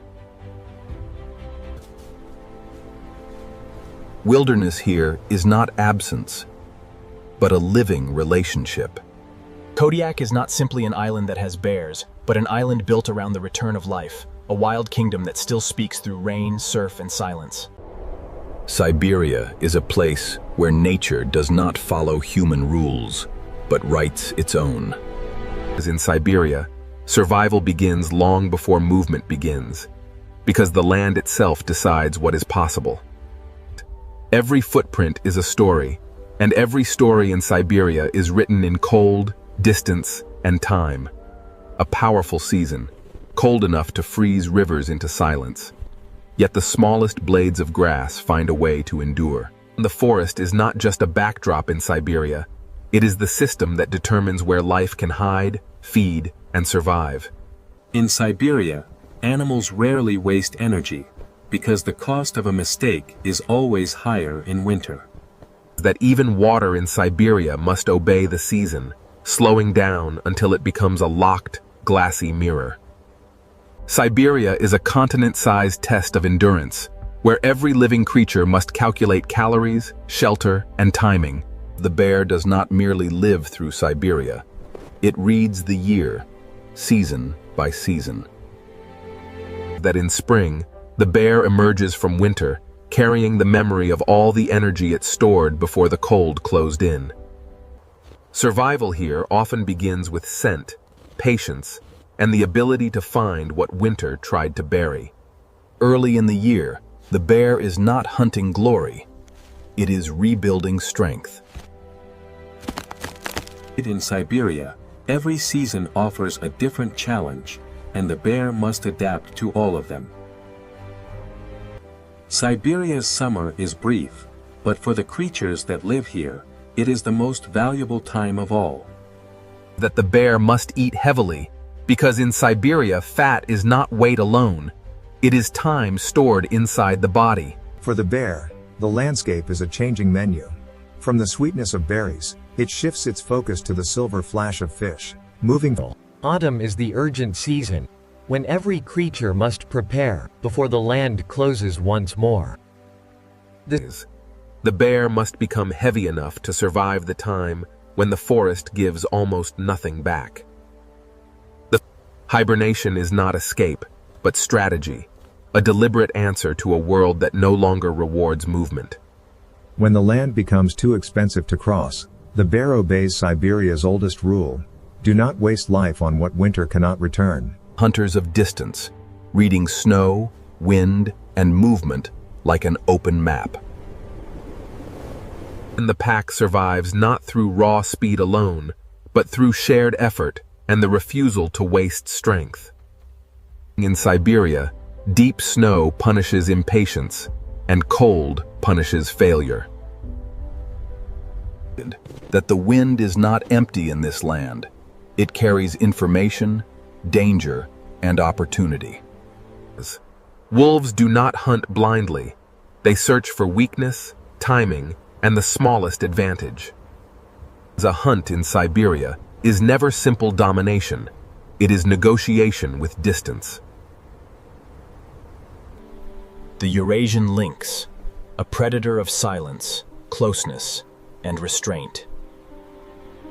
That the lynx does not need a pack because it survives by becoming nearly invisible. In Siberia, patience is not passive. It is a weapon.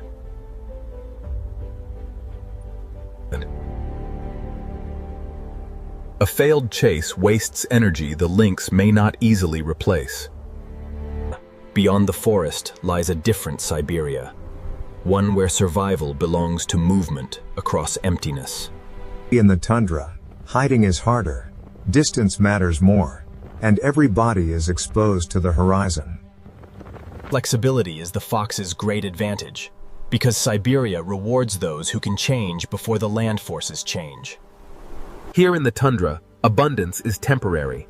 This brief explosion of life must be used immediately, for the cold will soon return. The open space is not empty space. It is simply a place where life must solve exposure in different ways. The Amur tiger, one of the great predators of the cold forest, a creature of heat inside winter. This tiger survives in a landscape far from the warm jungle of human imagination. Every step matters, because deep snow can steal energy as fast as hunger can. The tiger's strength is real, but its power depends on forests, prey, and the space to move unseen. In Siberia, the apex predator is never independent of the system beneath it. Siberia is a continent-sized lesson in endurance, and that the next parts will reveal how life survives when... The taiga is not simply a forest, but the vast living structure that decides how Siberia survives. In Siberia, the forest is measured not by beauty alone, but by what it can hide, protect, and sustain. Even the smallest organisms in the taiga must endure the same season that shapes bears and wolves. In Siberia, water never stops existing, it only changes its form. Winter in the taiga rewards observation, because nothing here is ever truly still. Large animals do not dominate Siberia. They negotiate with it. In winter, food is hidden, so every mouthful must be earned. That the forest is shaped not only by growth, but by collapse, decay, and return. Small animals in Siberia survive by speed, memory, and precision. Every movement in the taiga leaves a trace, and every trace can become danger. The taiga changes constantly, creating refuge in one place and exposure in another. Siberia is read through signs, not through certainty. Birds in the taiga survive by remembering what the ground cannot reveal. Everything in Siberia is connected below the surface as well as above it. Siberia does not move from winter to summer in a single leap. It opens in stages. Thaw is not just warmth returning, it is the forest waking up. In Siberia, life returns cautiously, understanding that the cold never fully disappears. Summer in the taiga is short, but it arrives with intensity. When the forest opens, every animal must act fast. Abundance in Siberia is often small, scattered, and temporary. The taiga becomes alive quickly once the snow retreats, but it will not stay open for long. Summer is a brief flood of opportunity for predators, herbivores, and scavengers alike.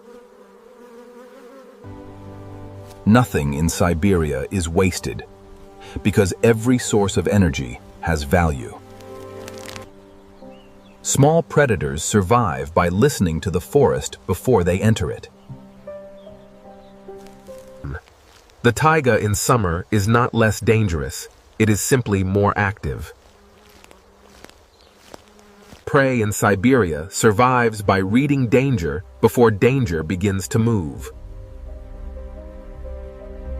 The air above the taiga is also part of this same ecosystem.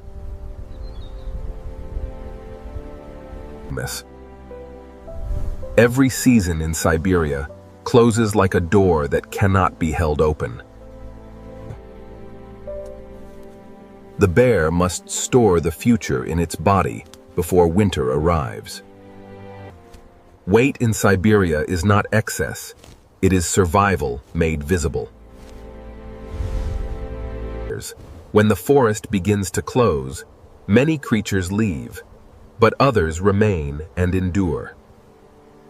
Wolves do not wait for perfect conditions. They follow the land as it changes.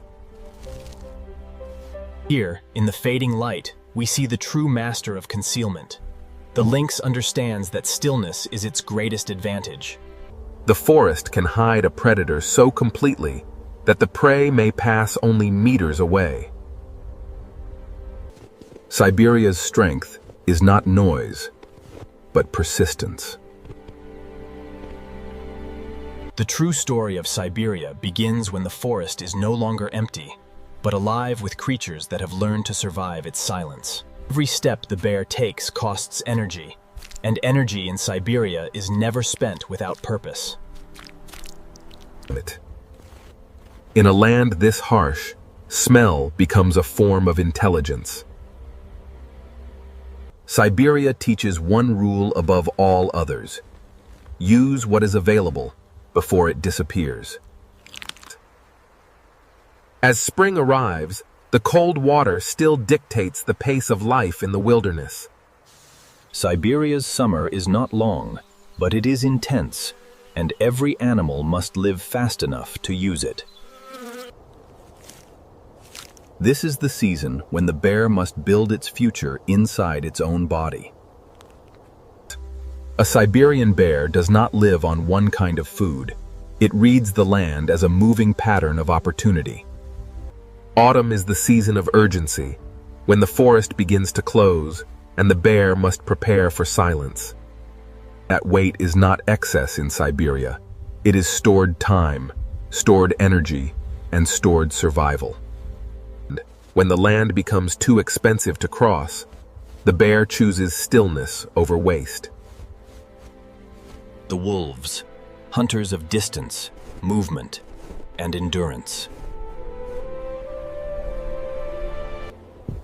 In Siberia, even teamwork must obey the laws of the snow. Every mile in Siberia has a price, and the wolves pay only what they must. Wolves do not hunt by impulse, but by reading weakness, timing, and the shape of the land. A hunt in Siberia is a negotiation between hunger and risk. A wolf survives by noticing what others miss.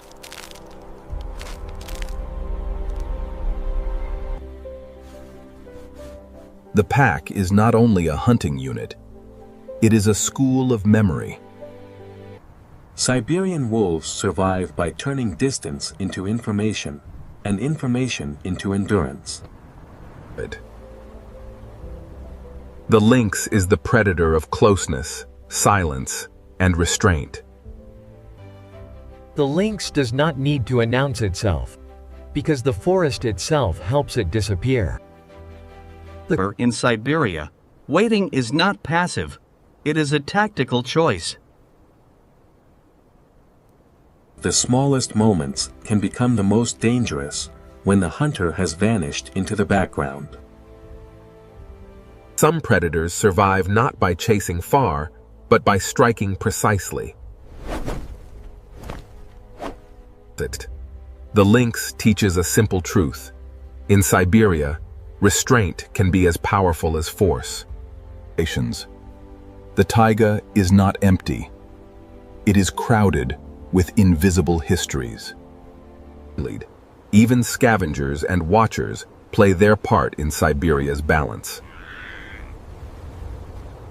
From the depths of winter to the height of summer, every creature here exists inside a system of pressure, timing, and opportunity. Survival in Siberia often depends on finding food where the season has made it hardest to reach. The smallest hunters also follow the same law: conserve, adapt, and wait. Siberia does not just change color, it changes the cost of being alive. As the taiga closes, the land ahead becomes wider, emptier, and more exposed. Migration is not a luxury in Siberia. It is one of the oldest answers to winter.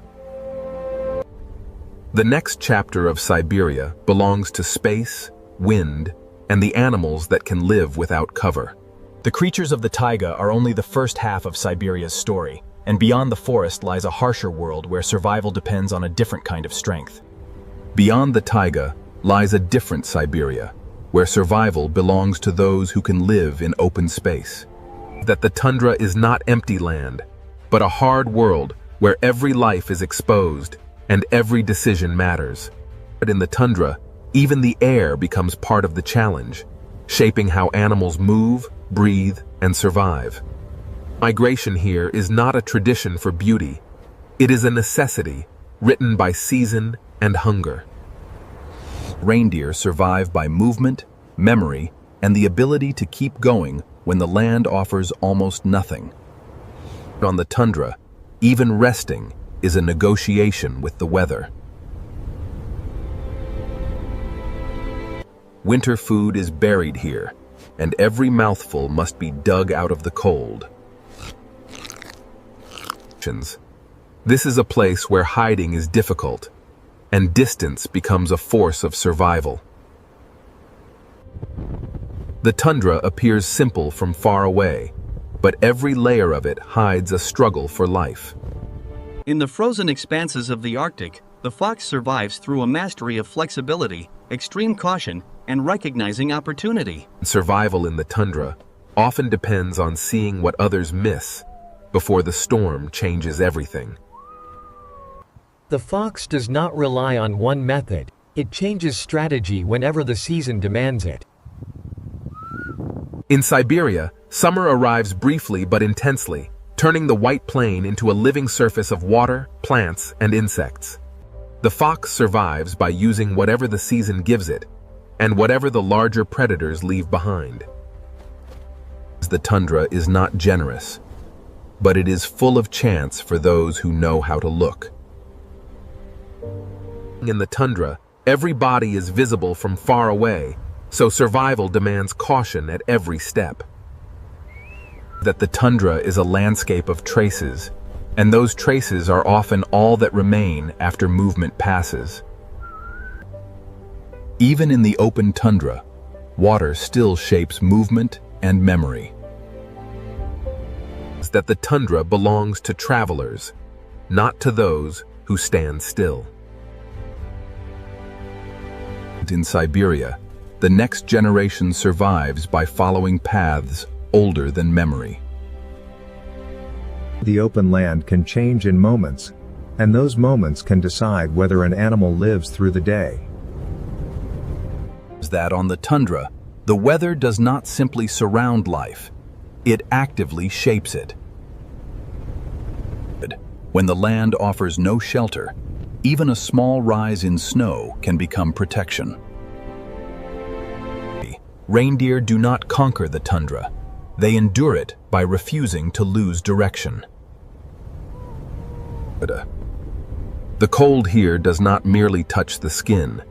It tests the body from the inside out. In the far north, darkness is not only a time of day, it is part of the geography.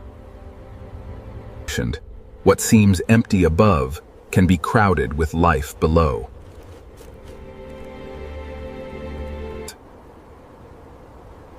The tundra teaches predators to listen for life they cannot see. The tundra preserves absence as clearly as it preserves life. Sometimes, survival in Siberia means standing alone while the world disappears around you. Flexibility is not a luxury in the tundra. It is the difference between continuing and ending. Every day on the tundra begins with a new map, drawn by wind, snow, and motion. Siberia speaks through signs, and the tundra writes those signs in the cleanest possible lines. Endurance in the tundra is not a single act, but a chain of repeated decisions. Even the smallest elevation matters when the world is otherwise flat and exposed. In a country this open, vigilance is a form of survival equal to strength. Birds, too, survive by reading timing, because in Siberia the right moment can be as important as the right place. In the vast expanse of the tundra, even a brief, thawing pool of water can become a vibrant, temporary world. The tundra does not bloom loudly. It returns in small, determined signs. Siberia's open country is never fixed. It changes with the calendar, the wind, and the availability of food. Even in the brief season of warmth, the tundra does not become easy. The fox must balance hunger with caution, because a single mistake can erase a week of survival.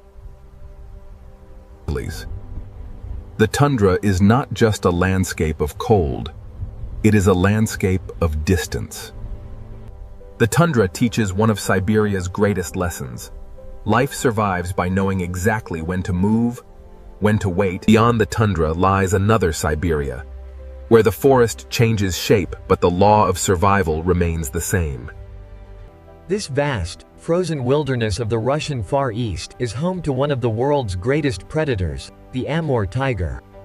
In Siberia, even the largest predator must move with caution, because every step leaves a message behind.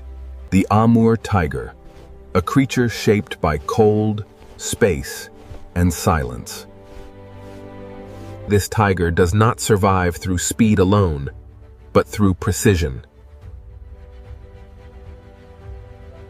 Deep snow can punish even the strongest body, forcing the tiger to choose its path carefully.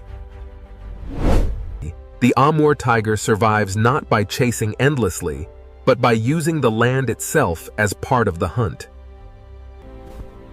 Every hunt begins long before motion, in the silence before the strike. In Siberia, energy is the true currency, and the tiger must spend it wisely. The tiger depends on forests that remain connected, prey that remains abundant, and space that remains undisturbed. The tiger is a symbol of force, but in Siberia, even force must obey the season. The tiger's beauty is not separate from its struggle. It is part of the same survival story. Siberia's most powerful predators are never independent of the animals beneath them. The tiger's strength is not only in its body, but in its ability to remain unseen until the right moment. That the hunt in Siberia is sudden, but it is always built on hours of patience.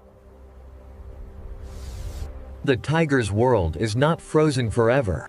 It breathes, changes, and resets with the seasons. In Siberia, even the sound of a branch can be enough to decide whether life continues. The tiger must use the warm months to hold territory, feed, and remain strong for the cold that will return. Autumn in Siberia is not a gentle ending, but the start of another struggle. The land here is not only land, but a system of forest, river, snow, and timing. Siberia holds another world entirely, a frozen inland sea of ancient depth. Baikal is not an ocean, yet it feels like one locked inside the continent. The lake is ancient enough to hold its own rhythms, its own silence, and its own species. This is the Baikal seal, the only seal species that lives entirely in fresh water. This creature belongs to a world where ocean-like life exists far from the sea. The lake is both roof and pathway, shelter and exposure, all at once. Survival beneath the ice depends on the link between air and water, between breath and movement. Baikal's winter is not empty. It is alive beneath the surface. Even in the coldest months, life remains connected to the surface by the narrowest of openings. What looks impossible from a distance is simply ordinary life in an ancient system. Siberia is strongest when it is layered, not simple. Even frozen water has its own weather. Look closely, and you'll see how the lake preserves time, the way stone preserves memory. Beneath the winter roof, another world continues without interruption. Baikal changes the emotional scale of Siberia, opening a depth that feels older than human memory. Every part of Siberia is connected, even the places that seem separate. The same rules that govern the taiga also reach here, shaping the lives that depend on the lake's frozen rhythm. That even the greatest cat in the region depends on healthy forests, prey populations, and a landscape that can still support life. Siberia's beauty is inseparable from its pressure. That life in Siberia survives by finding tiny openings in a world built to close them. Baikal is not just a lake. It is a memory of the planet held in frozen silence. That the tiger, the seal, the bear, and the fox all depend on the same truth. No creature stands outside the land that shapes it.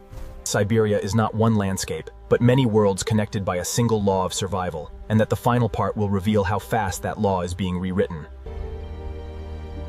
Siberia is still wild, but wild does not mean untouched.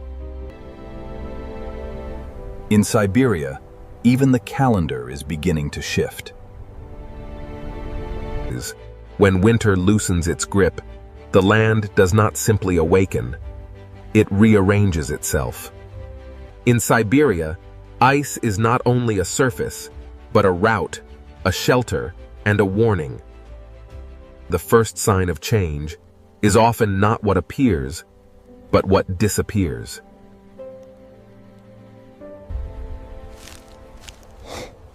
A bear shaped by old timing must now read a new forest. That when the season shifts, even the first step outside the den becomes a calculation. Wolves do not survive by memory alone. They survive by constantly adjusting to what the land has become. In Siberia, the path itself can become uncertain. If snow becomes harder, colder, or more sealed, migration becomes more costly for every herd. For the young, every altered route is a lesson in how the world has changed. Small animals feel climate change first because the ground itself changes under them. Flexibility is the foxer's strength, but even flexibility has limits when the entire season begins to move. The tundra does not transform all at once. It changes in fragments, and each fragment matters. When insects arrive earlier or later, the whole food chain has to answer.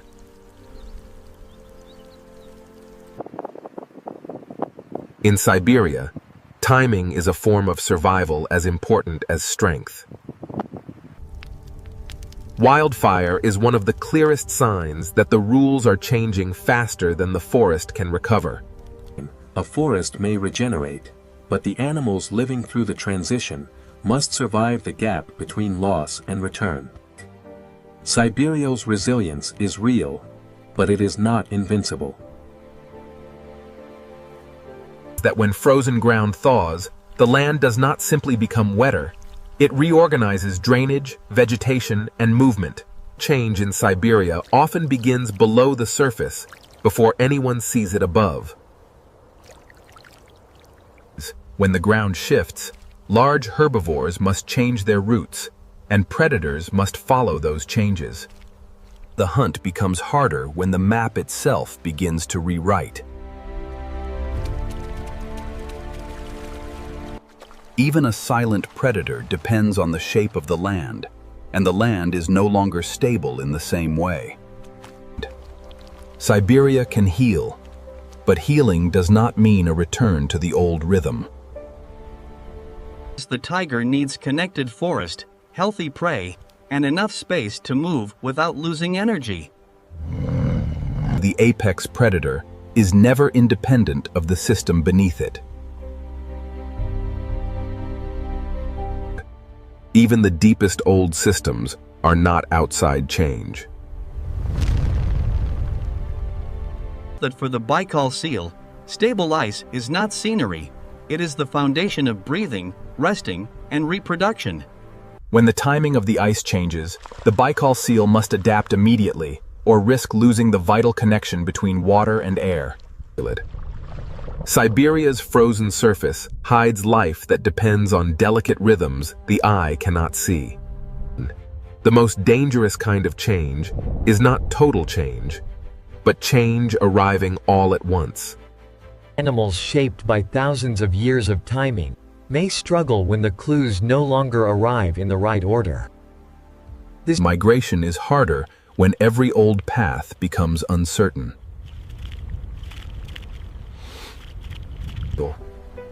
Siberia is still immense, but immensity does not protect it from change. That when food patterns shift, the hunter must shift with them or lose its place in the system. Siberia has always been a world of forests, ice, open land, and deep water, but now those worlds are being asked to live under new rules. Each creature survives in its own way, but all of them answer to the same land. Siberia is the frozen wilderness where nature still rules, not because it never changes, but because everything that lives here must learn to change with it. Look closely at the deep blue. This is the Pacific, an ocean so vast it holds more than half the free water on the planet. The Pacific, an endless blue world stretching across a third of the globe, holds secrets we are only beginning to uncover. The ocean, a living system vast beyond measure, holds secrets we are only beginning to understand. The Pacific, vast and untamed. From here, its sheer scale and raw power are undeniable. The subtle waves and shimmering sunlight reveal the true depth and meditative power of the open Pacific, pure and real. Far from the shore, the ocean reveals its true scale. It is a single, continuous world, deep and boundless. Here, beneath the vast expanse of the sky, the true scale of the Pacific reveals itself. The Pacific Ocean breathes under the wind and light. Tiny ripples spread across the deep blue water, emphasizing its vastness and enduring mystery. The varying shades of blue across the Pacific reveal a complex topography beneath the waves, with light currents contrasting against the deepest channels. As dawn breaks across the horizon, the Pacific Ocean awakens, its waters shimmering with the first light of a new day. This is the Pacific, a planet within a planet. Its silent depths hold mysteries far greater than the land above. As we glide closer to the water, the sunlight creates a pathway, inviting us deeper into the story of the Pacific. The Pacific Ocean. A silent, living expanse of endless blue water, setting the stage for a journey into one of the most powerful Across the vast expanse, the sea shifts gently, a timeless dance of light and shadow on the water. This is the Pacific, the largest ocean on Earth, stretching across a third of the globe.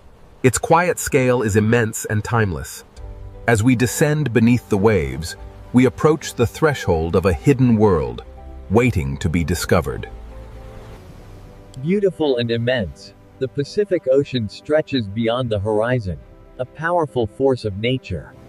A boundless expanse of the Pacific, where the deep blues of the foreground give way to lighter tones, hinting at unseen depths and currents. This shining path across the water marks the beginning of an epic voyage into the heart of the Pacific Ocean. The ocean is a living entity, vast and layered, its surface constantly shifting. Beneath these drifting clouds lies the largest ocean on Earth, peaceful yet incredibly powerful. The Pacific's overwhelming scale, with the horizon line almost dissolving into the sky and the ocean appearing as a single continuous world without visible edges. Away from the familiar shores, we glide deeper into the Pacific, drawn toward the unknown mysteries waiting beyond the horizon. This is the Pacific. Vast, untouched, and ancient. A world still wild. The vast Pacific presents a study in contrasts. While the surface here is still, immense power is gathering just beyond the horizon. Measured and deep, the ocean breathes. And if you listen closely, you can hear its ancient voice. The Pacific. So vast, so mysterious. Our journey across its endless expanse begins now. The great ocean stirs as light touches the horizon, painting the waves in hues of silver and gold. Stretching across a third of the globe, the Pacific is the largest and deepest of the world's oceans, a force of nature unmatched. From the open surface, we now descend into the layered world beneath the Pacific's visible skin. Beneath the calm surface, powerful currents flow, secrets hidden in the deep blue expanse. Underneath the towering clouds, soft shadows drift across the Pacific, revealing a living map of the ocean's depth and motion. This band of light marks the beginning of our descent into the hidden structures of the Pacific, a journey into the unknown depths. Before you, the Pacific reveals its true scale. No shoreline, no lights, only water and sky meeting the horizon. This vast blue expanse covers 70% of our world, yet we have explored less than 5% of its depths.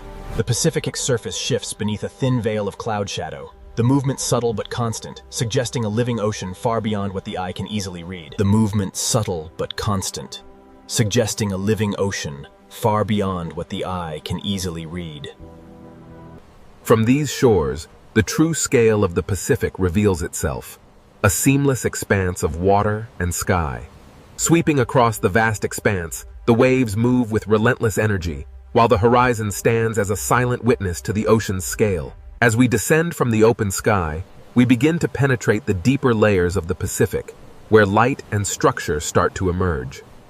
The Pacific Ocean, vast and seemingly endless under the late morning sun, but as we move closer, we begin to see Look closely, and you see chaos. But pull back, and the Pacific reveals itself as a single, immense body of water. As we begin our journey across the Pacific, we prepare for the richer ecosystems and deeper dynamics that lie beneath the surface. This vibrant reef, untouched and pristine, provides shelter, hunting grounds, and nurseries for countless marine species.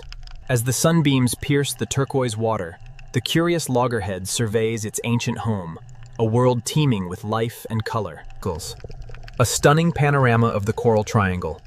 Here, warm water and crystal clear visibility reveal a breathtaking depth. Here, in the quiet currents of the reef channel, the shark moves not as a predator, but as a stabilizing force in the ancient hierarchy.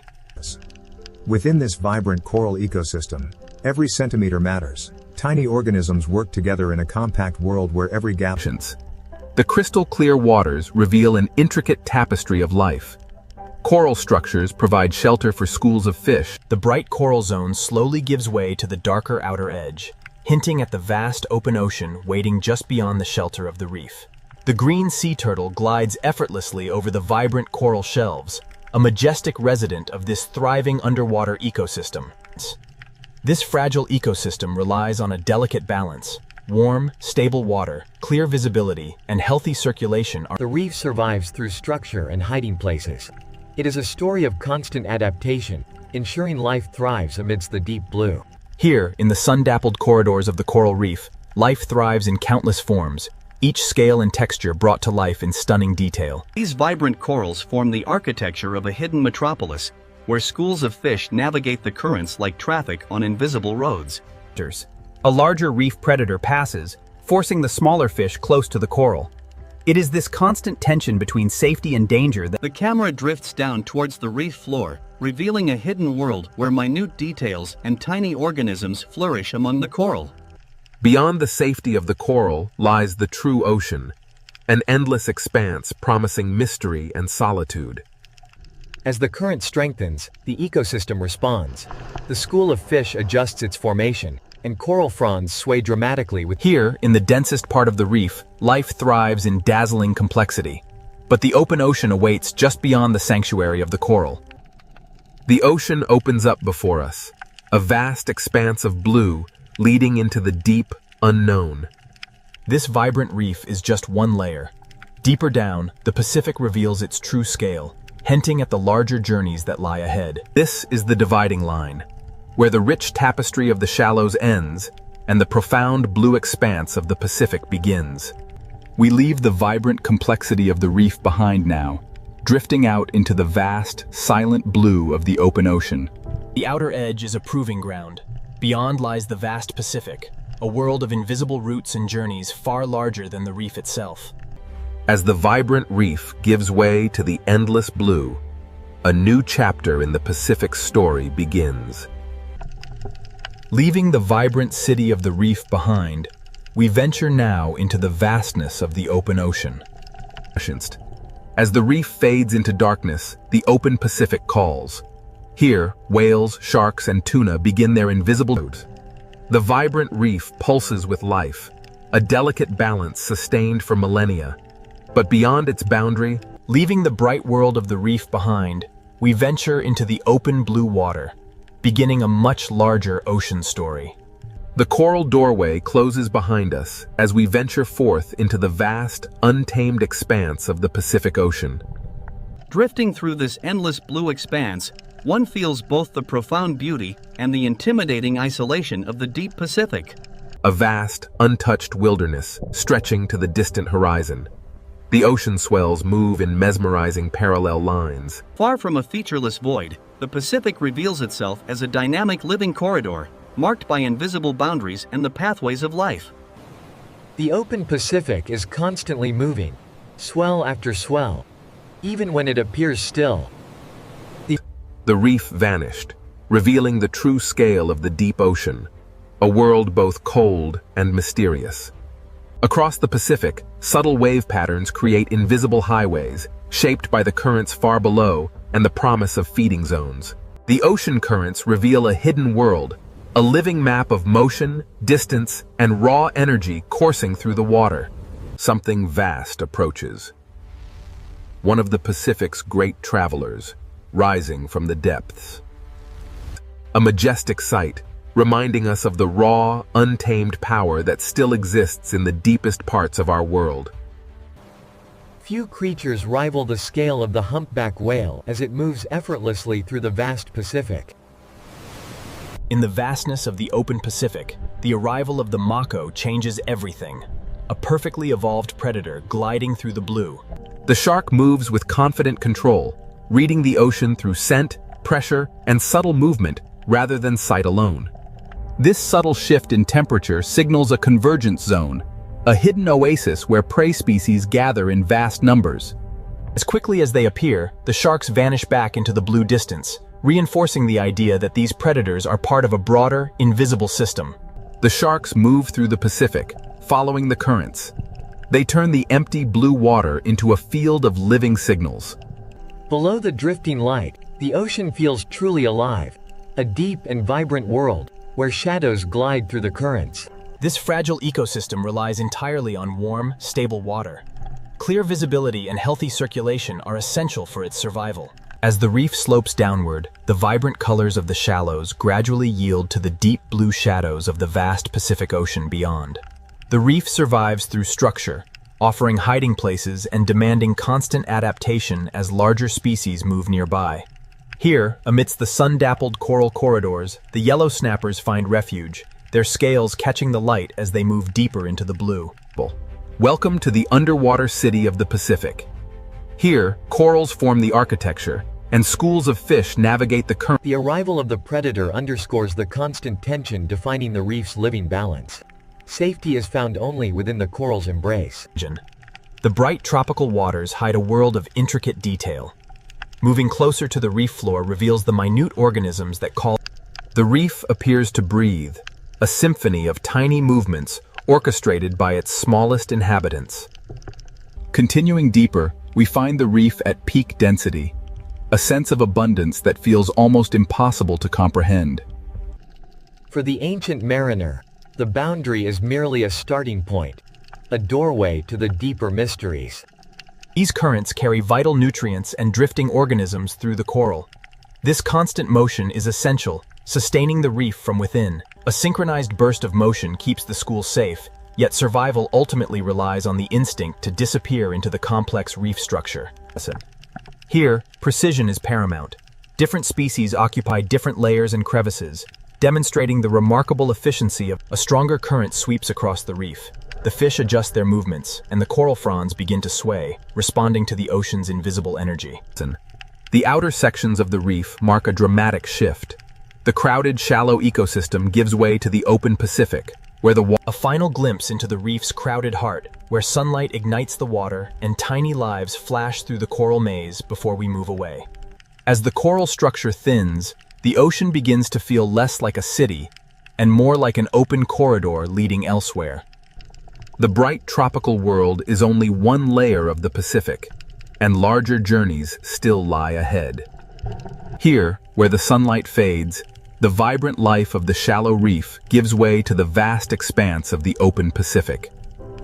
This final patch of coral teems with life, a stark contrast to the deep blue waiting beyond the drop-off. Here, in the vast blue expanse, lies an island of life, a vibrant ecosystem whose richness stands in fragile contrasts. These small pioneers venture into the blue abyss, testing the waters beyond the safety of the reef. They reveal from the shallow brilliance of the reef, we venture now into the deeper mysteries of the Pacific, beginning its next chapter. Leaving the crowded reef behind, the ocean currents carry us outward into the vast, open blue. The reef gives way to the open Pacific, a vast wilderness where whales, sharks, and tuna navigate invisible journeys across the deep blue. The vibrant chaos of the coral gives way to the profound calm and immense scale of the open ocean. The vibrant life of the reef gives way to the vast expanse of the open blue water, where the true scale of the ocean story begins.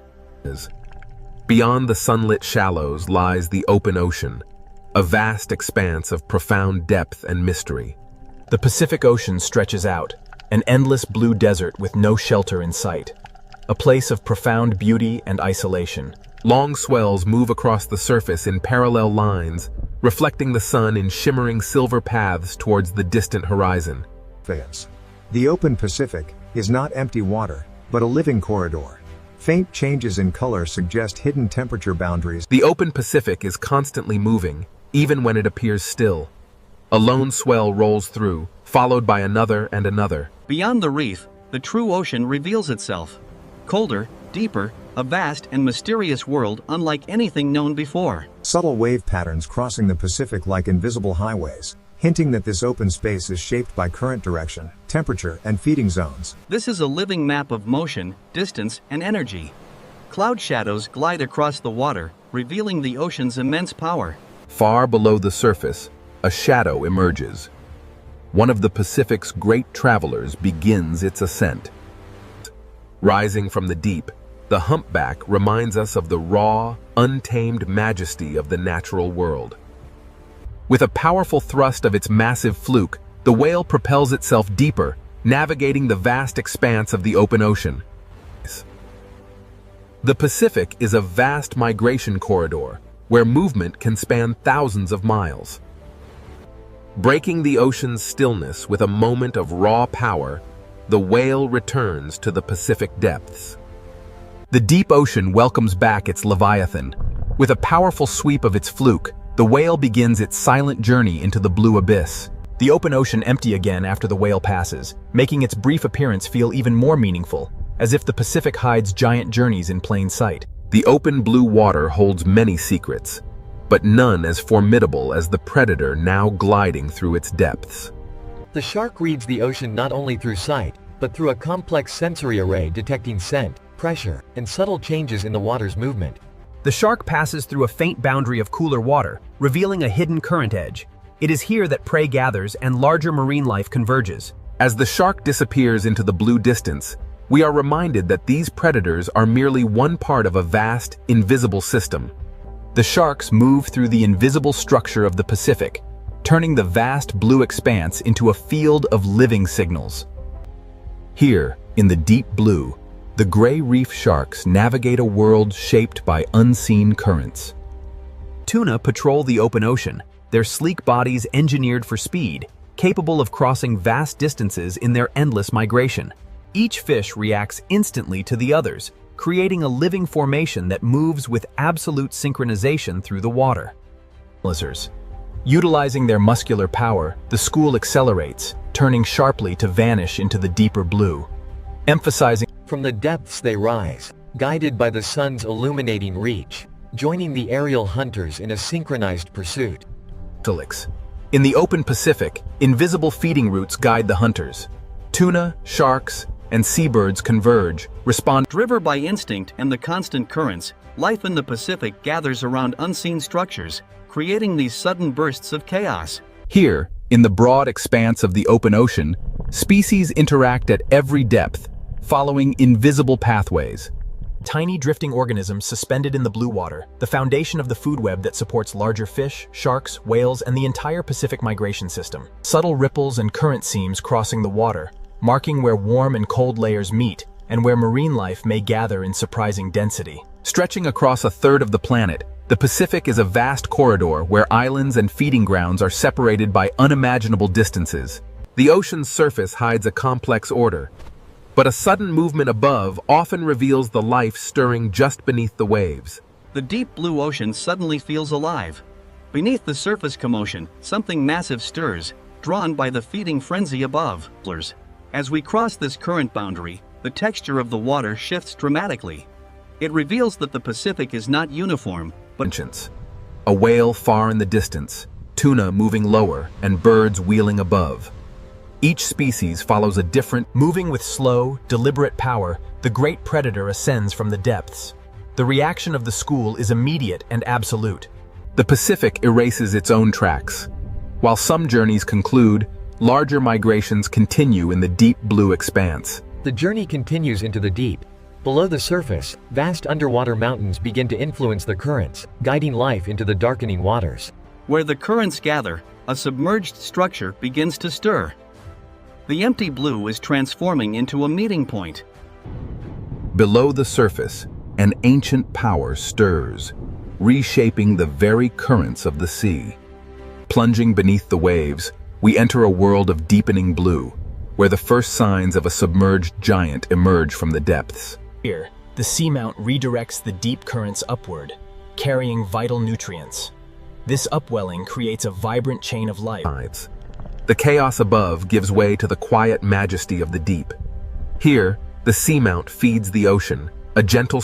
Here, the seamount's rocky surface provides a crucial habitat for deep-sea organisms, a stark contrast to the soft, empty seafloors. A wide shot follows the seamount upward until the light grows brighter above, suggesting that some underwater mountains can eventually rise. The ocean guards its secrets well, but the island calls to us, a dark shape promising both peril and discovery.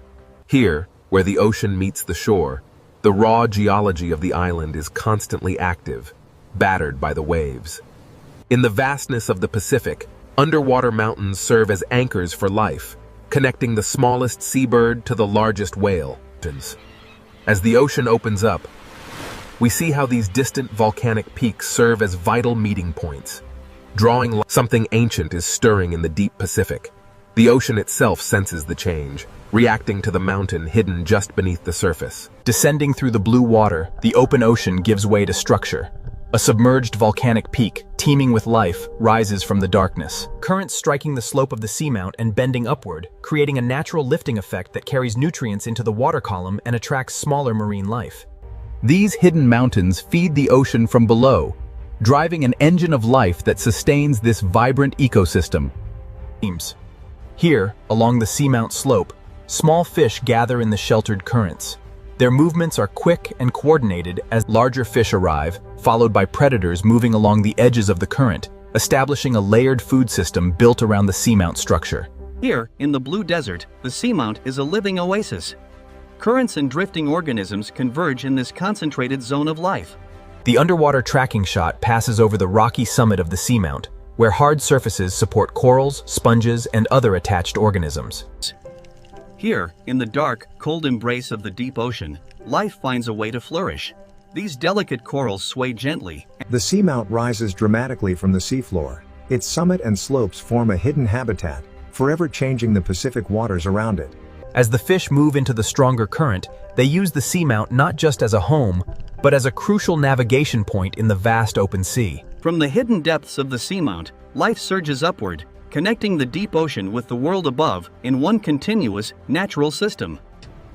A 4K cinematic surface shot reveals a patch of open water that looks ordinary from above, yet the camera knows the seamount beneath is. The camera glides down the seamount slope, revealing how these submerged mountains rise dramatically from the seafloor without ever breaking the surface. The seamount stands firm as the surrounding ocean is drawn irresistibly towards its shape, a mesmerizing display of nature's forces. And beyond it, another peak rises from the depths, a chain of submerged mountains, like stepping stones across the vast Pacific. As we descend deeper into the Pacific, the vibrant reefs give way to a dramatic, hidden landscape of volcanic ridges and peaks, revealing the complex. Moving upward through the current, the school finds the seamount summit, where the ocean truly comes alive. The summit of the seamount beginning to flatten as if approaching the threshold of island formation, hinting that some of these mountains may one day reach the surface. Formed from the deep, these islands are a testament to the raw power of the earth, a rugged, newly born land rising from the turbulent sea. And this raw, elemental landscape was once barren. But with the arrival of the great albatross, here, where fire meets water, the island's geology interacts with the sea.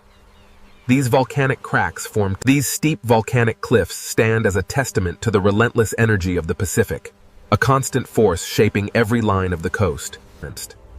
Here, at the island's edges, the long transformation begins. Volcanic rock gives way to the first stage of a living. And so the sea begins to reclaim the stone, nurturing this new habitat. Life finds a way beneath the waves.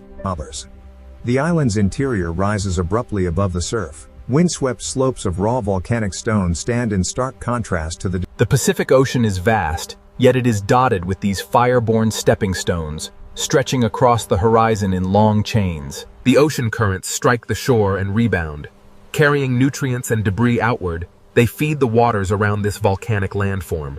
The steep slopes disappear into the deep water, revealing that this island is merely the exposed crest of a colossal underwater mountain. Shaped by the ceaseless forces of the ocean and the vast expanse of the sky, this island is a dynamic testament to nature's power. Along this shoreline, where lava rock meets foam, the coast becomes a boundary between geological fire and marine forces. Continuing directly from the previous scene, a 4K underwater transition near the island reveals reef life thickening around the volcanic base. Plunging deeper now, the island's foundation plunges into the dark water, where the volcano disappears beneath the surface. The currents hug the island slope, lifting nutrients from the deep water. This rich upwelling attracts marine life, which gathers. Here, the landscape is alive. From the bustling seafloor reef, through the churning waves, all the way to the clouds crowning the volcanic summit. A 4K wide shot reveals that the volcanic island is not isolated, but part of a larger Pacific system. The same waters that fed the seamount now stretch toward the next unknown horizon. The coastline is temporary, shaped by the powerful waves that strike the volcanic rock, each splash a transient moment of brilliance. Here in the Pacific, the island's dark volcanic foundations remind us that geology and ecology are inseparable. What we see above the waves is merely a glimpse. Beneath the surface, a majestic chain of mountains links these volcanic peaks across the abyss. Born from the depths, this land of fire rises dramatically from the sea, bathed in the golden light of the sun. But to truly understand this rugged landscape, we must look beyond the waves, deep into the forces that forged it from fire and water. The descent takes us into the deeper zones, where the seabed plunges steeply, revealing the raw power of tectonic forces below. The island's underwater base tapers into the seafloor. The same geological system continues far below into trenches and active boundaries. From the crushing darkness of the deep trenches, we ascend towards a new chapter, where fire meets water in the Ring of Fire. This fireborn land and these hidden mountains belong to the same evolving world as the living ocean, stretching into the deepest limits of the Pacific. Leaving the island behind, we plunge into the silent abyss, a realm completely separate from the surface world above. Below the surface, the Pacific grows colder and deeper. The shafts of sunlight thin out rapidly as we descend into a far more silent and powerful realm. The Pacific is not only vast on the surface, but immense in hidden depth. We move through the last fading layer of twilight. The ocean grows quieter and heavier. It feels more alien with every passing second. As we descend, the seafloor plunges into the abyss, a hidden cliff marking the boundary of the deep ocean. The deep Pacific is not a realm of color, but of pressure. A silent, crushing darkness where few can survive. The trench wall rises like a black mountain beside us. We are inside a submerged canyon that stretches beyond imagination. The extreme isolation of the deep Pacific, where every movement is slow, every particle matters, and the silence feels almost absolute in this hidden abyss. This faint trail of sinking organic matter proves how energy from the sunlit ocean above still feeds life, even here at the bottom of the trench. Drifting downward through the black water, these tiny particles become part of the deep ocean's unseen food chain. A 4K wide shot reveals the trench as a place where the Pacific is both ending and continuing. Because even the deep... Far from a mere habitat, this trench marks a dramatic sign of tectonic subduction, where one crustal plate is relentlessly forced beneath another. This is not a dead landscape, but a place where the planet is still actively reshaping itself. Here, the immense scale of the subduction zone is revealed. The trench marks the boundary where the Pacific crust disappears beneath the Earth's interior. Deep beneath the waves, the seafloor trembles. This hidden energy reveals the immense power stored within the Pacific's tectonic margins. But from this darkness and depth, the immense forces of subduction create the conditions for volcanic arcs, powerful earthquakes. The deep Pacific is linked to the very forces that build these mountains and islands, and cause the seismic movement around the ocean's edge. A vast zone of tectonic activity, where trenches, earthquakes, volcanoes, and island arcs shape the rim of the ocean in a continuous geological chain. The Pacific Rim, where the ocean's edge is not static, but one of the most active places on Earth. Here, the oceanic crust dives beneath the overriding plate. As it descends into the mantle, the immense heat forces the rock to melt, generating magma. The very same forces that create the deepest trenches also forge fireborne land. An island chain shaped by ancient eruptions, where black volcanic rock, steep cliffs, and breaking surf reveal a coastal. Hydrothermal vents release the Earth's energy, sustaining ecosystems independent of the sun. Deep beneath the waves, geothermal energy fuels an ecosystem hidden from the sun. Specialized organisms thrive in this extreme habitat. Here we see the connection between volcano, trench, and life. Destruction and creation are happening at the same time across the Ring of Fire. The Pacific is not a finished landscape, but an actively changing system where earthquakes, volcanoes, and ocean trenches are intimately linked. The constant impact of these waves reminds us that even this visible land is temporary, relentlessly eroded and reshaped by the Pacific.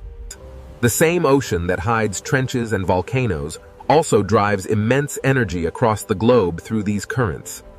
Even now, the Pacific Ocean responds to the primal forces beneath the crust, a constant reminder that the world is still being made. These geological systems are never isolated, because trench formation, volcanic growth, and ocean circulation all in the Pacific as a living planet-scale system, where the deepest darkness and the most explosive fire exist within the same connected ocean basin. The Pacific Edge is a place of immense pressure and constant movement.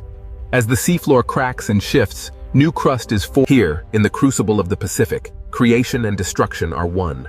From the deepest trench emerges the fire that sculpts the islands above. Here, the ocean reveals its power as the planet's great energy regulator. As the seafloor transforms, immense heat is absorbed by the water above. The trench, volcanoes, and island arcs link into a single Pacific belt, making clear that the Ring of Fire is not a metaphor. From the fiery volcanoes above, we descend into the abyssal darkness, returning to the trench floor, where immense pressure shapes an alien world. This vertical journey mirrors the Pacific's own range, from the deepest abyss to the fire-made islands at its edges. The Pacific's climate power begins here, shaping the weather, the currents, and the future of the entire planet. The Pacific, a vast system of pressure, fire, and constant transformation. But the greatest changes, driven by warming. But rising from the fiery depths, we see the Pacific's surface. This vast system is still alive, still moving, and changing under modern pressure. The vast Pacific, once a symbol of stability, now shimmers with an unnatural heat, a clear warning of the changes underway. From this height, the Pacific appears tranquil, yet beneath the surface, hidden changes in temperature and currents are already reshaping the life below. The same beauty that once defined the Pacific is beginning to feel more fragile. Descending deeper, the vibrant colors fade, replaced by the stark reality of a warming world. Rising water temperatures threaten these delicate living structures. The subtle color loss is the first sign of severe environmental stress. The strong sunlight illuminates both the vibrant tan sections and the stark white areas where bleaching has already occurred, revealing the reef's vulnerability. A quiet warning sign that the reef is under immense stress. It is struggling to maintain its delicate balance and color. Illuminated by the sun, the reef possesses a stunning beauty. Yet this does not mean it is invincible. Within this same Pacific system, we observe how resilience and fragility coexist side by side. Small changes in temperature and chemistry can alter the balance of an entire ecosystem. Even here, the reef fish adjust their movements as the reef extends outward into the blue water, where an invisible temperature boundary influences which species stay, which move, and which habitats decline. This quiet is deceptive. Though beautiful, the rising warmth threatens the delicate stability of this underwater world. Changes in the atmosphere and surface heat are now reaching directly into the living reef ecosystem. Venturing into the open Pacific, we observe vast thermal anomalies spreading beneath the surface, impacting the reef and forcing marine life to seek refuge. The ocean does not merely hold weather, but helps create it. These currents carry messages across the ocean, linking the fate of the reefs to the planet's climate rhythm.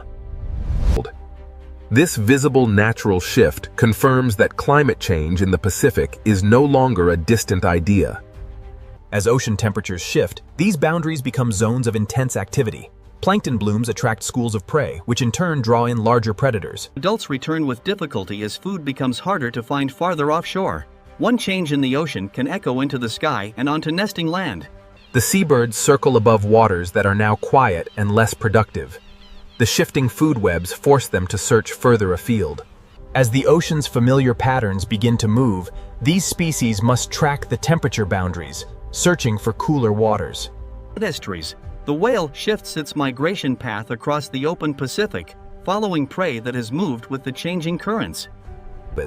Continuing directly from the previous scene, a 4K cinematic shot follows the whale in long blue distance. Where its movement looks graceful, the shifting currents dictate the hunt. Tiny variations in temperature can alter where food gathers, and thus where the hunters travel. Continuing their journey, the tuna school adapts its path. The warming Pacific waters signal an uncertain future for these highly adapted species. The invisible highway of the Pacific is no longer fixed in place. As the currents drift, the marine life shifts with them. Across the surface of the largest ocean on Earth, plastic debris moves slowly. A quiet, yet persistent sign of human influence. These fragments journey across the vast ocean, breaking into smaller pieces until they are microscopic, entering the marine food web unnoticed. The impact of this pollution is subtle, yet widespread. Mixed with the plankton, these particles are proving difficult to escape. Scale alone does not protect an ocean from damage. The reef now carries the weight of multiple pressures, including warming, acidification, and overfishing. As seawater chemistry changes, the entire architecture of life beneath the surface becomes harder to maintain. The reef remains alive, a testament to its resilience. But that resilience is not infinite, and its future hangs in the balance. Moving beyond the reef, we see the Pacific for what it truly is, a vast climate engine where warming waters and powerful currents birth the storms that shape our future. Broad weather systems are moving over the Pacific. The clouds organize into massive patterns, drawing energy from the warm sea surface temperatures below. The Pacific feeds these storms, shaping rainfall and storing heat. This ocean is deeply connected to life across the planet. Here, over the vast Pacific, the raw energy of the sun drives the most powerful weather systems on Earth. Here we see the direct relationship between ocean heat and atmospheric energy. The warm surface water, visible in red and orange hues, fuels the rising convection. The Pacific's beauty is tied to physical systems, now under pressure from global warming. While some species adapt and move to cooler zones, others remain behind. The Pacific's future is shaped by this displacement. The Pacific Ocean is a living regulator. It stores heat, moves water, and ultimately influences weather patterns across the entire planet. Here, at the edge of the known world, the ocean reminds us of our fragility and the immense power that lies just beyond the light. As conditions shift across the vast Pacific, the entire ocean network moves together, bound by the currents of change. Pillars. Yet, hope remains. With urgent conservation efforts, reduced pollution, and protected marine areas. But the future is not yet fixed. Where protection and restoration efforts take hold, the reef can still flourish. This is the Pacific, vast, ancient, and powerful, yet fragile. Its future depends on the choices we make now.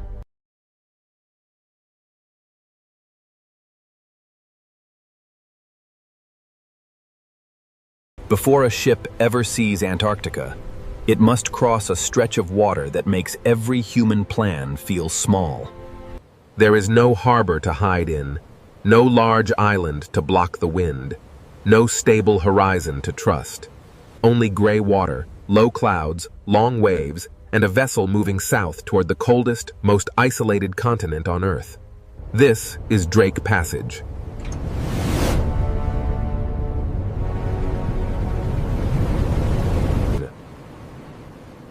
Between Cape Horn and the South Shetland Islands, the ocean opens like a gate. Behind the ship lies South America, mountains, ports, forests, roads, and the world people understand. Ahead lies Antarctica, icebergs, penguins, glaciers, snow-covered mountains, and a silence that feels almost outside human time. But Antarctica does not appear immediately.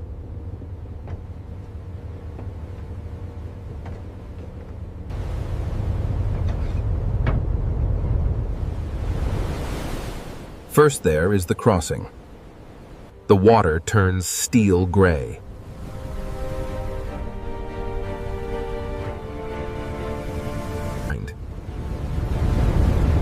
The ship begins to rise and fall with a slower, heavier rhythm. Cups tremble on tables.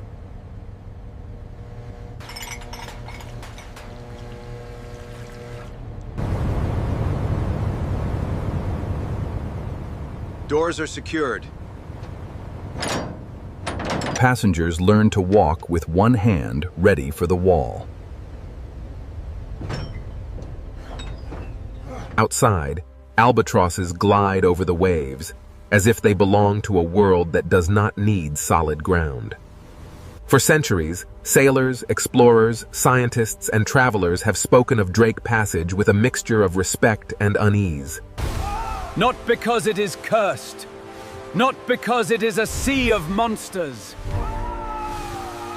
but because it is one of the places where the ocean reminds humans that technology may help us travel, but it does not make nature small. What is hidden in the water between Cape Horn and Antarctica? Why has this passage become a symbol of every shipborne journey to the White Continent? And if Antarctica is the reward, Drake Passage is the price humans must pay before being allowed to enter. Cape Horn is more than a point on a map. For sailors, explorers, and travelers, it has long represented the end of the familiar world. A ship leaving Ushuaia may begin in relative shelter. The Beagle Channel can feel dramatic, but contained, with dark mountains rising along the water and the coastline still visible on both sides. Then the protection fades.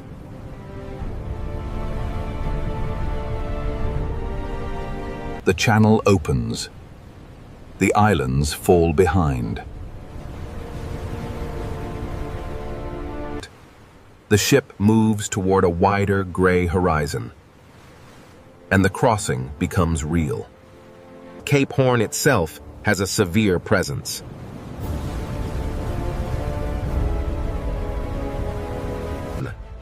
For generations of sailors, rounding Cape Horn was a test of skill, endurance, and luck. Drake Passage inherits that emotional weight.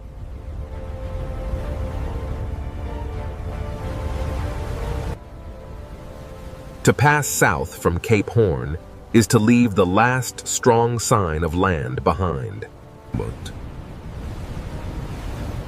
The sea opens in every direction.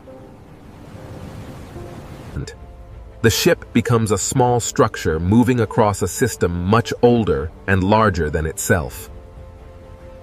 This is why Drake Passage is not only geographic, it is psychological. Before Antarctica appears, the human mind must accept distance, exposure, and uncertainty. The modern vessels have radar, satellite, weather stabilizers, navigation systems, emergency procedures, trained crews, medical staff, and expedition leaders. The crossing is far safer than it was in the age of sail, but the emotional transition remains. Before this passage became the route of research ships and expedition cruises, it was a blank and frightening gap in the map of the southern world. Before Drake Passage had a name, it was an uncertainty. For early navigators, the far south of the world was not a neatly drawn region with reliable charts and satellite images. It was a dangerous mixture of rumor, wind, coastline, current, and missing information. There was open water. There was a gateway. Drake Passage is not rough because of myth. It is rough because of geography, atmosphere, and ocean physics. Around Antarctica, the Southern Ocean circles the planet, with very little interruption from large land masses. At Drake Passage, this vast current is squeezed between South America and the Antarctic Peninsula. The waves of Drake are often long and heavy. The Drake Lake describes the rare and almost surreal opposite calm. The first iceberg appears after days of gray water, and the feeling is not only arrival, it is permission. Drake Passage is the dangerous gateway to Antarctica, but it is also the reminder that the greatest places on Earth do not truly open for. Drake Passage is not Antarctica. But without Drake, the journey to Antarctica would lose part of its soul. It is where the map becomes real water. Where history leaves the page and returns as wind. Where modern travelers learn that satellite forecasts and strong ships can help us go farther, but they do not make the ocean smaller. From sailing ships to research vessels, from explorers to scientists, from sailors to expedition travelers, Drake Passage has carried the same message across centuries. Before entering the White Continent, humans must relearn humility. The passage is not a monster. It is not a curse. It is a gateway shaped by wind, current, waves, memory, science, and distance. It asks for patience. It asks for preparation.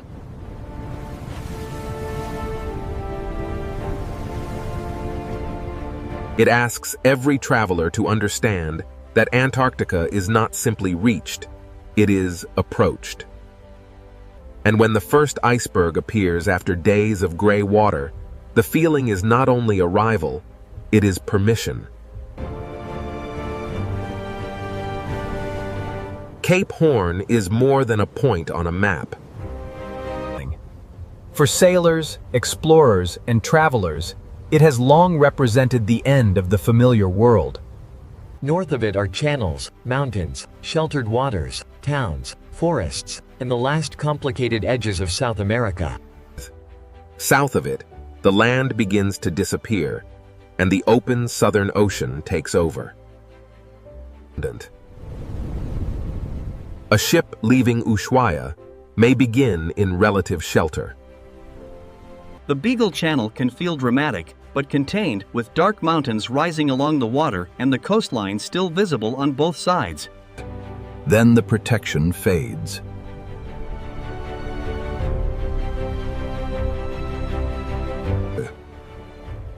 The channel opens.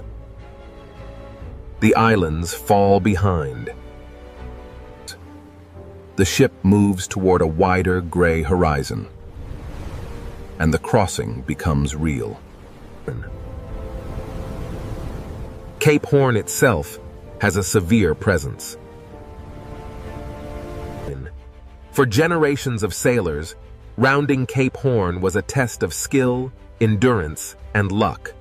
A Drake Passage inherits that emotional weight.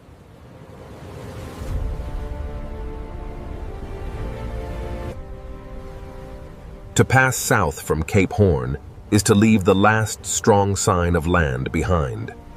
The sea opens in every direction.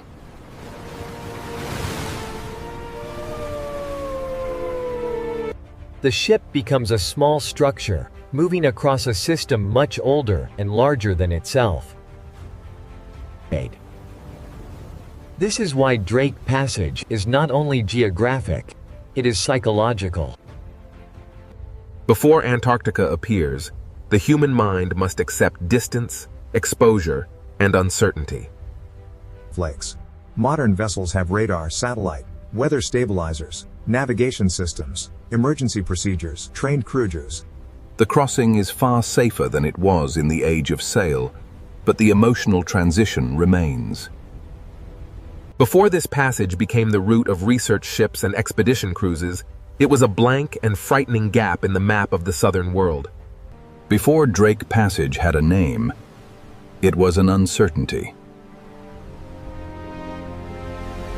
For early navigators, the far south of the world was not a neatly drawn region with reliable charts and satellite images.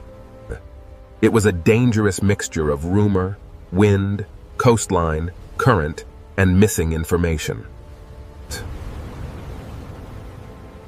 There was open water. There was a gateway. There was a way around the end of the known land, but the way was exposed, cold, windy, and unforgiving. Drake Passage is not rough because of myth. It is rough because of geography, atmosphere, and ocean physics. Around Antarctica, the Southern Ocean circles the planet with very little interruption from large land masses. At Drake Passage, this vast current is squeezed between South America and the Antarctic Peninsula. The waves of Drake are often long and heavy. The Drake Lake describes the rare and almost surreal opposite calm. It asks for patience.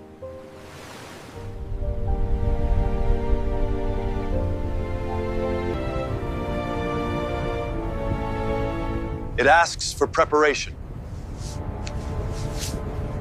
It asks every traveler to understand that Antarctica is not simply reached, it is approached.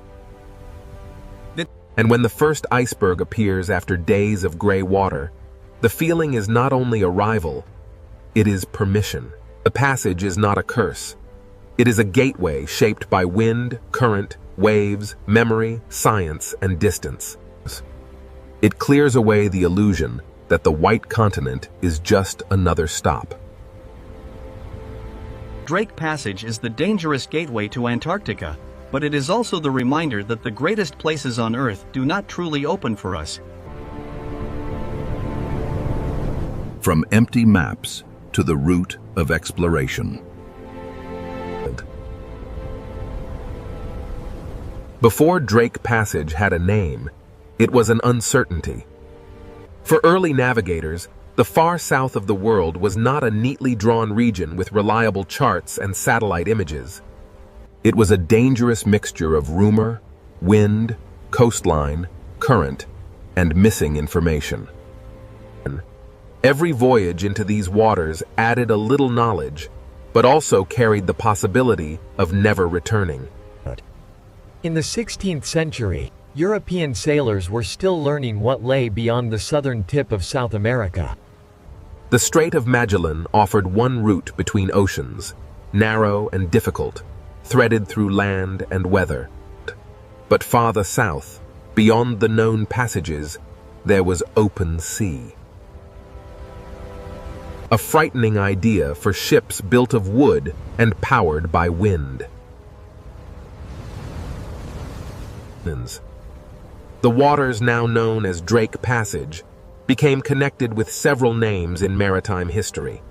Francisco de Joses is often credited with an early sighting or recognition of the open sea south of South America in the 1520s. The English name is linked to Francis Drake, though historians still debate whether Drake himself truly sailed through the passage that now bears his name.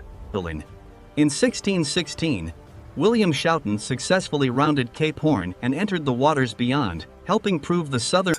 This was more than a geographic detail.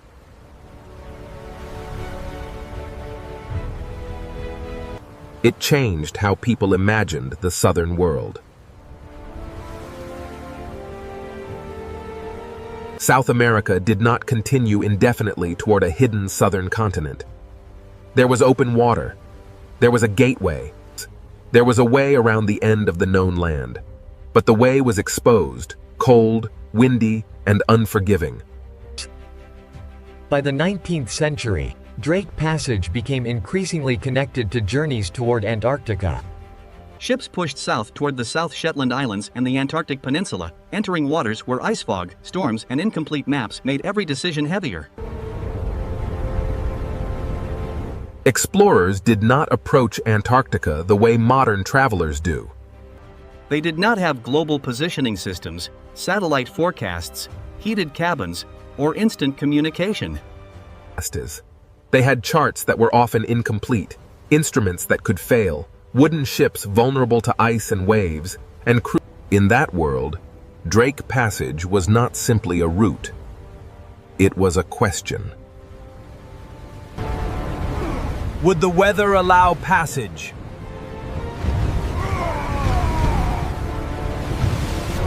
Would the ship hold?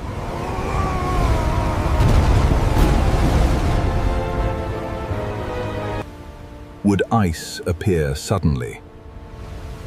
Would fog hide land or danger? Would the expedition reach Antarctica at all? Or would the Southern Ocean stop it before the continent was ever seen? The early Antarctic voyages transformed Drake from an unknown margin into a corridor of exploration. But even as maps improved, the water itself remained powerful. Knowledge reduced uncertainty, but it did not remove the wind. This historical layer matters because every modern crossing carries an echo of those older voyages. When a ship leaves South America today, it travels with far better tools, but it follows a line once drawn by people who entered the... Drake Passage is a place where geography became history. And its history is inseparable from the physical forces that make the passage so difficult in the first place. And Drake Passage is not rough because of myth. It is rough because of geography, atmosphere, and ocean physics. Around Antarctica, The Southern Ocean circles the planet with very little interruption from large land masses. In most oceans, continents break up the flow of wind and current. Around the far south, the wind can travel across enormous distances. The westerly winds are among the key forces here. They sweep around the Southern Ocean, often strong and persistent, driving waves and helping maintain the great eastward flow of water around Antarctica. Beneath the surface moves the Antarctic Circumpolar Current. It is the largest ocean current on Earth, connecting the Atlantic, Pacific, and Indian Oceans as it flows around Antarctica. This current helps isolate the continent, thermally influences global ocean circulation, and moves immense volumes of water through the southern seas. At Drake Passage, this vast current is squeezed between South America and the Antarctic Peninsula. The passage becomes a bottleneck.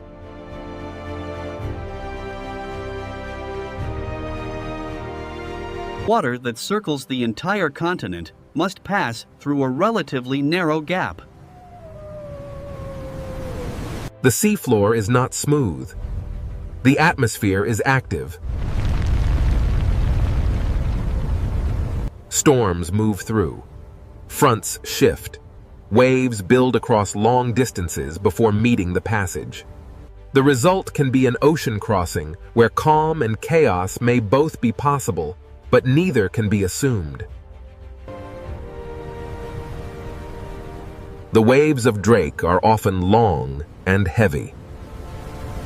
When wind, swell, current, and storm systems align, the crossing becomes physically demanding even for modern passengers. This is why Drake has earned its two modern nicknames. The Drake Shake describes the passage when waves and wind make the ship roll, pitch, and demand patience from everyone on board. The Drake Lake describes the rare and almost surreal opposite calm. A crossing so quiet that travelers wonder whether the legend has been exaggerated. Both are real.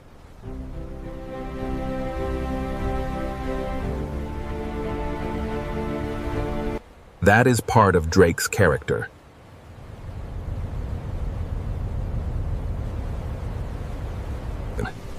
It is not always violent. It is not a permanent storm. It can be calm, glittering, and strangely peaceful. But its reputation comes from the fact that calm is never guaranteed. And the forces behind the passage are too large for humans to command.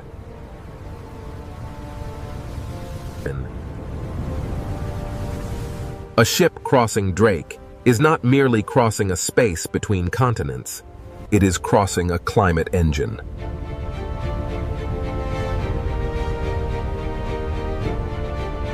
The wind above, the current below, the waves around, and the pressure systems moving across the Southern Ocean all meet in a narrow gateway. The ship becomes a temporary visitor inside a global process.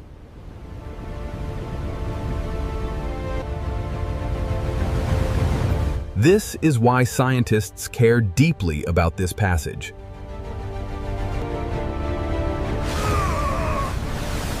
It is not just a difficult crossing.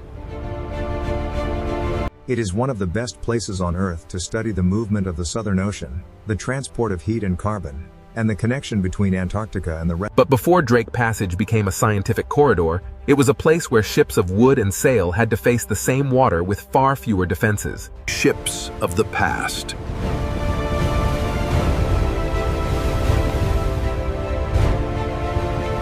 When Antarctica meant entering the unknown.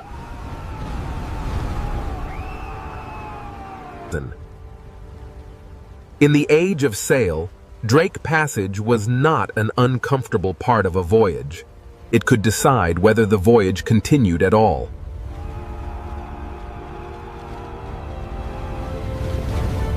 A wooden ship entering these waters faced a combination of dangers that modern travelers rarely experience in full. Unpredictable weather.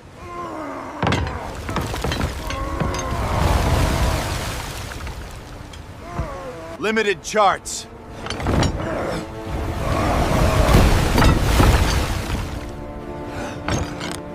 Ice-cold exhaustion.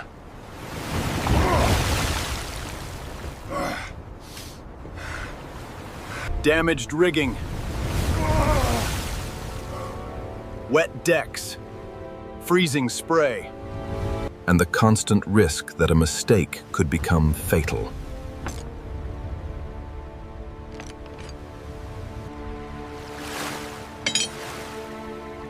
The ship was not only transportation.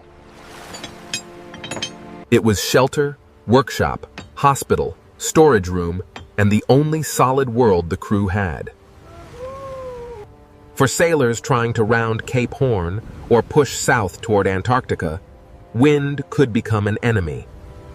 Not because it was mysterious, but because it was relentless. Sails could tear. Masts could be damaged.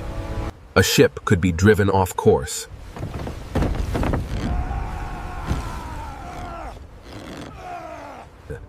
A crew could be weakened by cold and fatigue long before ice came into view. Drake Passage was part of the price of southern exploration.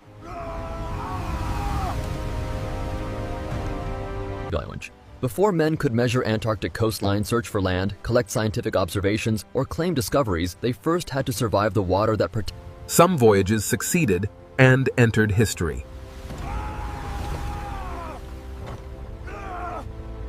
Others disappeared into storm distance and silence. The story of the Spanish ship San Telmo remains one of the haunting examples of early Antarctic-era danger. Traces associated with the ship were later reported near the South Shetland Islands, tying its fate to the same southern gateway that later expeditions would cross. These losses are not told here to make Drake into a monster. They remind us that exploration once carried a very literal cost. The heroic age of Antarctic exploration added another layer to this history. But before those struggles came, the sea. The Southern Crossing was the first test. Every ship that approached Antarctica had to negotiate with weather and water. The continent did not begin at the shoreline.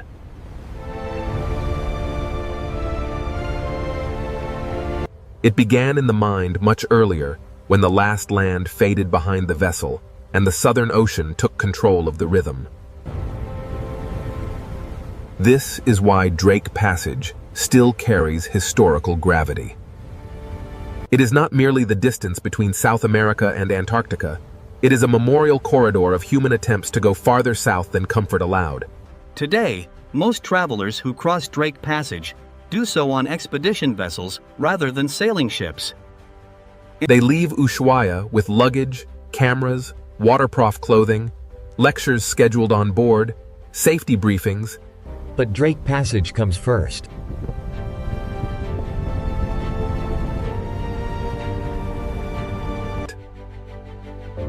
For many passengers, the crossing is the emotional beginning of the journey. The ship leaves the sheltered waters behind, and the body learns the ocean before the eyes see Antarctica. On a rough crossing, the Drake shake becomes real quickly. The vessel lifts and drops.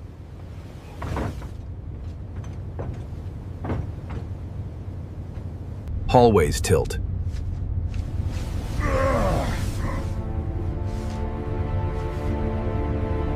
Chairs are secured.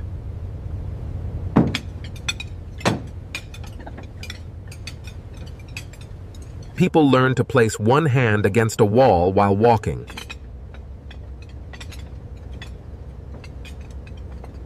The horizon rises and disappears behind waves.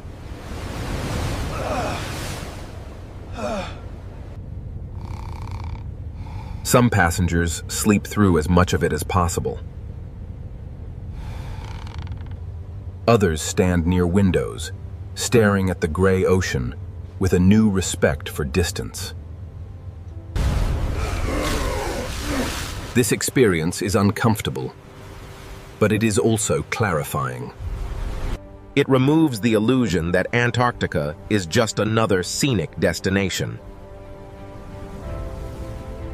The body understands what the map does not.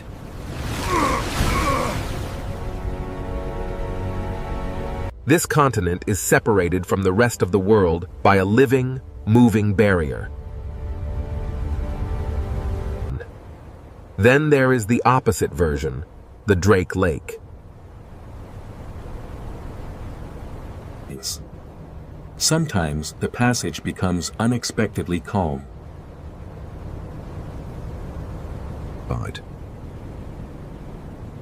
The sea flattens. People take photos of an ocean that has decided for a short time not to show its strength. But calm does not erase the passage's character.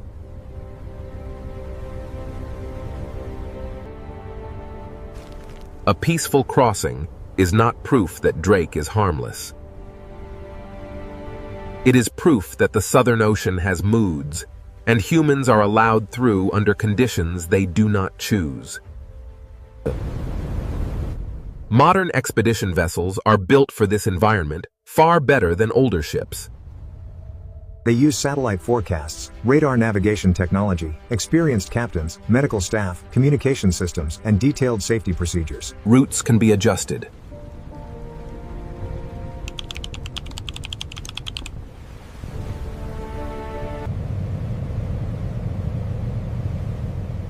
Weather windows can be chosen. Landings can be postponed or canceled.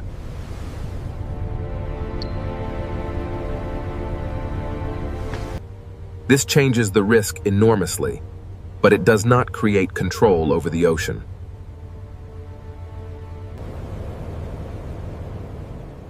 The crossing still affects schedules.